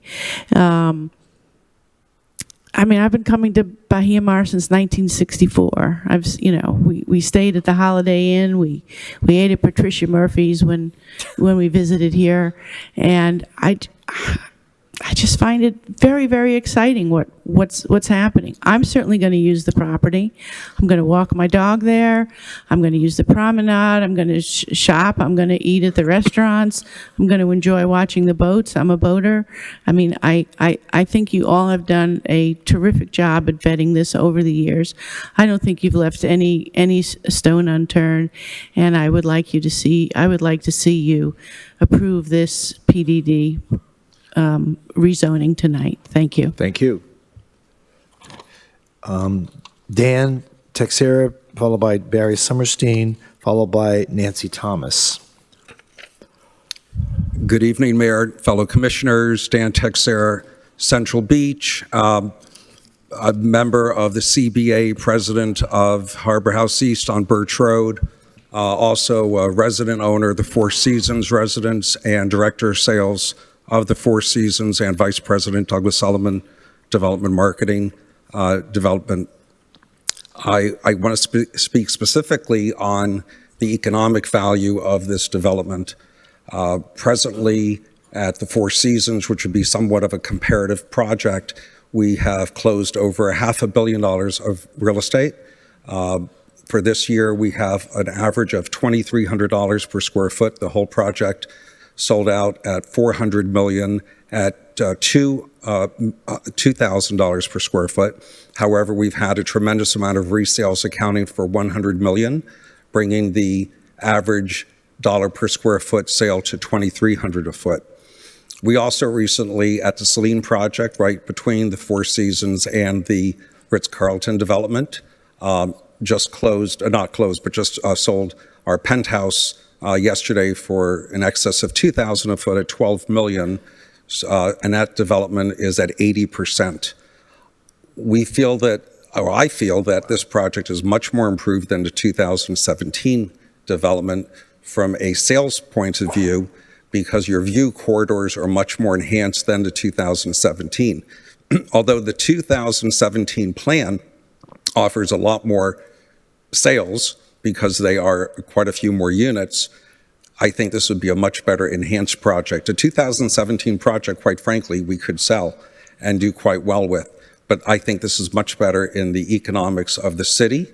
I think that the lack of the increased traffic and everything that we've discussed at the Central Beach Alliance meeting, and I'm hoping that Bill will be speaking later tonight, just want to express my approval for this development. Thank you. Barry Summerstein, or Barry, are you here? Oh, Barry Summerstein, followed by Nancy Thomas, followed by, Aaron Aduth. Thank you, Commissioners. Barry Summerstein, 2555 Lucille Drive. I'm going to be accurate, short, and succinct, and I'll sit down. But I thought you were a lawyer. I think this is a very good plan. I support it, and I hope you will vote for it. Thank you. Thank you. Nancy. Hi, Nancy. You have something to hand out? Yes, handout. Thank you. Followed by Aaron, followed by Michael Fine. You should be sitting at this end.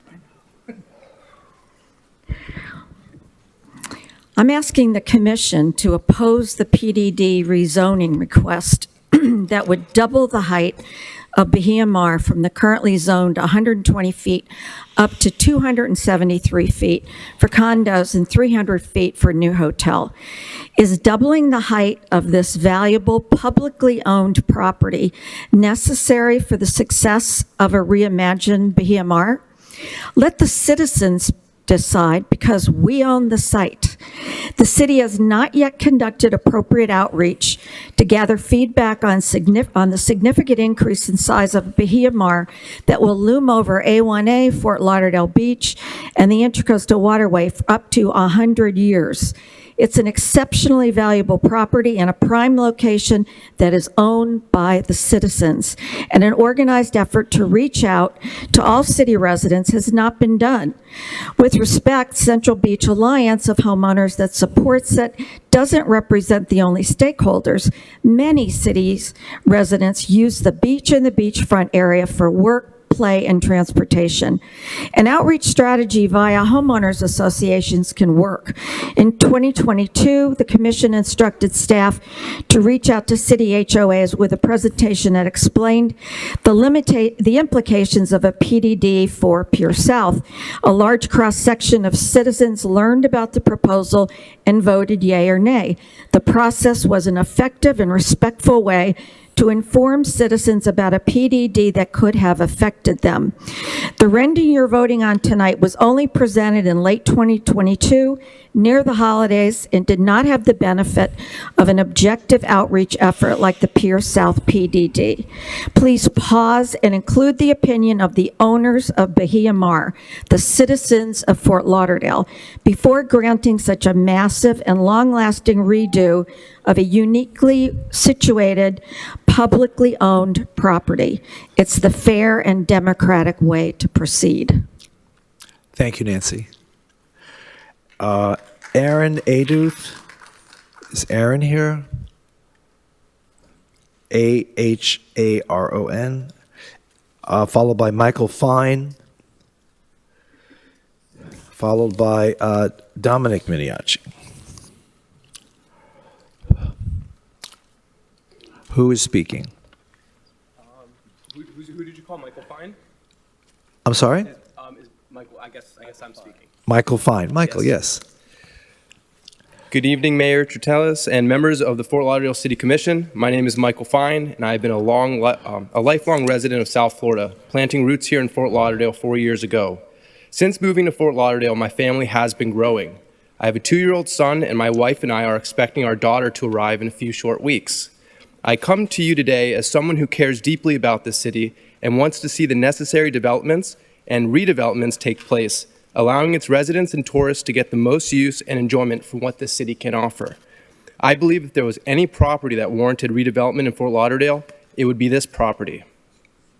When visiting the beach with my family for the first time, I quickly realized unless you are attending the restroom facilities, there really isn't much else to do in that area. If you're hungry or would like to shop, you have to travel up the beach. If you're with small children, it isn't always the easiest feat. What does this development include, and why would it be beneficial to my family? There will be a beautiful promenade, which would be lovely to walk or bike at sunset, enjoy the last moments of light over the Intracoastal, and not having to worry about any motor vehicles. The pedestrian bridge will also be open for public use, which in my case is a tremendous relief, because crossing A1A with small children is not an easy task, and having this access would bring any parent peace of mind, knowing that they don't need to fear their children potentially being hit by a car. This redevelopment would include a new marina village, which as I learn more, seems like it would be a wonderful destination for my wife and I to visit, and a large park that my family and I can picnic and play on. And not even to mention a brand new state-of-the-art hotel and signage making the entrance to Fort Lauderdale Beach from the south a known landmark, which will give this area of beach a greater sense of pride. And for the first time in 50 years, this property will have public access, which if you have a child like mine that is absolutely obsessed with boats, this would be a great place to venture. The proposed development with modified site plan will transform this time warp into what the Bahia Marsh should truly represent, an iconic landmark that brings together the local community and grows our local economy due to this tourist destination. I ask that you please vote yes on the modified site plan that is before you today so we can rescue this property from the past, modernizing it for what the lifestyle of today and tomorrow demands. Thank you. Great, thank you. Dominic Miniacci. Dominic, you here? He's not. Lisa Malcolm. Lisa, are you here? Lisa, hi. And followed by Leanne Barber.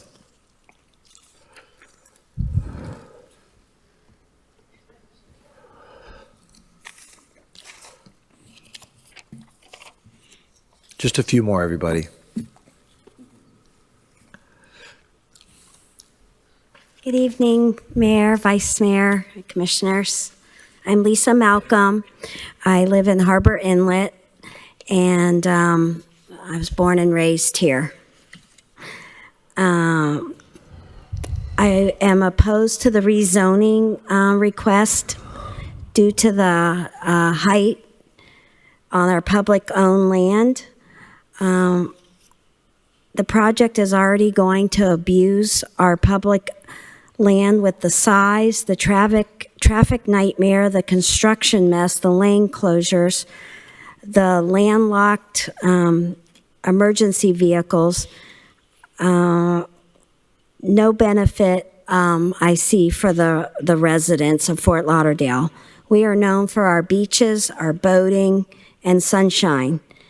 This will take away we already had our iconic charter boats fleet that was such a good historical character of our beach taken away, shadows on the beach, no regard to the residents or the tourists visiting our beach.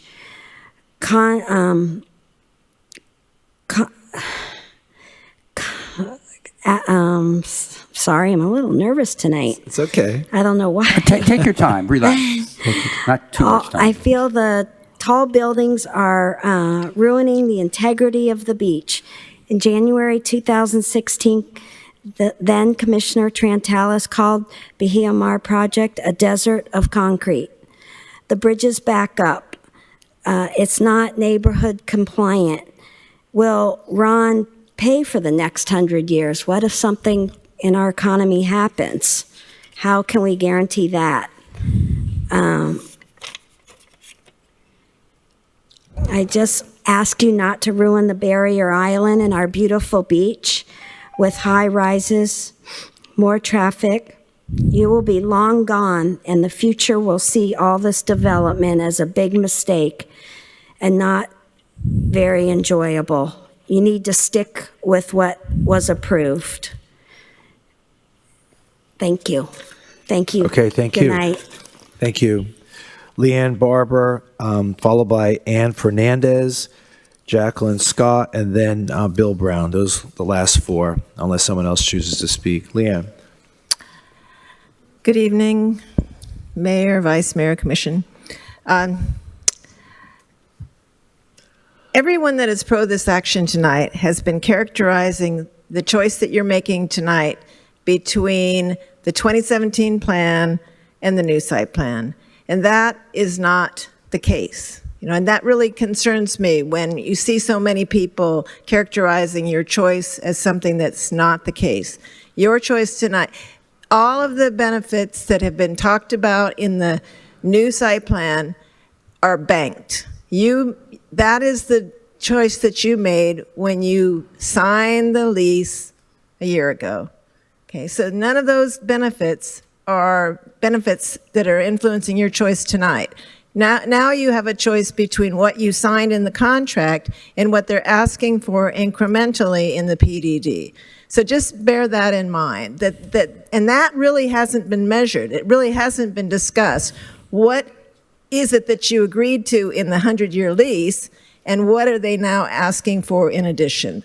I do know that there was, and I've reviewed some of the material tonight, but I read the PDD, or the P&Z report, and there were 11 pages of public comments, and from what I understand, none of those have really been addressed by the city or the developer. So 11 pages of public comments that the citizens are concerned about these incremental changes that the PDD is asking for, that have, and there hasn't really been a negotiation on those, or those concerns have not been addressed.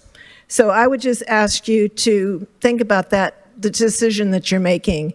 I'm also a little bit concerned about, and I don't know, is when we have commissioners that are really actively involved in the negotiation of the contract and then can make, and then vote on it. To me, that seems like a little bit of a concern that we should be talking about. Is that a good thing to do or not? Okay. Okay. Thank you. Is Al Fernandez here? Hello, Al. Followed by Jacqueline Scott, followed by Bill Brown. Good evening, Mayor, Vice Mayor, and fellow commissioners. I'm Al Fernandez, resident of 1746 Southeast 10th Street.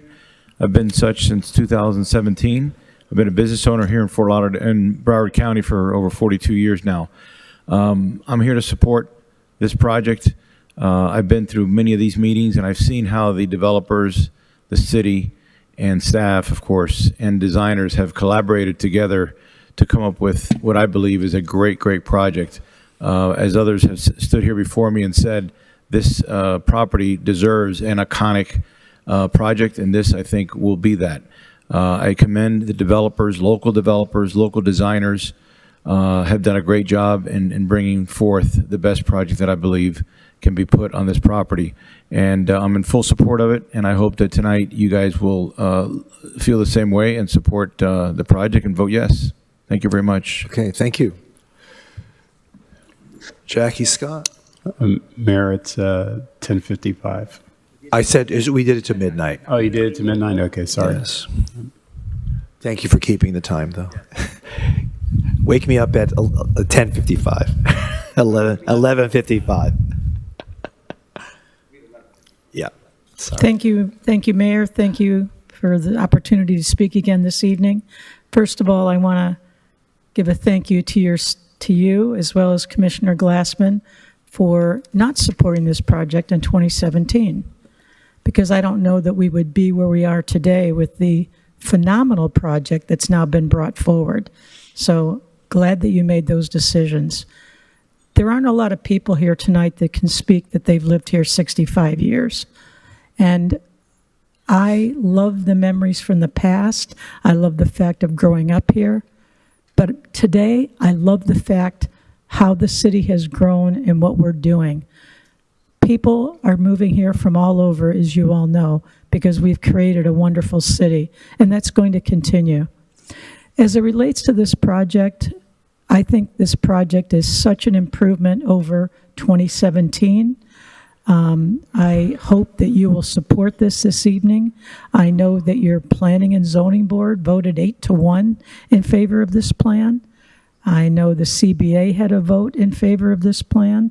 I know there's not a neighborhood formally in District 4 that has even voted, taken a formal position against this plan.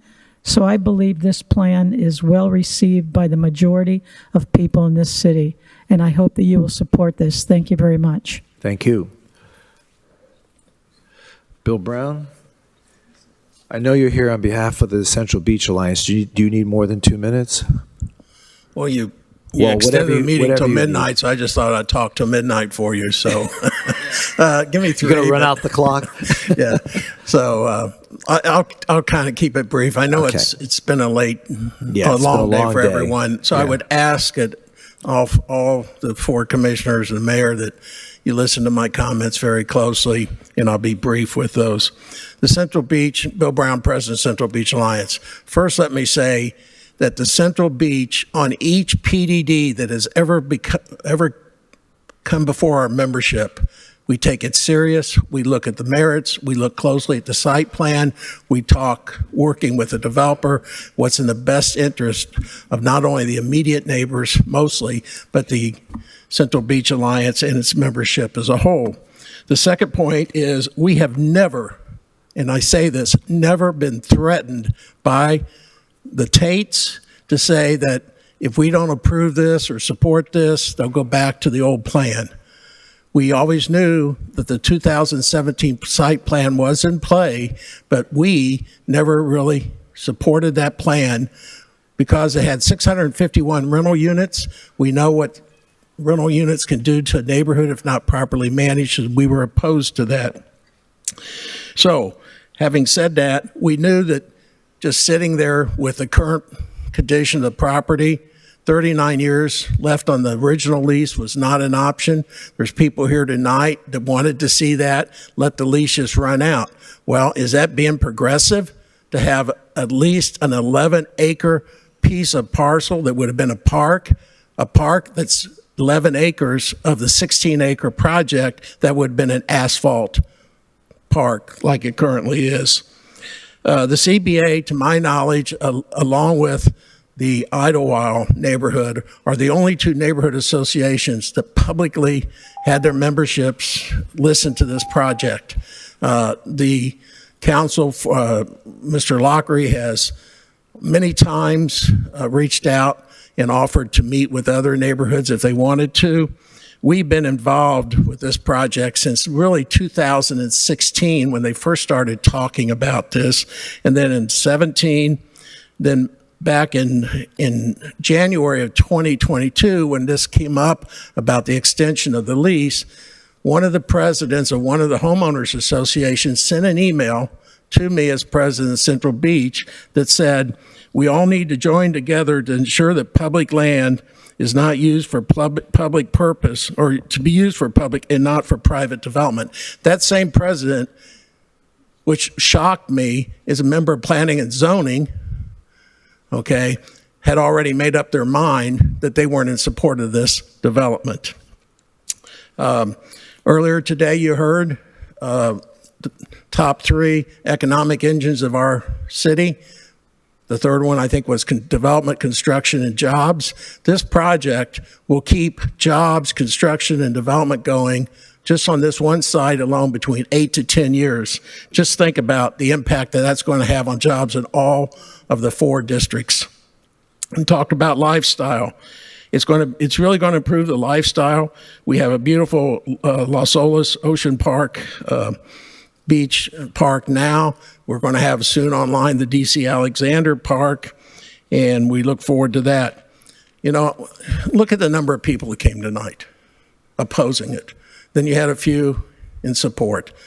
We had at our membership meeting in February of this year over 100 people in attendance.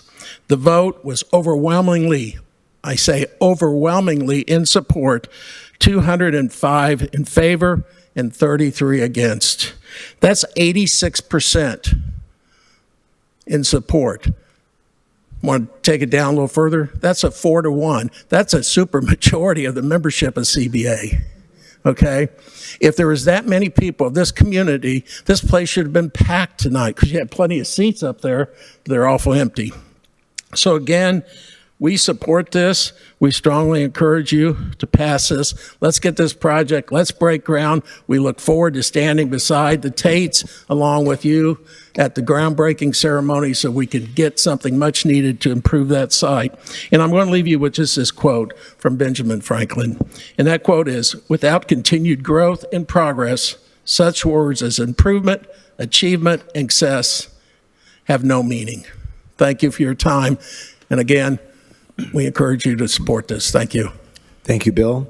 Is there anyone? May I just ask Bill a question before he goes back to his seat? Sure. Bill, if you could just remind the commission, the Central Beach Alliance is the recognized city neighborhood association, and what is your northernmost boundary street and what is your southernmost boundary street in the neighborhood association? It's the entire barrier island from Oakland Park to just south of BMR, there at Fire Station 49, which is Harbor Drive. Thank you. Is there anyone else who wishes to speak? There being none, someone move to close public hearing? So moved. Been moved by the Vice Mayor. Do I hear a second? Second. It's been seconded. Please call the roll. Vice Mayor Beasley Pittman? Yes. Commissioner Sturman? Yes. Commissioner Herbst? Commissioner Glassman? Yes. Mayor Trentalis? Yes, and public hearing is now closed. I suppose I should give the applicant a rebuttal opportunity. Do you need a rebuttal opportunity? Are you fine? Mayor, I appreciate that, but given the hour, I'm happy to answer questions. Okay, Any commission all right. questions that you all have. Okay, great. Thank you. I appreciate your accommodation. Commissioner Herbst, do you have any comments you'd like to make? You got to press the button. It's been so long. I'd prefer to start with input from the district commissioner. Okay, District Commissioner, I guess it would be District 2. Yes, District 2. I actually did have one question for Robert, because one of the concerns that I did have, and this might also need to be weighed in by Mr. Spence, a lot of the comments that I did receive from folks are very concerned with the zoning of a lot of this parcel as park. You know, tonight, later on, we're going to do about, I think, 8 second readings where we're rezoning to parks.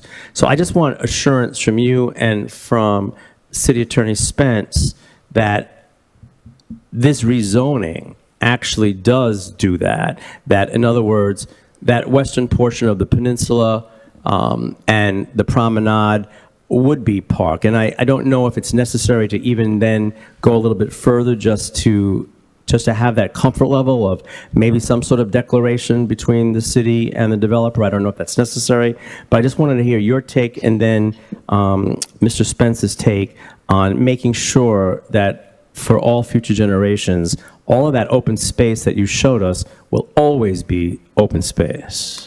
Okay, yes, Commissioner Robert Lockery again on behalf of the applicant. So I'll say 3 things about it. I'll do as quickly as I can. Number one, there was also some comments made to that point about that the developer has somehow already given that piece away, or that that's already part of an approval of the lease. I just want to clarify that is just not the case.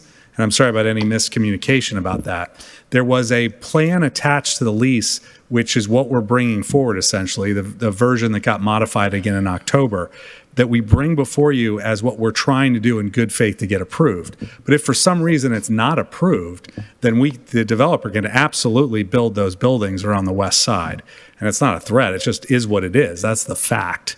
If this is approved, however, though, the site plan specifically provides that there is to be a park on that piece. And unlike a normal site plan, that becomes the zoning. So everything that's in that zoning book, every use that's shown for a specific parcel becomes that piece of property. Of course, I would want the city attorney to back that up, but that's our understanding, and we have no objection whatsoever to also putting that in the declaration. As you may recall from the points with the lease, there's a declaration attached to the lease that the city also signs that cannot be terminated without the consent of the city. We can put those provisions in that document as well. Yeah, and I would appreciate that, actually, because that gives me an extra sense of a comfort level. I know that the rezoning would also protect our marina as well, because it'll no longer be SBMHA, which is a good thing as well. But I just want for future generations to ensure that that happens. So if that's a possibility, that kind of a declaration, I think that we should add that. Again, I understand what you're saying, but maybe Mr. Spence can weigh in, but if it's possible to do that, I would really appreciate that. Well, and you've covered it two ways. You then have covered it with zoning, so that's something that the city controls, and you've covered it with a declaration that's recorded, which is something only the city can release. Yes. So we have no objection. Well, then, when it comes time, Mayor, to vote, if we do have a motion, I would like to add that to the condition, that we actually are going to have that declaration, as part of the declaration, that we are going to protect that open space. Okay. Okay. So then, basically, just my comments, as Commissioner Herbst has requested. This has been a long haul. Several speakers have spoken and reminded me that I oppose this project, and that is correct. For many years, both as a member of Planning and Zoning and when I was not a member of Planning and Zoning, because I never was happy with a site plan that came forward for this site, never. And I was always in opposition. When the previous commission to this one then did charge both the mayor and myself to start having conversations with the tenant, it was always paramount for me to make sure that in order to move forward with renegotiating that lease, that the condition would be that we would also receive a new site plan. That was always paramount for me, because I would not even consider renegotiating that lease if I thought we were going to be moving forward with the 2017 site plan. When folks say it's really not a choice between this and the 2017 site plan, I have to respectfully disagree with that. I believe that this partnership team that we're looking at right now has all the wherewithal to move forward with the 2017 site plan, especially with a 100-year lease. We're already seeing that first phase under construction right now on the Marina Village. I see no reason why. I don't want to take that chance. I do not want to roll the dice and say we might get that 2017 site plan. People are concerned about traffic with 300 units. Think about traffic with 600 plus units. Think about traffic with those also perhaps just being rental units. It is my experience living on the Barrier Island that rental units are always occupied. Condominiums, rarely occupied. So if we're looking at doing a hotel and condominiums here, the impact on traffic will be much less than if we looked at the 2017 site plan.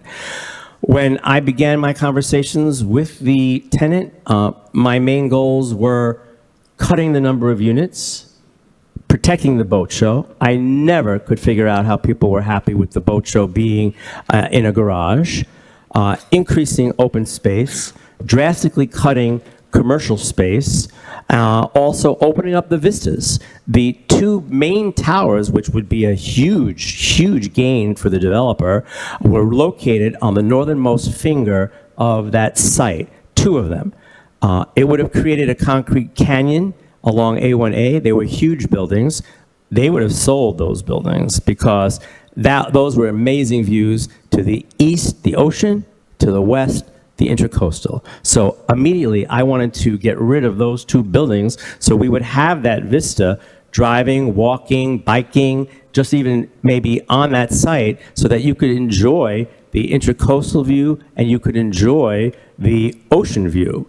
Also, I was very concerned with the basically the number of buildings. The number of buildings, even though they were less height, was just offensive. The density was way more than the density is now in this brand new site plan, because of the fact that we're cutting that density, and we saw all of that in the charts that Mr. Lockery presented. Those are significant numbers. Those are significant reductions. You know, we learned something on the Barrier Island, and I'm going to mention it because one of the people testifying today mentioned the Celine project. That was an interesting discussion in the Neighborhood Association on the Central Beach Alliance.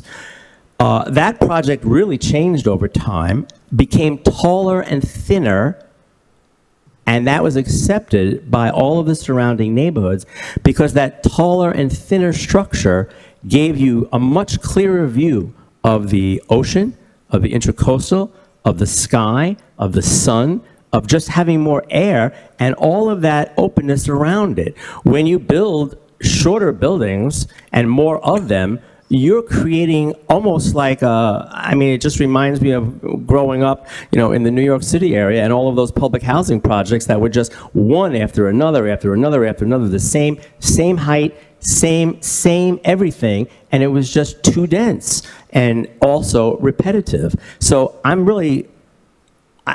basically saying that I think sometimes you have to look at taller and thinner because it really is an improvement than just a lot of squat buildings piled one on top of another. So I think we got rid of at least 5 buildings on this site. That's very, very significant. So overall, I mean, I could go on and on, but those were my main points in negotiating with the team. I watched very closely at the Planning and Zoning Board meeting, which voted 8-1 to support this site plan. I've been listening very carefully all along. So I just wanted to assure people who seem to be disappointed that I'm supporting this, that I did not do this just out of the blue. I did it because the improvements are significant. And I didn't even get into the conversation about revenue, but I have always felt that for the last few decades, the city receiving $1.72 million on this site is a pittance, We did really poorly in negotiating that. I think now we're looking at over 20 million a year. That's a huge economic engine for one site. Again, it's also been brought to our attention today that we had a joint meeting with our Economic Development Advisory Board. When you talk about economic development, creating our first 5-star resort is nothing to sneeze at. This will be the city of Fort Lauderdale's first 5-star resort. This will create jobs. This will bring a whole nother dynamic of folks to the city. Whether we like it or not, people are coming to Fort Lauderdale. They're coming from all over. And this just adds to that luxury market that we don't have right now. And I think this will be a very successful project. And the revenue's nothing to sneeze at, as I said. So for all of those reasons, I am in support of this site plan. For those that have said don't rush it, I don't know. Like 10, 15 years talking about this, to me, is not rushing. I don't know what we're rushing. If that's rushing, then I don't know. What's not rushing? I just feel that we've talked this project out. We have had the opportunity for public to give input. How many public hearings have we had? This commission, the commission before, Planning and Zoning, DRC, all of the neighborhood association meetings. I don't know how many times I've seen this at the Central Beach Alliance. At least 5 times the Central Beach Alliance saw this project and commented and commented and commented and made it better. And that's what that dialogue has done. This project has improved with public input, neighborhood input. As Mr. Brown said, the Central Beach Alliance goes from Oakland Park Boulevard, think of that, Oakland Park Boulevard to Harbor Drive. That's just not a couple of blocks. That's miles on the Barrier Island. A lot of buildings, thousands of people, and they voted over 200 to 35 to say, yes, we want this project. And it's not always easy to get the Central Beach Alliance to support development, just so you understand. So when the Central Beach Alliance supports development, you know that they have vetted it. They have vetted it more than anybody else would vet it. So for all of those reasons, Mayor and Commissioner Herbst, to answer your question, I am in support of this project because is it perfect? Absolutely not. But I think that we have made significant strides in making sure that we're not going to have a project on that site that we would not be happy with, that the city would not be happy with, the public would not be happy with. And for all of those reasons, I am in support of this new site plan. Thank you, Mayor. Great, thank you. Commissioner Sturman, part of this may be in your district. Do you have any thoughts you'd like to share? I'm going to be quite a while. Do they want to go first, or you want me to go right now? Well, It's go your now. call. Go now. I mean, we. Okay. I was planning on taking a few minutes. While I'm waiting, Ms. Pomano, if you could come up. Mr. Dwayne Spence, I'm going to speak to you. Is Chris here from Chris Cooper? Yes, he is. Yeah, a few people come up here. And let me begin by saying I want to thank the developer, Mr. Tate. I want to thank Robert Lockery taking the time, presenting it to me. I want to take the time going over it, the plan that you have. I'll start by saying I like the plan. I like the curvature. I like the way it looks. I'm excited about a lot of the things that you put forth in the plan. But that's the good news. It's going to take a while. I'm going to go through a bunch of things. First of all, Ms. Vermont, could you come up here? You had a quote here. I just want to confirm that from Mr. Dwayne Spence. Hello. Yeah, hi. Mr. Spence, we own the property, correct? And we lease it to the landlord, correct? That's correct. So we're the owners of the property. What was the quote that you had to do a couple criteria to do a PDD?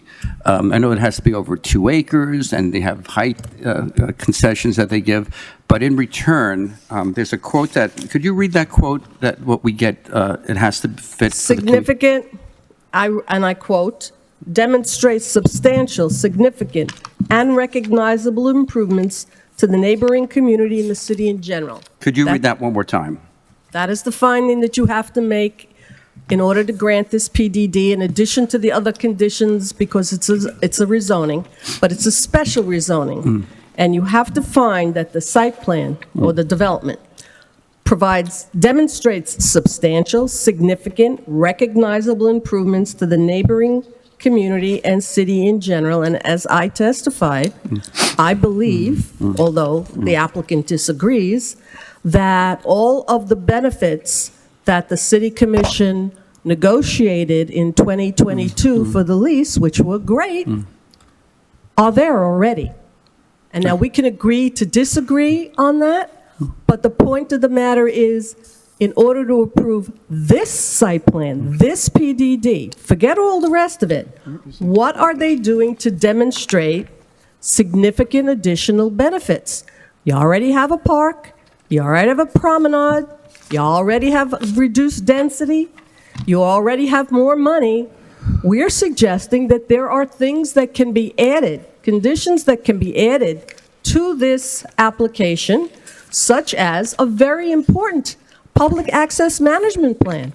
The 2017 site plan had a public access management plan dealing with issues such as signage. Let me give you this one. This is very important. There are 3 ways in this site plan to get to the public park and the promenade. One is by the restaurant on the end of the project. You have to go across the entrance to the restaurant to get to the promenade. Now think about this. I'm walking on the street and I want to get to the park or the promenade.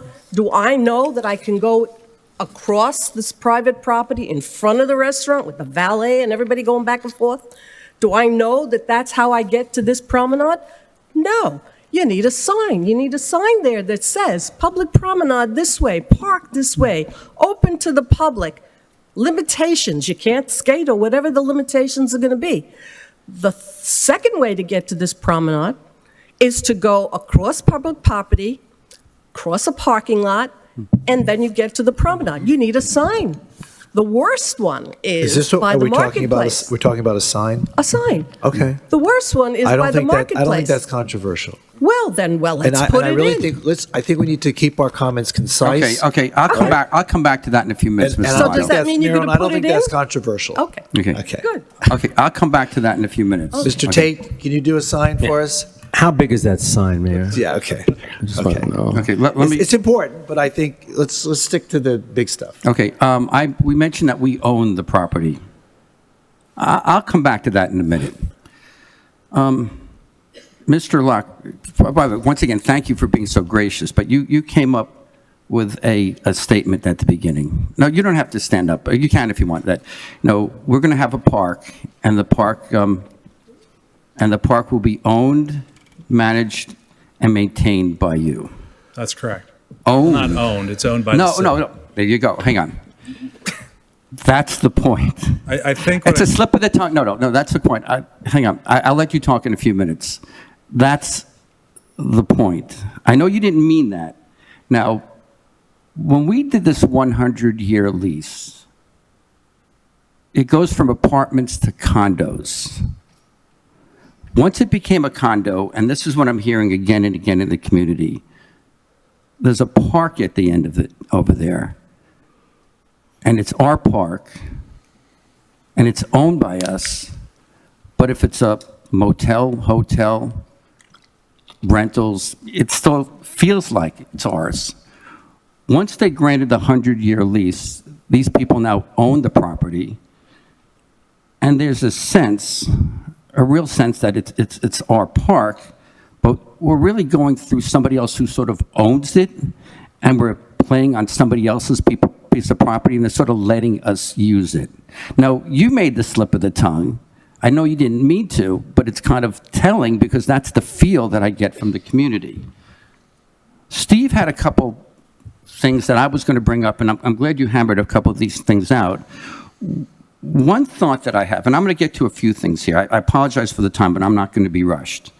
The area is going to be over 16 acres rezoned as a PDD. In return, you will get certain things, like height. Height is the big thing. You're going to go from 1, 2, and 3 bedrooms to 2, 3, 4 bedrooms and a den. The heights of the units will be bigger. It's going to add more value. I think the design is great. The hotel is great. The pedestal, a lot of that is good. But there are improvements. But in return, like was read with Ms. Mamano, there should be substantial benefits to us. 16.8 units in the PDD. The question, I think we know the answer to that. I'm going to go through a few things and we can get them off the table real quick. Is there any advantage to cutting out the park and the promenade from there and actually zoning it as park space? Because they don't need that to develop. If we could, is that not? I know there's protections, but is there any advantage of doing that, Mr. Spence? I'm not certain when you say advantage, what is meant by that? For us to keep it as a public space, to make sure that it's not for future generations, that to give us, make sure that it is a park. Isn't that what Commissioner Glassman Yeah, but I is? just want to double check. No, his thing is there's certain protections that are in there. If we actually cut it out of the PDD and zone it as a park and put a deed restriction on there versus the way that they have it in there as part of the PDD with it designated as the park with a deed restriction, is that just as good? Do we lose anything? I think the deed restriction, but I didn't hear him say deed restriction. I heard a declaration, but no, he didn't say deed restriction, but I did. That is more protective than what I believe is in our charter with regards to rezoning to park, which is a unanimous vote for disposal of the property, which may be a moot issue because this is subject to a lease. And with regards to unanimous vote for rezoning a property that is zoned park. With regards to the PDD, as Mr. Lockery had mentioned, our code requires that the site plan and the design narrative becomes the actual zoning for the property in the PDD. So the effect of identifying the location on the site as a park restricts it and makes it similar to an actual zoning to the park zoning designation under the ULDR, but you have the option of making the restrictions on that parcel a little bit more restrictive because it is they control the design narrative of what they've proposed to you to be a part of the PDD zoning. And as you know, the rezoning requires a supermajority, so you still have the that vote protection with regards to any future rezonings of the park. So the proposed rezoning to PDD with the designated areas as park coupled with the declaration, I think may be an advantage over a mere rezoning to park under our ULDR. Okay, that is helpful. Let's go through a few more things. Who controls the park? I know it's our park, but the hours, I know the hotel has 2 days per month that they could use it. We all learned from what happened at Lockhart. We own the land. We own the stadium. We have to ask them to get those 4 days back. The default is we have to ask them permission to use our park. I don't want to be in the position that, you control the park, you maintain it. From the agreement, Mr. Spence, do we have to ask permission to use that? Do we control what days? I know that for special events, the default is how does that go? So I'm going to... Or Mr. Lockridge, either one of you can answer that. Well, I have Assistant City Attorney Lynn Solomon, who's worked on the lease agreement. What I would say is that that is also a moot issue as it's addressed in the master lease for BHMR and is not subject of tonight's approval, and nor can it be amended as part of tonight's approval. But if Lynn Solomon is available... Okay, go ahead.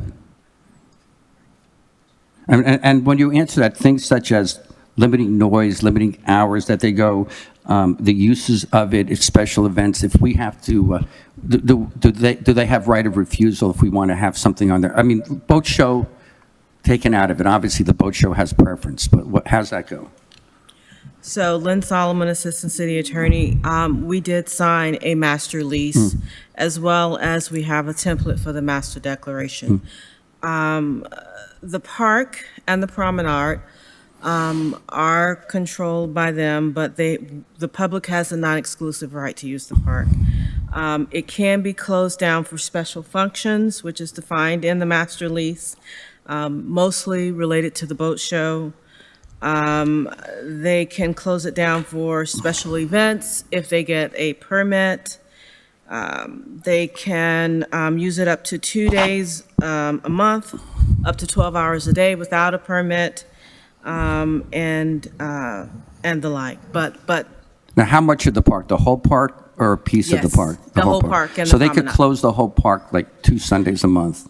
No more than 2 days, 2 days a month, up to 12 hours per day. Do we have say in that or not? I'm sorry? Do we have any say in that? Do they have to get a permit to use it those So if they days? want to have a special function, then they have to get a special events permit. Okay, things such as limiting noise, limiting hours, weekends, lighting, things like that. Do we have any control of those sort of things?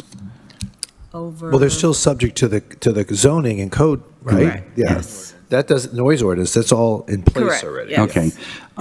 Let's move on from that for a minute, okay? Let's talk about access. Mrs. Mamano, are you still over there? What was the, I don't have my glass. Just one, what was the term that you used for the access plan? In the 100-year lease that you negotiated, you allowed them 10 years to produce the promenade and the park to be available for public access. This is an excellent area where you could get more and substantial and demonstrable benefits. You could advance the amount of, reduce the amount of time that they could, in other words, instead of 10 years, maybe it's 5 years, So, maybe it's 7 years. Lockery, We could go that- Mr. Lockery, can you come up to the podium? Right. Is it our understanding that your client intends to build the hotel and and two of the buildings on the west side within 5 years, and that they would have the promenade completed when those buildings are complete? Under the way that the site plan and PDD is being submitted, they have to. That all has to get done at the same time those other three buildings are completed. That's Right, so when correct. those three buildings are completed, which is planned to be within 5 years, that's when the promenade would also. But I think be it was completed. 10 years, though. I think. No, listen. It's no, if they don't complete the buildings within 10 years, they still have to do the promenade within 10 years. But the buildings, once the buildings go up, those three buildings, they have to have the promenade in place. Before That's the correct. buildings go up. Right. That's Okay. correct. Okay. May I comment on that? Okay, no, let me have a few more Wait a questions. second, may Yeah, I go ahead. comment on that? Yeah. Go ahead. Okay. In the lease, there are milestones. The milestones say that the first building has to be built within 3 years. They've already built the first building. Second building is, I think, 5 years. Third building is 7 years. 4 buildings is 11 years. That's okay? the condo buildings, No, not, that's the buildings. It doesn't say, it says buildings, okay?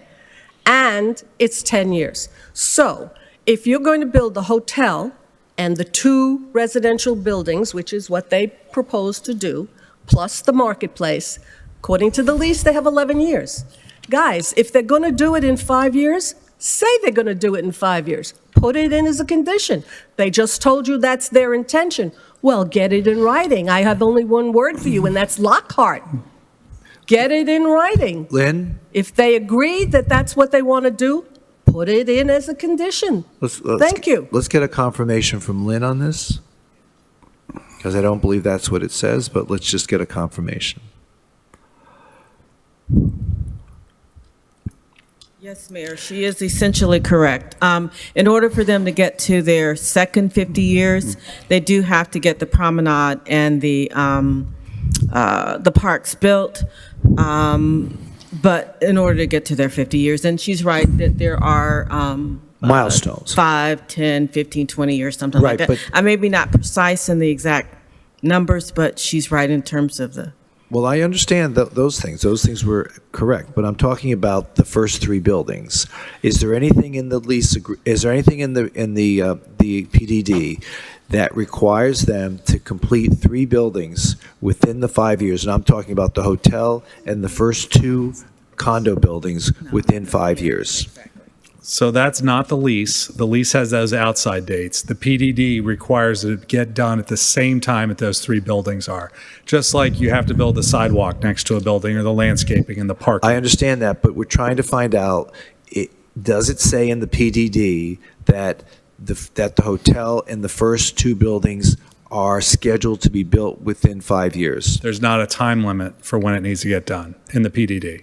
Okay, Okay, so, but if those buildings don't get built within 10 years, they still have to build the That's promenade correct, Mayor. at the 10-year mark. Even if they never get built, not because of the PDD, but Right. because of the lease, Okay. they have to get built. Okay.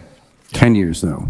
Okay, so later on, John, when you have the floor, if you could comment about your experiences with Lockhart and getting parks built, your thought. Let's talk about access now. Mr. Lockery, the 1.8 acres park, I think the promenade on the sides were 1.6 acres. There was some park space on the frontage on A1A north and south also. That brings it to somewhere about 5 acres. Are all of those also protected as park space, just like the park would be? Yes, Mr. Lockery. The park and the promenade are included in that. Okay. The streetscape along Seabreeze is open to the public all the time, Okay. so that's not a concern. And the Marina Village is really that Right. additional sidewalk. But the main thing is the park as well as the promenade, both Yeah, of so those. the park and the promenade are with interior to the property, Yeah. and they're the areas that are open to the public pursuant to the lease from 6 a.m. To 9 p.m. Now, what's a little different is in this PDD as opposed to the other plan, either way those restrictions apply. However, with this plan, rather than 3 little parks, which would have those restrictions applied to, you have 1 big park. It's 1.8 acres instead of 3 parks that are about an average of a half acre.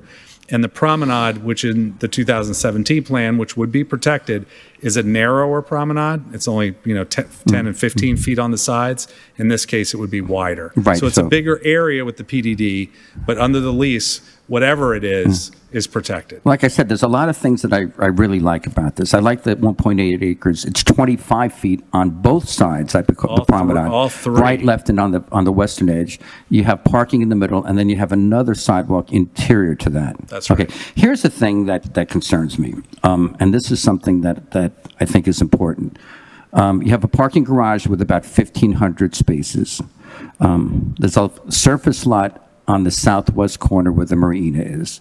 But then there's parking on the north and south side interior to the promenade, correct? That's correct. And how many spots would that So be? the total surface parking, Commissioner, is about 300 parking spaces, 330, 340. Okay. Going back to that feeling that we don't own this, and how we could correct that feeling, and how this could be more. I think that it would be important to have those spots being municipal parking. I know that we spoke about of several renditions, and maybe some of them have to be reserved for marine people. But I think having had access to, you own a park and you can't get to it, it's kind of worthless. I think having the municipal metered parking that the city controls in the north and south side, has that been addressed? So the possibility of that. Since you brought that up, I had a chance to talk to my client about it, and I can say we can meet you sort of that way. The concept always has been, and I didn't know this when we spoke, that parking will be available to the public. So the only really reserved spaces are in a lot which is to the south of the park, which is specific parking for the marina. The rest of the parking around that perimeter will be first come, first serve, whether the public wants to use it, go into the park, go into a restaurant, whether anybody in the marina wants to use it. So it will not be reserved, which answers, I think, the most important part of your question. As far as how it's metered and how it's regulated, that would be done by the developer the way any other lot is done in Fort Lauderdale. They might use the city services to do it. They might do it themselves. But either way, the public would go in, use an app, park there, and be free to do that. Okay, I think having public park, I think, and having public deeded promenade, I think having that municipal parking would be an important thing for us to have. That would not be something we would agree to. Okay, but you would have public access to that. In other words, you don't have to own a boat and be in the marina to park there. That's correct. You could have public will be able to park there. That's correct. Okay. I'm just going to touch upon this. I think Steve covered this already. The $1 million we get a year, and then the boat show gives us, I think, 10 times that amount, and having to recoup some of the money that we have for that property. But Steve had covered that, which leads me to a couple little things. Traffic study on the beach is going to be shadows, and there's only the good news, guys. I have one last topic here. The bad news, it's height. 120 feet, and what we spoke at the beginning. I remember I told you I'd get back to it. We're back. What's the wording of that? Substantial. Once again. Substantial, significant, and recognizable improvements to the neighboring community and city in general. Okay, so thank you, Mr. Mayor. The good news, this is my last point. PDD, it's 120 feet. PDD gets to go 125% above that, which brings it to 270. You have a bunch of height issues coming through here that I'm trying to wrap my head around. I like the project, but I have some problems with, in particular, neighborhood compatibility. And I promised Chris he'd come up here, and I didn't want to keep him in suspense. Chris? There's a Cooper. Okay. Some of the neighbor Illini, how tall? I'm sorry. Do you know how tall the Illini is? I don't. I think it's 190 or so. 190? Okay. So 193. 193. Harborage. What is that? 235. That's what I thought. Venetian? Okay, well, you get where I'm going. I think 125% over the base would be 270. So, Commissioner, the maximum allowable height in the zoning district that this property is located in is actually 144 feet. So, 125 times that height is in excess of 300 feet.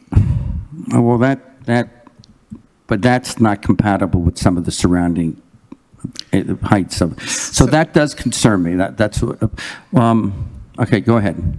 Yeah, so when we look at compatibility in this case for the PDD and where this site is located in terms of its distance from the neighborhoods to the west across the intercoastal and other neighborhoods nearby, what we're really looking at is compatibility with the uses and types of buildings that we have in that area. So while height is a consideration, it's not the only consideration that we look at when we're determining compatibility with surroundings. It's just one of the things.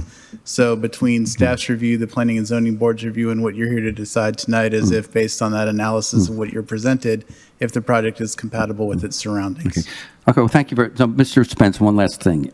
We're not obligated to do this, but we should do this if this is substantially benefits the community, correct? I mean, they're going to get extra height, extra rooms, 1, 2, and 3 bedrooms, going 2, 3, 4 bedrooms then.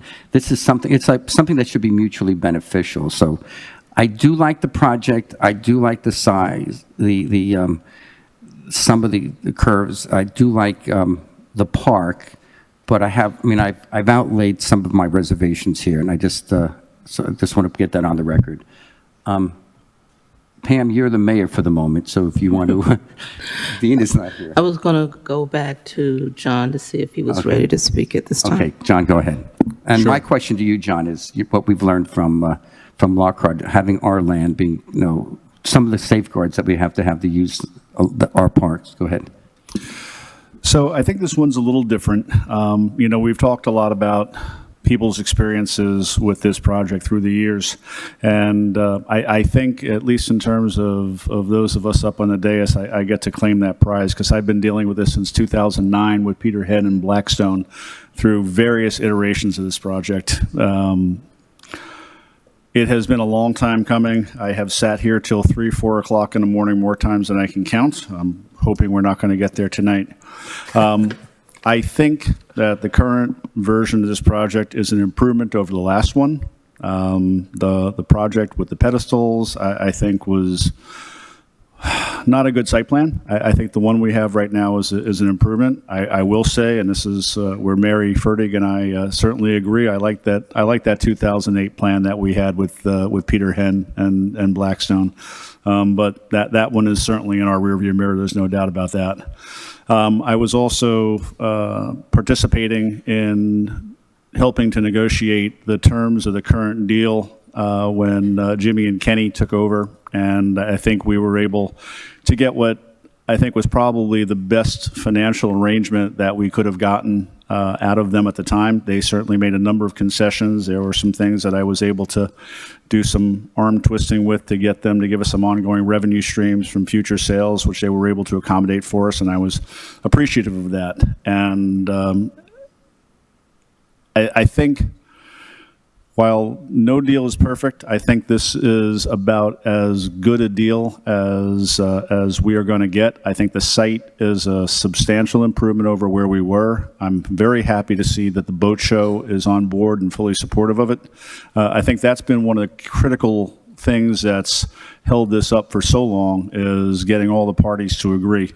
Are there opportunities to tweak around the edges? There always are, but I would say that the Tates and their partners have worked with the city to come up with something that I think in the long run is going to be very good for the community, very good for the city, good for us financially, certainly head and shoulders above the revenue stream that we've been generating off this project for decades. It's been an underutilized property, going back for quite a long period of time. This was a bad deal from many, many years ago that we're still trying to get out from underneath, and I think this gives us the best opportunity to do that.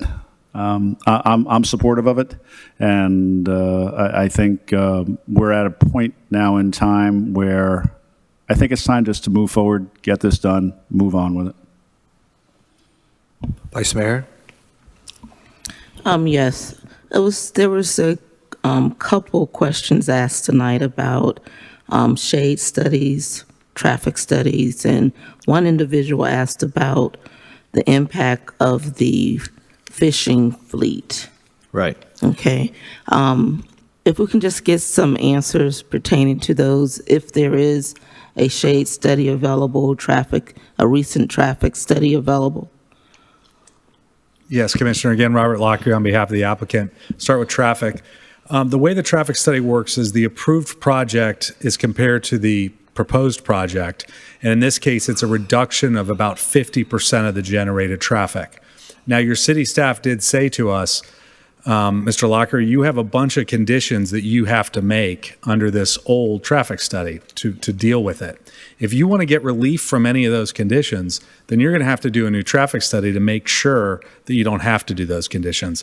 And our client said, you know what, we'll go ahead and commit to those conditions. So even though we're going to have less traffic, we'll still make the same improvements. That includes a new turn lane that's going to be deeper, or rather a turn lane that exists going to be deeper at the northbound to westbound intersection of Las Olas and A1A. It includes additional infrastructure improvements at the signalized intersection at Seabreeze and the entrance, and extra turn lanes. So the physical improvements that this developer will be making, even as far north as Las Olas, to deal with traffic. Shadow study is not required by this application because we were not asking for any relief from the yards. We weren't asking for lower setbacks, et cetera. However, your staff asked that we do one anyway, and the neighbors asked that we did one. And so one was submitted with the site plan. It's actually attached, I think it's the third or fourth last page in your plan. And it was done exactly according to your city code requirements, which is from 9 a.m. to 5 p.m. at the spring equinox on March 21st. So that was done as well. As far as the fishing fleet, you know, those folks, some of them have moved to the north. Obviously, it's a marina. We welcome anyone who wants to come and use it. I will say that one really kind of exciting thing that's going on right now is, if you've ever been on the Jungle Queen, you know that the Jungle Queen there kind of had a shack. It's been there about 30 years. They are getting a new home on the site with a new building, their own bathrooms, an office. That's all being built at the current location, and they're going to have their own berth. So the developer's been very cognizant of the history of the marine industry on this site. Okay.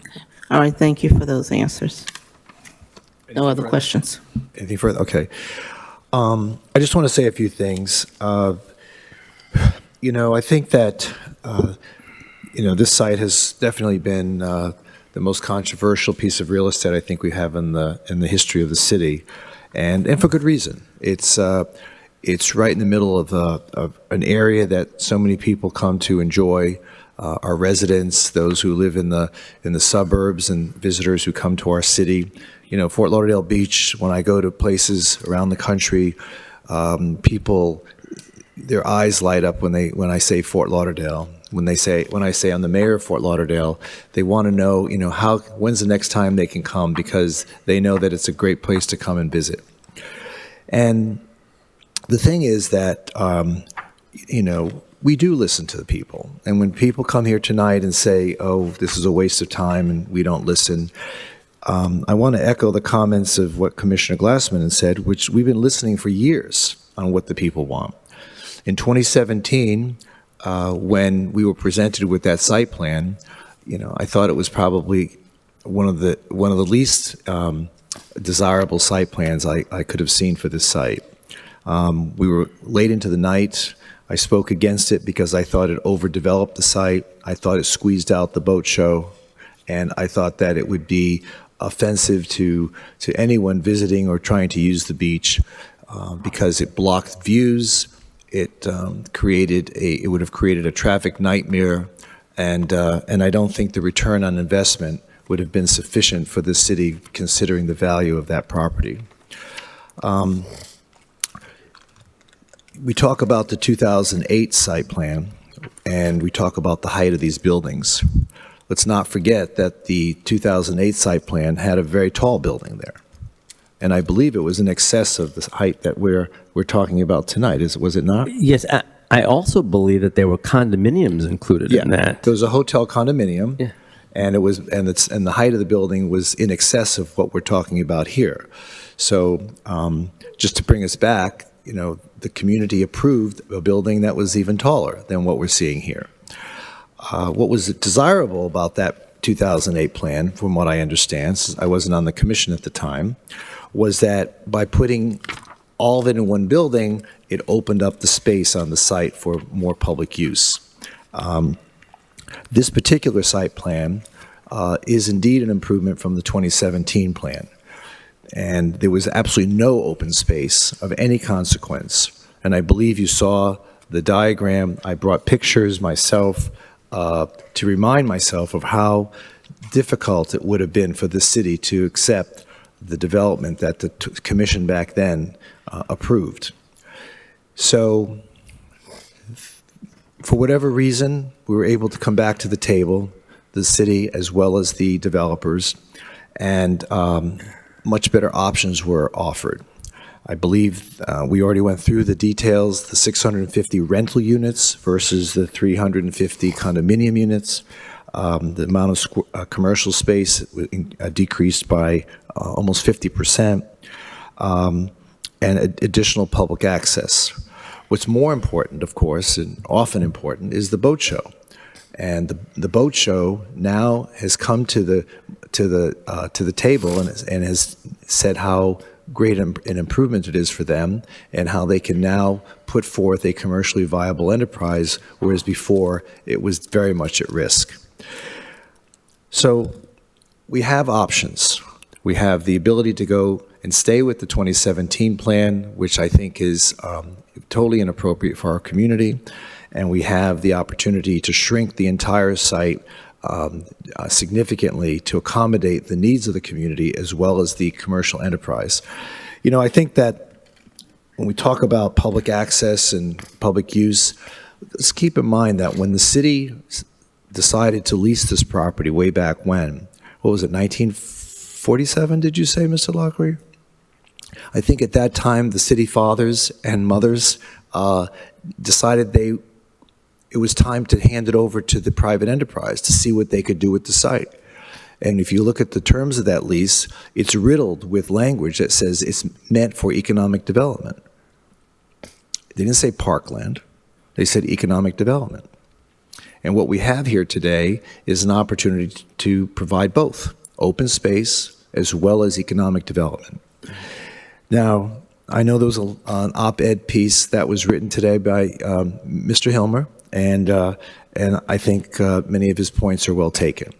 But I think it's completely out of context to say that we have a choice to do something other than what we have tonight, which I think is the best choice. We have an opportunity to shed that 2017 site and to embrace something that is a complete improvement over what we are now faced with if we don't approve this tonight. So, but I think that the article has much more value than just talking about Bahia Mara. Yeah. Okay. I have 6 minutes. All right. We will extend.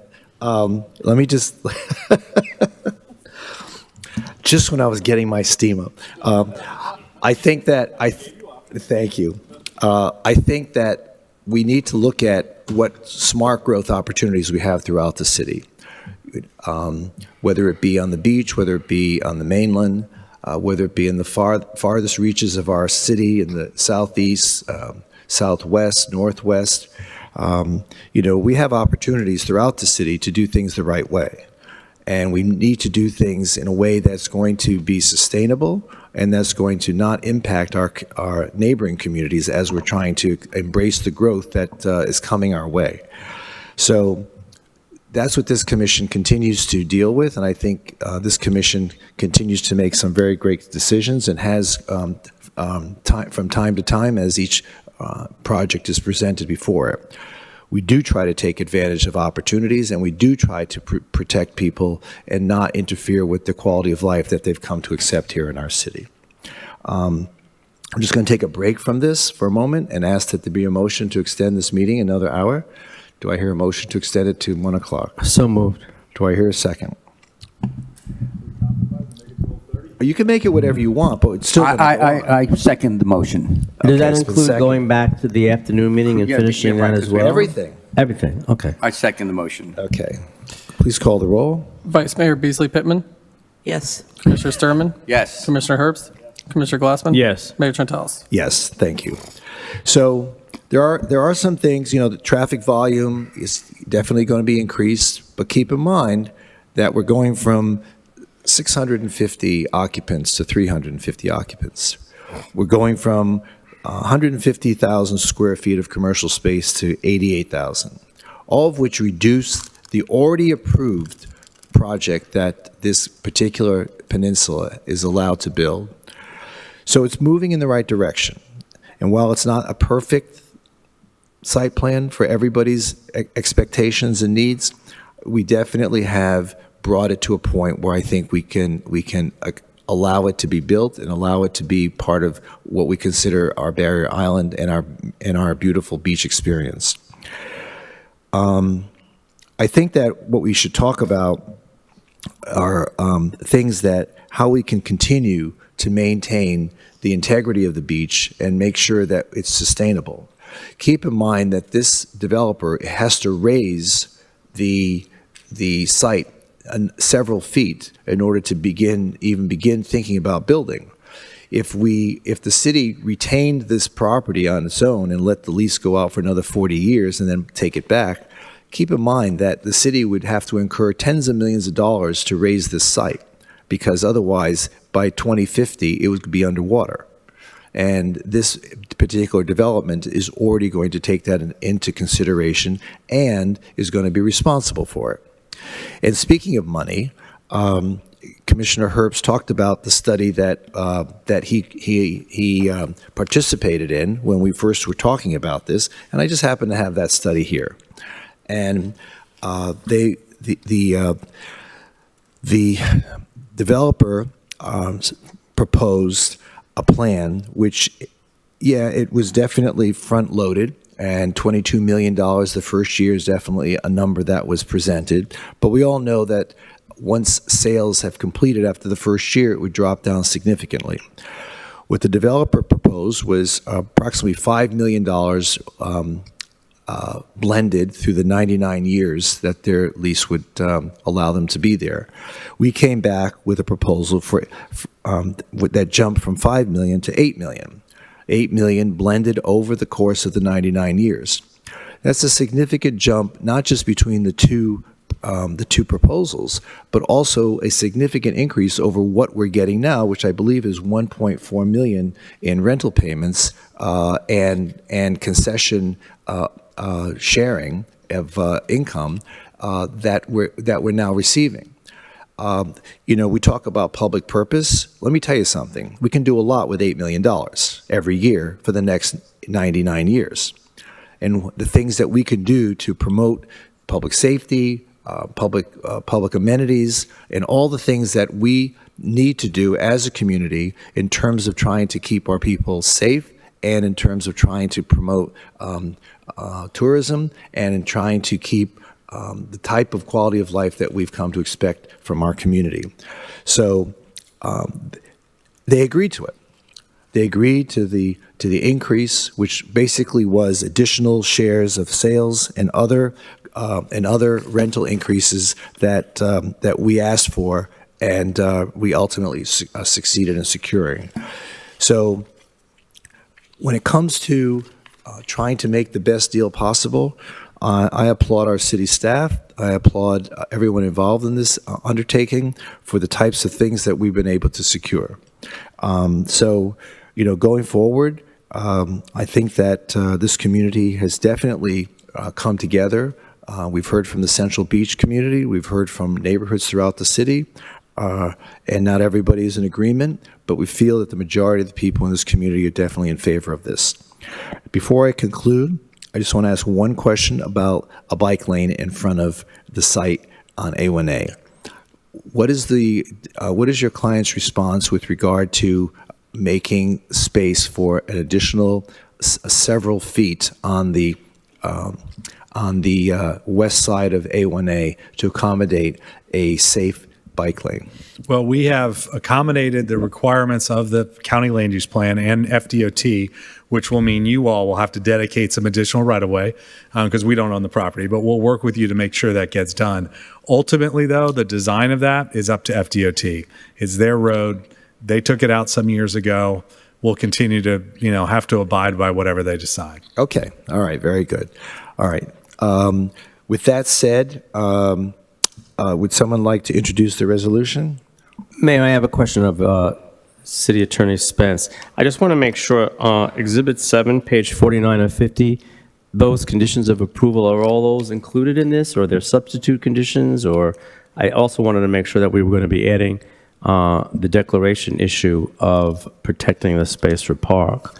But I just wanted to ask about Well, you those said conditions. you wanted to add that to, this is an ordinance. You said you wanted to add that to any motion that was made, so you can do that in Correct. your motion. So to clarify, there, as Exhibit 6, there are proposed conditions that I believe are being requested to substitute the conditions that are attached to the ordinance. Okay, so we're going to attach the substitute If that's conditions. your motion to replace them with Exhibit 6. Yes, I would move that, Mayor, with the substitute conditions, and in addition to the substitute conditions, the declaration that protects that land for park. Okay. So the ordinance has been introduced. If there's no further discussion, I'd ask the clerk to call the roll. And that's as amended, correct? As amended. Okay. In ordinance amending section 47-1.6.b of the City of Fort Lauderdale Unified Land Development Regulations through the revision of the official zoning map of the City of Fort Lauderdale and Schedule A revised compilation attached thereto and by reference made a part thereof as to rezone from SBMHA South Beach Marina and Hotel Area District to PDD Planned Development District, all that part of Bahia Mar according to the plat thereof as recorded in Plat Book 35, Page 39 of the Public Records of Broward County, Florida, lying west of the west right-of-way of State Road 81A and Seabreeze Boulevard, less parcel 1 thereof, and less than north 80 feet of parcel 34 thereof, located north of Harbor Drive, west of State Road 81A, east of the Intracoastal Waterway, and south of the Hall of Fame Drive, all said lands being in the City of Fort Lauderdale, Broward County, Florida, providing for conflicts, providing for severability, and providing for an effective date. Vice Mayor Beasley Pittman? Yes. Commissioner Sturman? No. Commissioner Herbst? Yes. Commissioner Glassman? Yes. Mayor Trentalis? Yes, and the ordinance is now approved. Thank you, and thank you for your bringing it to this point. We thank you for your commitment to our city, and let's try to be good neighbors. Okay, now we have a slew of ordinances on second reading. I'm going to go through them quickly. Again, they're second reading. There are a number of people who have signed up to speak on a couple of them. So let's see if we can get through these, and then we'll go back to our conference meeting. Actually, we'll go back to our OPEB meeting, and then we'll go to our conference meeting. This is OSR 1, second reading, an ordinance amending the City of Fort Lauderdale, Florida Code of Ordinances and Unified Land Development Regulations to provide for the designation of alternative locations for public meetings. Would someone like to introduce the ordinance? It's been introduced. Any questions? There being none, please call the roll. In ordinance of the City of Fort Lauderdale, Florida, amending Section 2-26 meetings, Section 2-217 general requirements for advisory boards and committees, Section 9-355 meetings and procedures, Section 11-16 service of notices of the City of Fort Lauderdale, Florida Code of Ordinances, and Section 47-30.4 meetings and procedures, and Section 47-33.6 meetings and procedures of the City of Fort Lauderdale, Florida Unified Land Development Regulations to provide for the designation of alternative locations for public meetings of the City Commission and advisory boards, and to provide for the designation of alternative locations for posting of notices, providing for severability, repeal of conflicting ordinance provisions, codification and correction of scrivener's errors, and an effective date. Vice Mayor Beasley Pittman? Yes. Commissioner Sturman? Yes. Commissioner Herbst? Yes. Commissioner Glassman? Yes. Mayor Trentalis? Yes, and OSR 1 is now approved on second reading. OSR 2, second reading, quasi-judicial ordinance approving rezoning from A1A beachfront area districts to parks, recreation, and open space, 500 Seabreeze Boulevard. Anyone wishing to speak must be sworn in, and the commission will announce any site visits, communications, or expert opinions received and make them a part of the record. Commissioner Herbst, do you have any additional disclosures? No. Commissioner, Vice Mayor? None. I have none. Commissioners, Glassman? Thank you, Sorry. Mayor Seiler. Thank you. No additional ones, thank you. Commissioner Sturman? None. Okay. Is anyone here to speak on this? No one has signed up. I hear a motion. I need a motion to close public hearing. So moved. And do I hear a second? Second. Second. Moved and seconded. Please call the roll on closing public hearing. Vice Mayor Beasley Pittman? Yes. Commissioner Sturman? Yes. Commissioner Herbst? Yes. Commissioner Glassman? Yes. Mayor Trentalis? Yes, and public hearing is now closed. Would someone like to introduce the ordinance? Introduce. In ordinance amending section 47-1.6.b of the City of Fort Lauderdale, Florida Unified Land Development Regulations through the revision of the official zoning map of the City of Fort Lauderdale and Schedule A revised compilation attached thereto and by reference made a part thereof so as to rezone from ABA A1A beachfront area districts to parks, recreation, and open space district, a portion of lots 10 and 11, Block 2 and Block B, together with a portion of Sunrise Boulevard right-of-way, re-amended plot of Blocks A and 2 of the amended plat of the Las Olas by the Sea according to the plat thereof as recorded in Plat Book 1, page 16 of the Public Records of Broward County, Florida, located west of Atlantic Boulevard, south of Northeast 5th Street, east of Seabreeze Boulevard, and north of Bahia Mar, all said lands being the City of Fort Lauderdale, Broward County, Florida, providing for conflicts, providing for severability, and providing for an effective date. Vice Mayor Beasley Pittman? Yes. Commissioner Sturman? Could you repeat what you just said? No. Yes. Yes. Commissioner Herbst? Commissioner Glassman? Yes. Mayor Trentalis? Yes, and OSR 2 is approved on second reading. Mr. Brown, you look very lonely out there. He's a trooper. OSR 3, second reading, quasi-judicial ordinance approving a rezoning from A1A Beachfront Area District to Parks, Recreation, and Open Space District, 3000 East Las Olas Boulevard, City of Fort Lauderdale. Anyone wishing to speak must be sworn in. The commission will announce any site visits, communications, or expert opinions received and make them a part of the record. Commissioner Herbst, do you have any additional disclosures? I do not. Commissioner Vice Mayor? None. I have none. Commissioner Glassman? None. And Commissioner Sturman? Do you have any additional disclosures? stepped He's away. gone. Yeah. He's gone. Oh, okay. Now he's back. Do you have any disclosures? No one signed up to speak. Would someone please No move disclosures. to close public hearing? Oh, okay, you're back. Okay. Someone please move to close public hearing. So moved. Do I hear a second? Second? Second. Vice Mayor Beasley Pittman? Yes. Commissioner Sturman? Yes. Commissioner Herbst? Yes. Commissioner Glassman? Yes. Mayor Trentalis? Yes, and public hearing is now closed. Someone like to introduce the ordinance on OSR 3? Thank you. In ordinance amending section 47-1.6.b of the City of Fort Lauderdale, Florida Unified Land Development Regulations through the revision of the official zoning map of the City of Fort Lauderdale and Schedule A revised compilation attached thereto and by reference made a part thereof so as to rezone from A1A beachfront area to Parks, Recreation, Open Space District, a portion of Block A re-amended plat of Blocks A and 2 of the amended plat of the Las Olas by the Sea according to the plat thereof as recorded in Plat Book 1, page 16 of the Public Records, Broward County, Florida, together with a portion of the vacated Palm Drive right-of-way as recorded in Official Records Book 12194, page 448 of the Public Records of Broward County, Florida, located west of Atlantic Boulevard, north of Northeast 5th Street, east of Seabreeze Boulevard, and south of Las Olas Boulevard, all said lands being in the City of Fort Lauderdale, Broward County, Florida, providing for conflicts, providing for severability, and providing for an effective date. Vice Mayor Beasley Pittman? Yes. Commissioner Sturman? Yes. Commissioner Herbst? Yes. Commissioner Glassman? Yes. Mayor Trentalis? Yes, and OSR 3 is now approved. OSR 4, second reading, quasi-judicial ordinance approving a rezoning from Regional Activity Center, Arts and Science District to Parks, Recreation, Open Space, 400 Southwest 2nd Street. Anyone wishing to speak must be sworn in, and the commission will announce any site visits, communications, or expert opinions received and make them a part of the record. Commissioner Herbst, do you have any additional disclosures? And Vice Mayor? None. I have none. Commissioner Glassman? No. And Commissioner None. Sturman? None. No one has signed up to speak. Someone please move to close So public moved. hearing. Second. Moved and seconded. Please call the roll. Vice Mayor Beasley Pittman? Yes. Commissioner Sturman? Yes. Commissioner Herbst? Yes. Commissioner Glassman? Yes. Mayor Trentalis? Yes, and public hearing is now closed. Would someone like to introduce the ordinance? Introduce.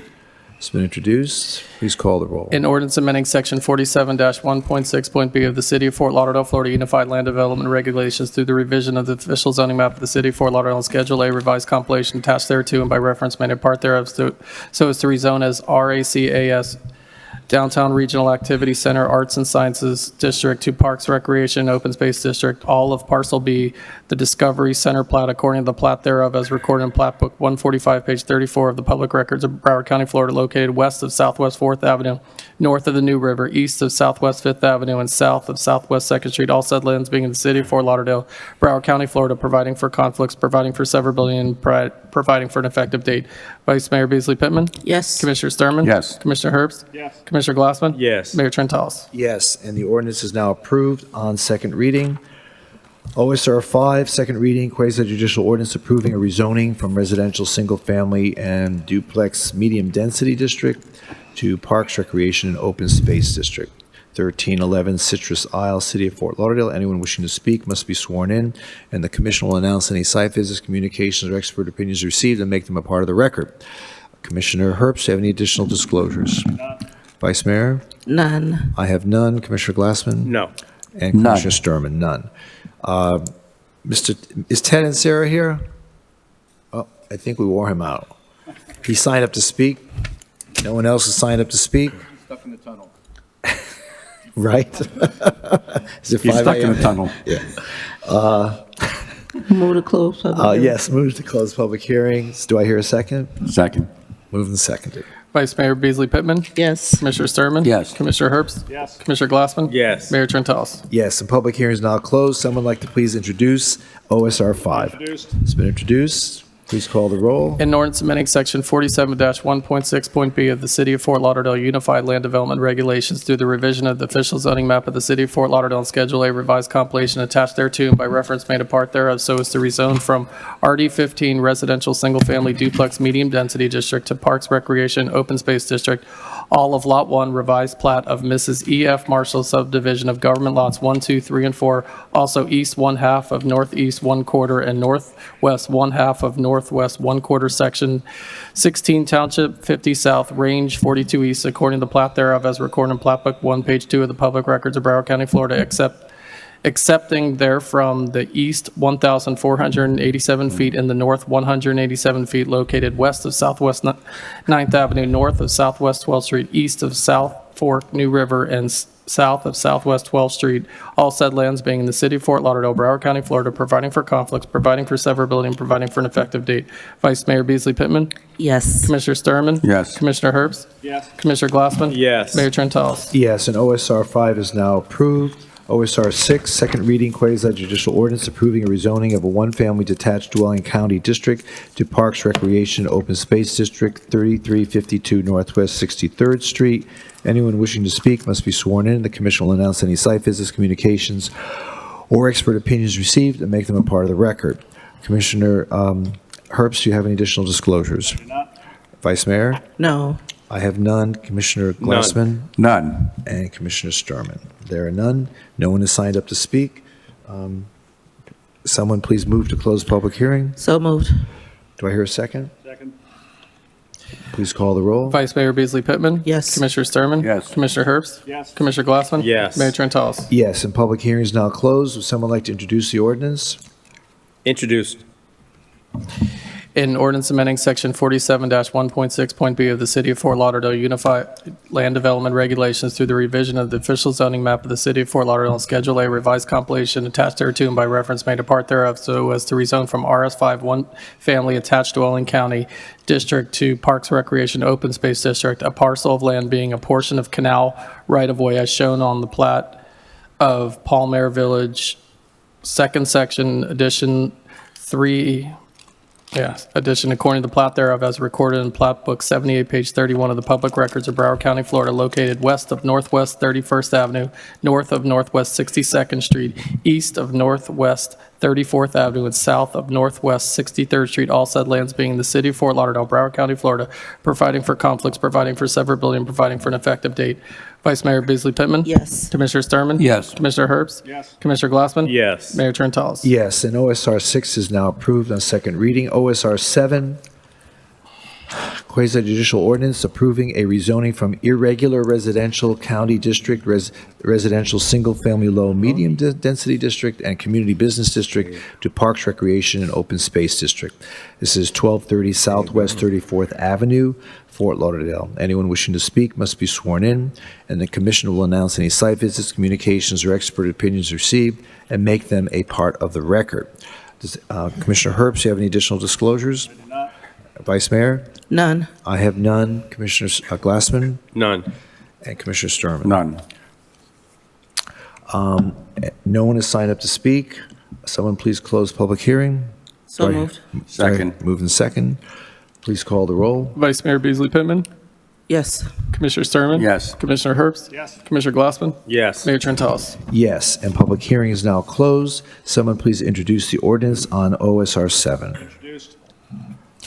An ordinance amending section 47-1.6.b of the City of Fort Lauderdale, Florida Unified Land Development Regulations through the revision of the official zoning map of the City of Fort Lauderdale, Florida, and Schedule A, revised compilation attached thereto and by reference made a part thereof, so as to rezone from RS 6.7 irregular residential county district, RS 8 residential single-family low medium density district, and community business district to Parks, Recreation, Open Space District, all of lots 9 through 14, Block 8, Melrose Park, Section 4, according to the plat thereof, as recorded in Plat Book 29, page 40 of the Public Records of Broward County, Florida, less the north 100 feet thereof, and all of Westwood Terrace, according to the plat thereof, as recorded in Plat Book 10, page 30 of the Public Records of Broward County, Florida, and a portion of the northeast 1/4 of Section 18, Township 50 South, Range 42 East, located west of Southwest 31st Avenue, north of Davie Boulevard, east of Southwest 35th Avenue, and south of Jackson Boulevard, all said lands being in the City of Fort Lauderdale, Broward County, Florida, providing for conflicts, providing for severability, and providing for an effective date. Vice Mayor Beasley Pittman? Yes. Commissioner Sturman? Yes. Commissioner Herbst? Yes. Commissioner Glassman? Yes. Mayor Trentalis. Yes, and OSR 7 is now approved. OSR 8, second reading, quasi-judicial ordinance approving a rezoning from regional activity centers, city center district to Parks, Recreation, and Open Space District. This is 10 East Broward Boulevard. Anyone wishing to speak must be sworn in, and the commission will announce any site visits, communications, or expert opinions received and make them a part of the record. Commissioner Herbst, any additional disclosures? None. Vice Mayor? None. I have none. Commissioner Glassman? None. Commissioner Sturman? None. Okay. Anyone wishing to speak? No one has signed up. Do I hear a motion to close public hearing? So moved. Do I hear a second? Second. Been moved and seconded. Please call the roll. Vice Mayor Beasley Pittman? Yes. Commissioner Sturman? Yes. Commissioner Herbst? Yes. Commissioner Glassman? Yes. Mayor Trentalis. Yes. And public hearing is now closed on OSR. 8. Yeah, 8. My computer just crashed, but now I'm back. Someone like to introduce? So moved. You're introducing the ordinance? Yes. Okay.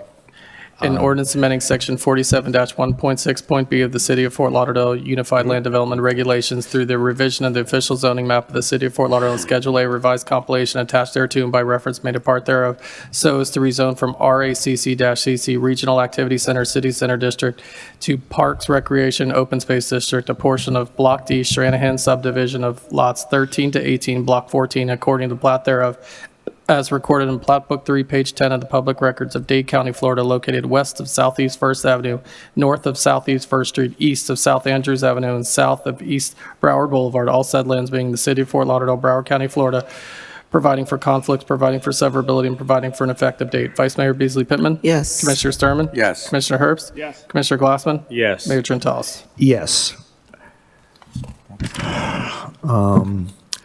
And OSR 8 is now approved. OSR 9, second reading, quasi-judicial ordinance approving a rezoning from residential single-family low medium density district to Parks, Recreation, Open Space District, 1016 Waverly Road.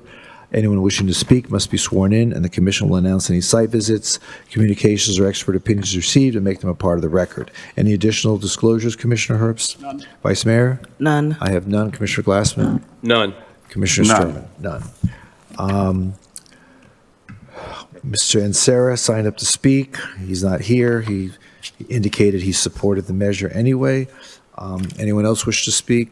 Someone please move to close public hearing. So moved. Second. Please call the roll. Vice Mayor Beasley Pittman? Yes. Commissioner Sturman? Yes. Commissioner Herbst? Yes. Commissioner Glassman? Yes. Mayor Trentalis? Yes, and public hearing is now closed. Would someone like to introduce the ordinance on second reading? Introduced. Been introduced. In ordinance amending section 47-1.6.b of the City of Fort Lauderdale, Florida Unified Land Development Regulations through the revision of the official zoning map of the City of Fort Lauderdale and Schedule A revised compilation attached thereto and by reference made a part thereof so as to rezone from RS8 Residential Single Family Low Medium Density District to Parks Recreation Open Space District, all of lots 1, 2, 3, 4, 5, 6, Block 101, Waverly Place, according to plat thereof, as recorded in Plat Book 2, page 19 of the Public Records of Dade County, Florida, located west of Southwest 9th Avenue, north of North Fork, New River, east of Palm Avenue, and south of Tequesta Street, all said lands being in the City of Fort Lauderdale, Broward County, Florida, providing for conflicts, providing for severability, and providing for an effective date. Vice Mayor Beasley Pittman? Yes. Commissioner Sturman? Yes. Commissioner Herbst? Yes. Commissioner Glassman? Yes. Mayor Trentalis? Yes, and OSR 9 is now approved on second reading. OSR 10, second reading, quasi-judicial ordinance approving a rezoning from residential single-family medium-density district to residential multifamily low-rise medium-density district, Central City CRA Northwest Quadrant. Anyone wishing to speak must be sworn in, and the commission will announce any site visits, communications, or expert opinions received and make them a part of the record. Any further disclosures? Commissioner Herbst. I have none. Vice Mayor? None. I have none. Commissioner Glassman? None. Commissioner Sturman? None. I have 4 people who signed up to speak. I don't know if you folks are still here. Ed Catalan. Catalano. All the way in the back. Yeah, we have South Middle River. Thank you for your patience up there. You want to come up? No, you can't because it has to be recorded and we need to see your shiny face on our camera. Look at you zipping over there. Oh, my God. And William Cody Look at you go. and Abby Laughlin, she's gone, and Ray Thrower. Just 2 left. Just in support. You have to press the thing for your microphone. See on the speaker. On the microphone. On the bottom. microphone, the bottom of the microphone. It's just perfect. There you go. My name is Edward Catalano. I am the the treasurer of the South Middle River Civic Association, and we want to have this change made, and we agree with the proposal. Are you speaking on behalf of the association? Yes. Okay. All right. Thank you. Mr. Cody? Good evening, Mayor, Commissioners. I just want to thank you all for this opportunity to be here. I'm grateful to be able to come before you and just want to say that I support this, and I hope I can get a unanimous vote tonight so I can go back to my board and say that I sat here for 6 hours waiting. And so thank you very much. Thank you for all the work that you do.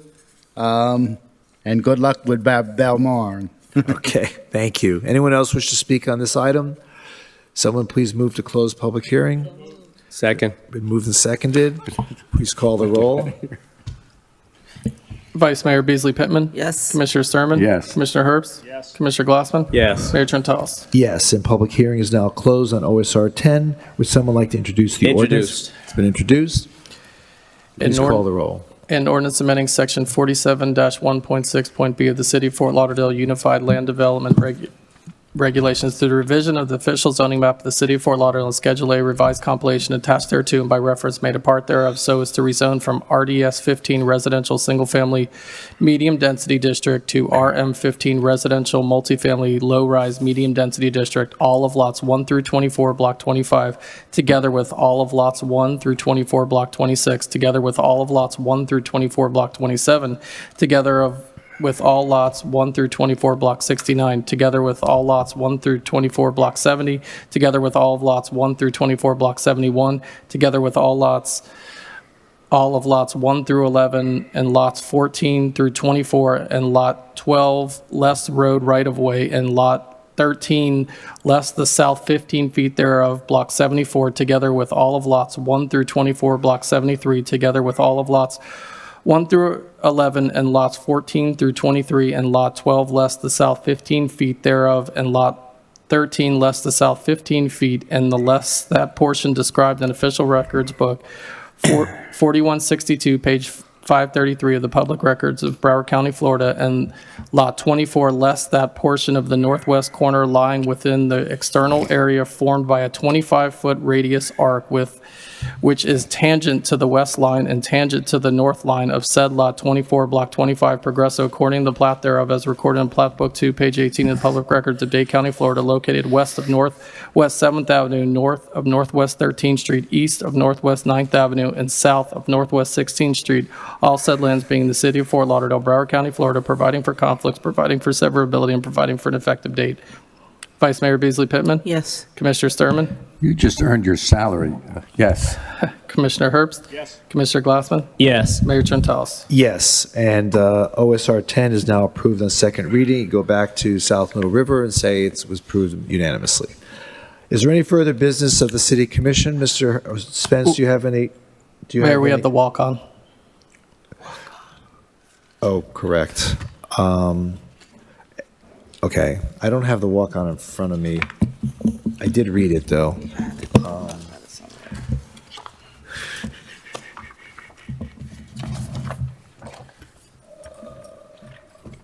Which item is it? Mr. Spence, what was the nature of the walk-on? Okay, so walk-on is a resolution ratifying the application for and authorizing the acceptance of grants, grant funds, and execution of Florida Local Government Cybersecurity Grant Program from Florida Digital Services, State of Florida Department of Management Services. Anyone have any questions with regard to this resolution? No one has signed up to speak. Would someone like to introduce the resolution? Introduced. Please call the roll. A resolution of the City Commission of the City of Fort Lauderdale, Florida, delegating to the city manager the authority to accept grant funds and execute the grant agreement for our local government cybersecurity grant program with the State of Florida Department of Management Services and any and all documents necessary or incidental to the application for the grant agreement, grant acceptance, receipt and disbursement of the grant funds pursuant thereto, and ratifying the execution of any such document. Vice Mayor Beasley Pittman? Yes. Commissioner Sturman? Yes. Commissioner Herbst? Yes. Commissioner Glassman? Yes. Mayor Trentalis? Yes, and the resolution is approved. Now, is there any other additional business of this, of the There's commission? OPEB and Commissioner For comments. this meeting, though. No, but for this meeting, he's saying.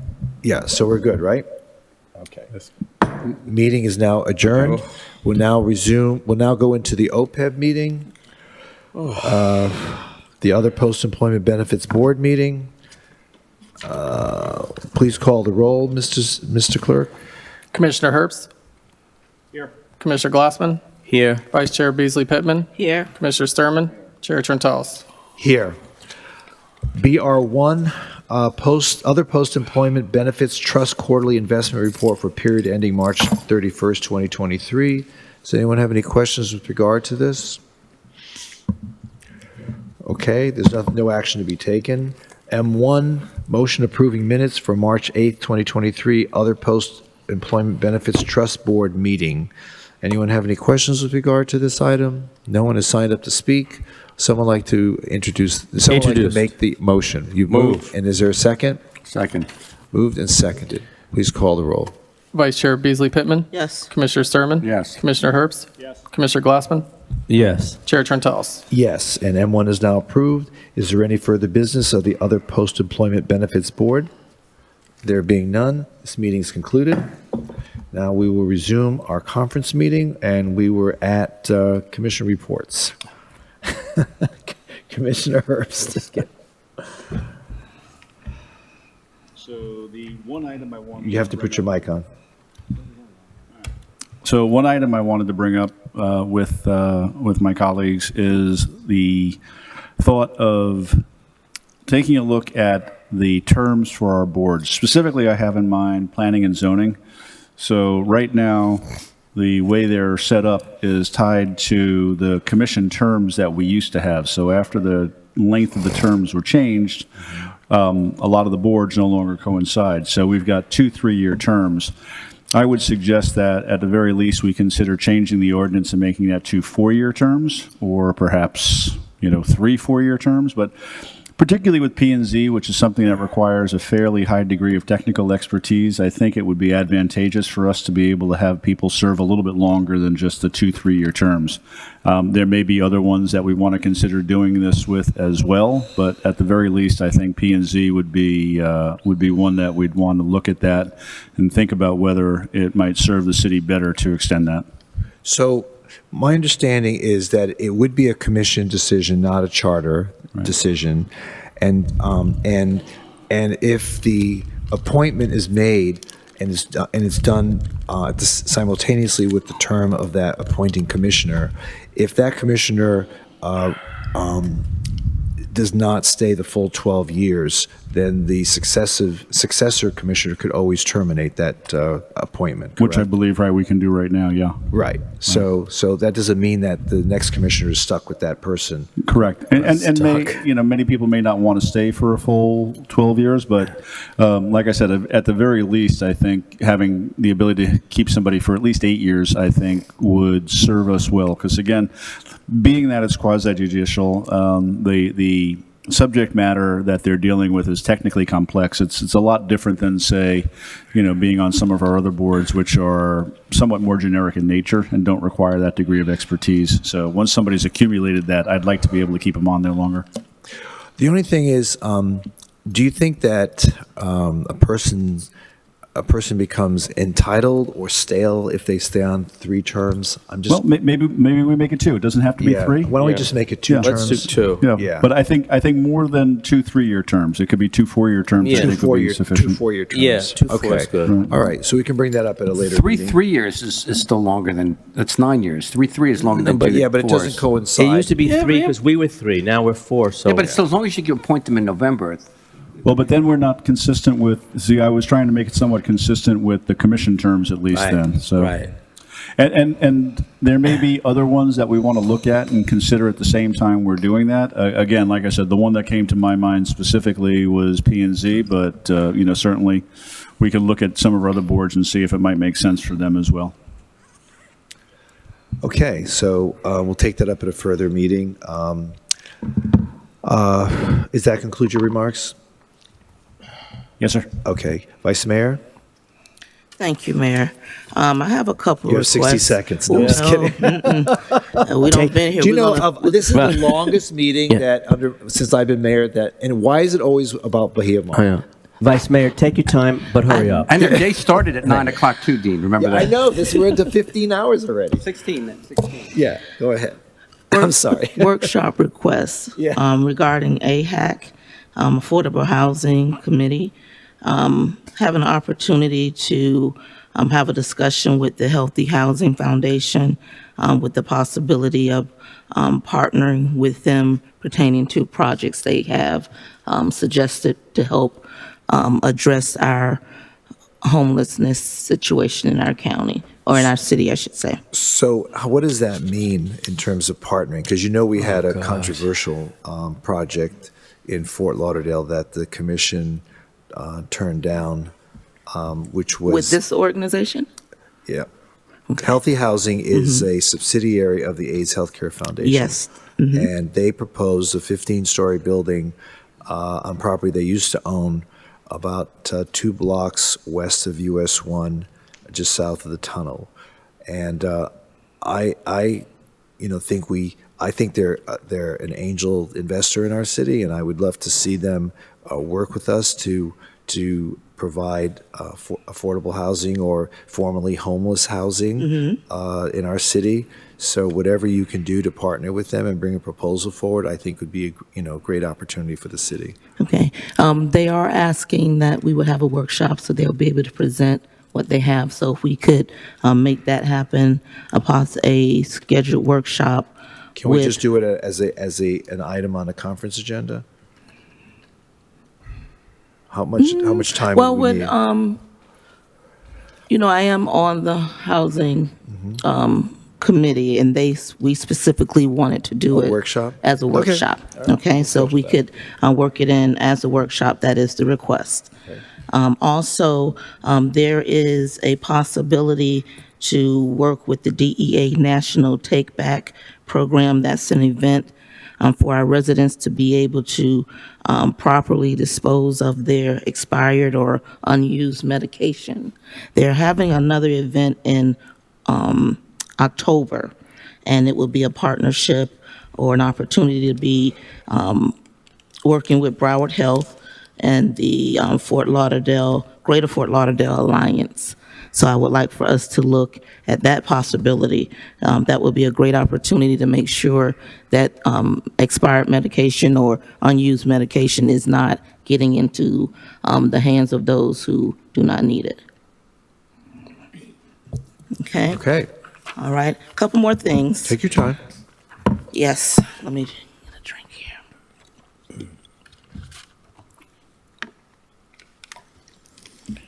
Okay.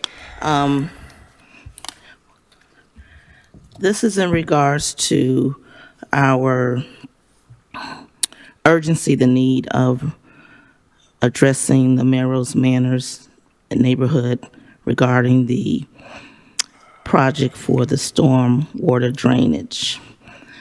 I would like to request, okay, I'm tired here. Let me get myself together. I'm sorry. Yeah, take your time. What I'm requesting is for us to be able to receive reports on, I'm asking for at each meeting, at each conference, that we get a update regarding HDR and the plan that they have for us. I'm making this request based on the opportunity to make this an urgent matter. The update that we're requesting has to do with the June 14, 2022, where the previous commission voted and approved the project for the Manors community. To date, we're looking at 350 plus days since we had given this contract or agreement, or went into this agreement with HDR. And what we would like to see and what needs to happen is for the citizens in our district to receive updates regularly pertaining to how we are addressing the situation. Questions we do have, and questions I would like to have answered on those continuing basis, is regarding that consultant agreement with HDR for the Melrose Manors area. What are there any other projects that are being worked with that HDR is focused on other than with Melrose Manors? I need to know the progress that's been made since June 14th. What is the timeline that has been established? If there is not a timeline, I need to know why. Also, I want to know when can we get these pipes in the ground, and how fast we can get this project completed. And I'm asking this based on the urgency. We know that we're coming into the hurricane season, and what I keep hearing from the constituents, my neighbors, we want to see the urgency that occurred when the pipes broke in Rio Vista and the other areas in the city. Not making this a priority right now does not seem to be a priority. So we want to see this move forward as quick as possible. So again, my asks are for the transparency, each meeting having a both written and verbal answer to the question as to where we are in the timeline regarding this project. Can I make a suggestion? Because I know that this project is going to take more than a year to do. I don't know how much progress is made from week to week, that we would need an update, every 2 weeks. I'm wondering if, first of all, has Public Works gone to the neighborhood association to give an update on where things are with regard to that stormwater project? That might be a good start. We have been there, okay. And what we need to do, because participation at the meetings are not always a good time for all the neighbors. So trying to make this available as much as possible. So if they can't make it to the meeting, they can at least maybe hear it from our recorded meeting. So I want to get it out as much as possible. I understand there may not be as much tread or a update every meeting, but I believe that would at least make our constituents feel like something is being done, even if it's a repeat as to what happened the last time. Mr. Dodd, what are your thoughts on that?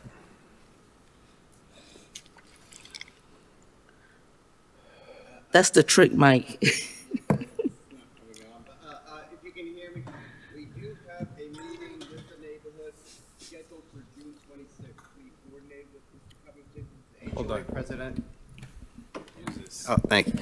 So we do have a meeting with the neighborhood on June 26th to go over where we are as far as the development of the model. And HCR will be there. We will be taking input from the neighborhood, just like we did with the other 7 neighborhoods. So we are going forward. We'll get a lot of information to the residents at that time. All right, so we want to start with that. We'll start with that, but it's still my request that we Start have with that that and see how it constant goes. update. Okay, thank you. And then also, this is my last item, understanding that we are actually in hurricane season. It officially started on June 1st, and we know it would end on November 30th. Our National Hurricane Center has predicted 12 to 17 named storms, 5 to 9 actual hurricanes, and 1 to 4 major hurricanes for the city of Fort Lauderdale, for the city of Fort Lauderdale and District 3 and 4 specifically. It's imperative as elected officials, referring to us as the commission overall, that we operate in a proactive manner, creating a thorough, comprehensive emergency management plan, the CAMP, as cited in our city ordinance 2.1587. On August 12th, the city experienced and lived through a traumatic rainstorm that yielded 26 inches of rain in a very short period of time. Yes, it was an act of nature. However, as the largest city within Broward County, we need to lead as examples and not as followers. Note that it is raining season right now. It is rainy season right now in South Florida. In fact, many of our neighbors are still trying to recover from the aftermath of the effects of the storm damage that happened in April. Right now, as the downpours of rain lingers and impede our neighbors, their peace of mind and safe havens are both of their security and safety zones are being tampered. District 3 and District 4 neighbors are experiencing PTSD with daily rain showers or storms. I'm personally getting calls where people are, every time it starts to rain, they want to know, are the trucks out already? Is there pumps in place? They're really traumatized from what they experienced a few months ago in April. What is coming is probably could occur through living through the storms of the 2020 storm as well. However, everyone on this dais must be determined and be proactive and not reactive. With that being said, I am asking again that we select a date, have a workshop, and begin to create our camp plan. On June 6th, today I'm making my 3rd request. Well, it's not June 6th anymore. It's June 7th. June 7th, okay. I'm making this 3rd request. Greg, this is a directive to schedule as soon as possible, possibility to propose and create a possible, I use the word create because I'm not sure if there is actually a plan in place. That was something that we could not determine in one of our conversations. So if it's a creation, let's do it. If it's something we need to amend, let's do that as well. Also, I'm asking in an effort to offer some type of state of peace of mind for not only District 3 and District 4, but overall for the city, to have sandbags available now. This is something that I believe that we can give somewhat a peace of mind to our neighbors. have them in place where they can go and get the bags now, because we know rainfall happens immediately, and then when we're preparing for the hurricanes, with everything going on, that's usually the last thing people go to assume is those sandbags. Also, I want to add with that, if we could have both staff and volunteers on hand to help prepare those sandbags. Because when I was out noticing as people were trying to get them, there were elderly people, there were women that were frail, that couldn't do this by themselves because it became an issue. Volunteers, I believe that we could tap into neighborhood support. They usually know how and where to go and get volunteers from.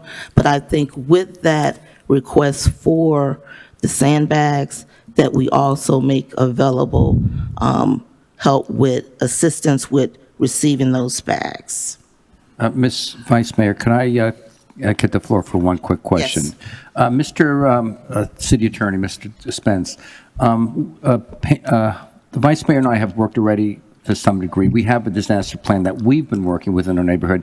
Would it be violating sunshine, as long as we're not voting on anything, would it be violating sunshine working with her developing a neighborhood plan, or that's something that we're not allowed to do, if it's not a voting issue?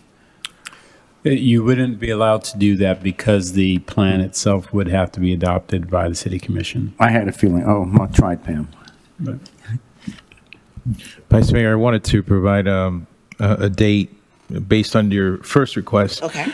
We did settle and hired a trainer and also a FEMA expert to come and provide an overview of the emergency management plan, followed by NIM standard, and that's going to be June 23rd from 1 to 4 p.m. at FXC.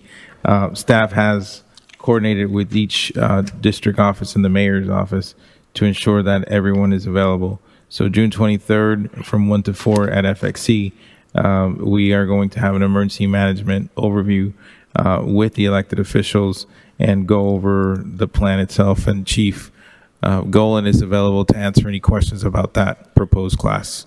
Okay, before you allow Chief to speak, that meeting will, because I was under the impression that was only for the MIMS training, so this is opportunity as well to go over the Kemp plan. Yes, that is an opportunity to understand NIMS, understand how we align our efforts, our resources, and our priorities with NIMS standard. Okay. And Chief is available to talk more about that. Good evening, Mayor, Vice Mayor, Commissioners. So Good morning. Good morning. Yes. So my mind's a little foggy at this point. So I believe it's called the G402 class, if I'm not mistaken. But the class is aligned at our EOC to show the operations and what each role would be during the activation of the EOC. And the role that you would play also in the activation, and how that information is then disseminated down into the community.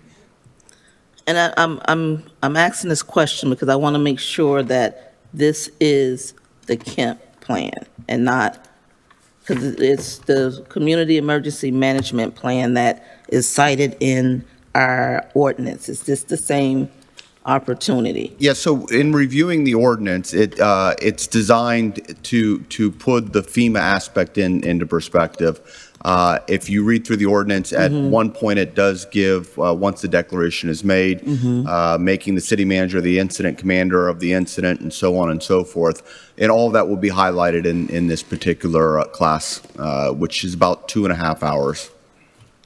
Okay, all right.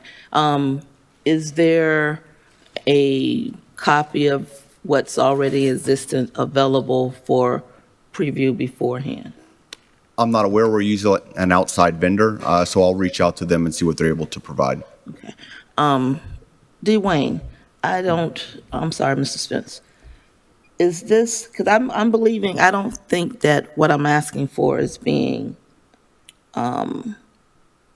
understood, because I believe that what's being presented on the 23rd is different from what I'm asking for. what is the code section that you're referring to? 2, 1.5. 587.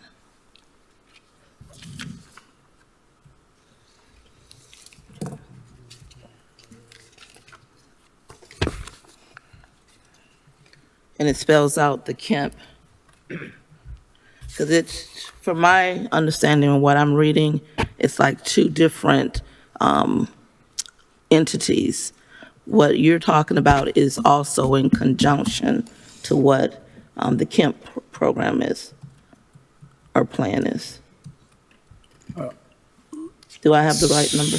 So what I see as under our emergency preparedness as 2-272. Okay, maybe I have the wrong number. And the Kemp, I see as the Fort Lauderdale Comprehensive Emergency Management Plan, which is a plan adopted by the city by resolution that needs to be designed consistent with Broward County and the state of Florida emergency plans. So the training I think they're talking about is with regards to FEMA, but it's not a local plan.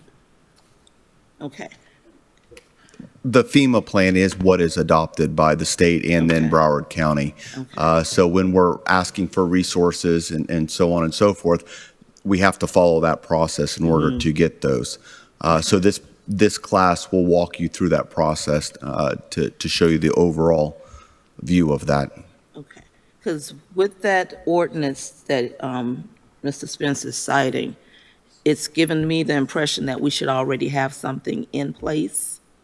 We do. We do, okay. Yes, and we fall under FEMA guidelines on that. Okay. What this class is going to do is to show you exactly what those steps are. This ordinance is referring us back to not only the county's plan, but also the state plan. The county and the state plan both fall under FEMA. Okay, all right, thank you. So we'll go from there. And that's it, Mayor. All right, very good. Commissioner Glassman, do you have any report? Mayor, I know you're going to be shocked, but I'm going to forego my report this evening. In the sake of time, for the sake of time. Did I hear that correctly? Don't question, please. Before he changes his mind. We have 4 minutes, right? There's nothing that can't wait till the 20th. I pass. Okay. I just have one thing. Despite all the other things we all attend, I did attend the U.S. Conference of Mayors this past weekend and learned a lot about how things are done in other communities and comparing them to ours. I'm going to say that, just summarize by saying we're very blessed compared to a lot of other cities. And at the same time, we certainly share a lot of the challenges as well as the benefits that the changes are happening in this country. So I bring back an experience that I think was well worth it. So I always encourage everybody to go to these conferences. So thank you for going to the National League conferences. And anyway, anything further, Mr. City Manager? Do you have a report you want to make? Yeah, a few things real quick. Just letting you know that on Thursday, the MPO will be providing a very special announcement. So all elected officials are invited to attend at 9 a.m. The MPO will... Is it 9 a.m. or 9:30? Our meetings usually start at 9:30. You're right, 9:30. Right. Additionally, wanted to share that there's a possible groundbreaking for the police headquarters, June 16th at 1:30 p.m. We have coordinated with your schedules. We're just finalizing certain pieces so that can happen.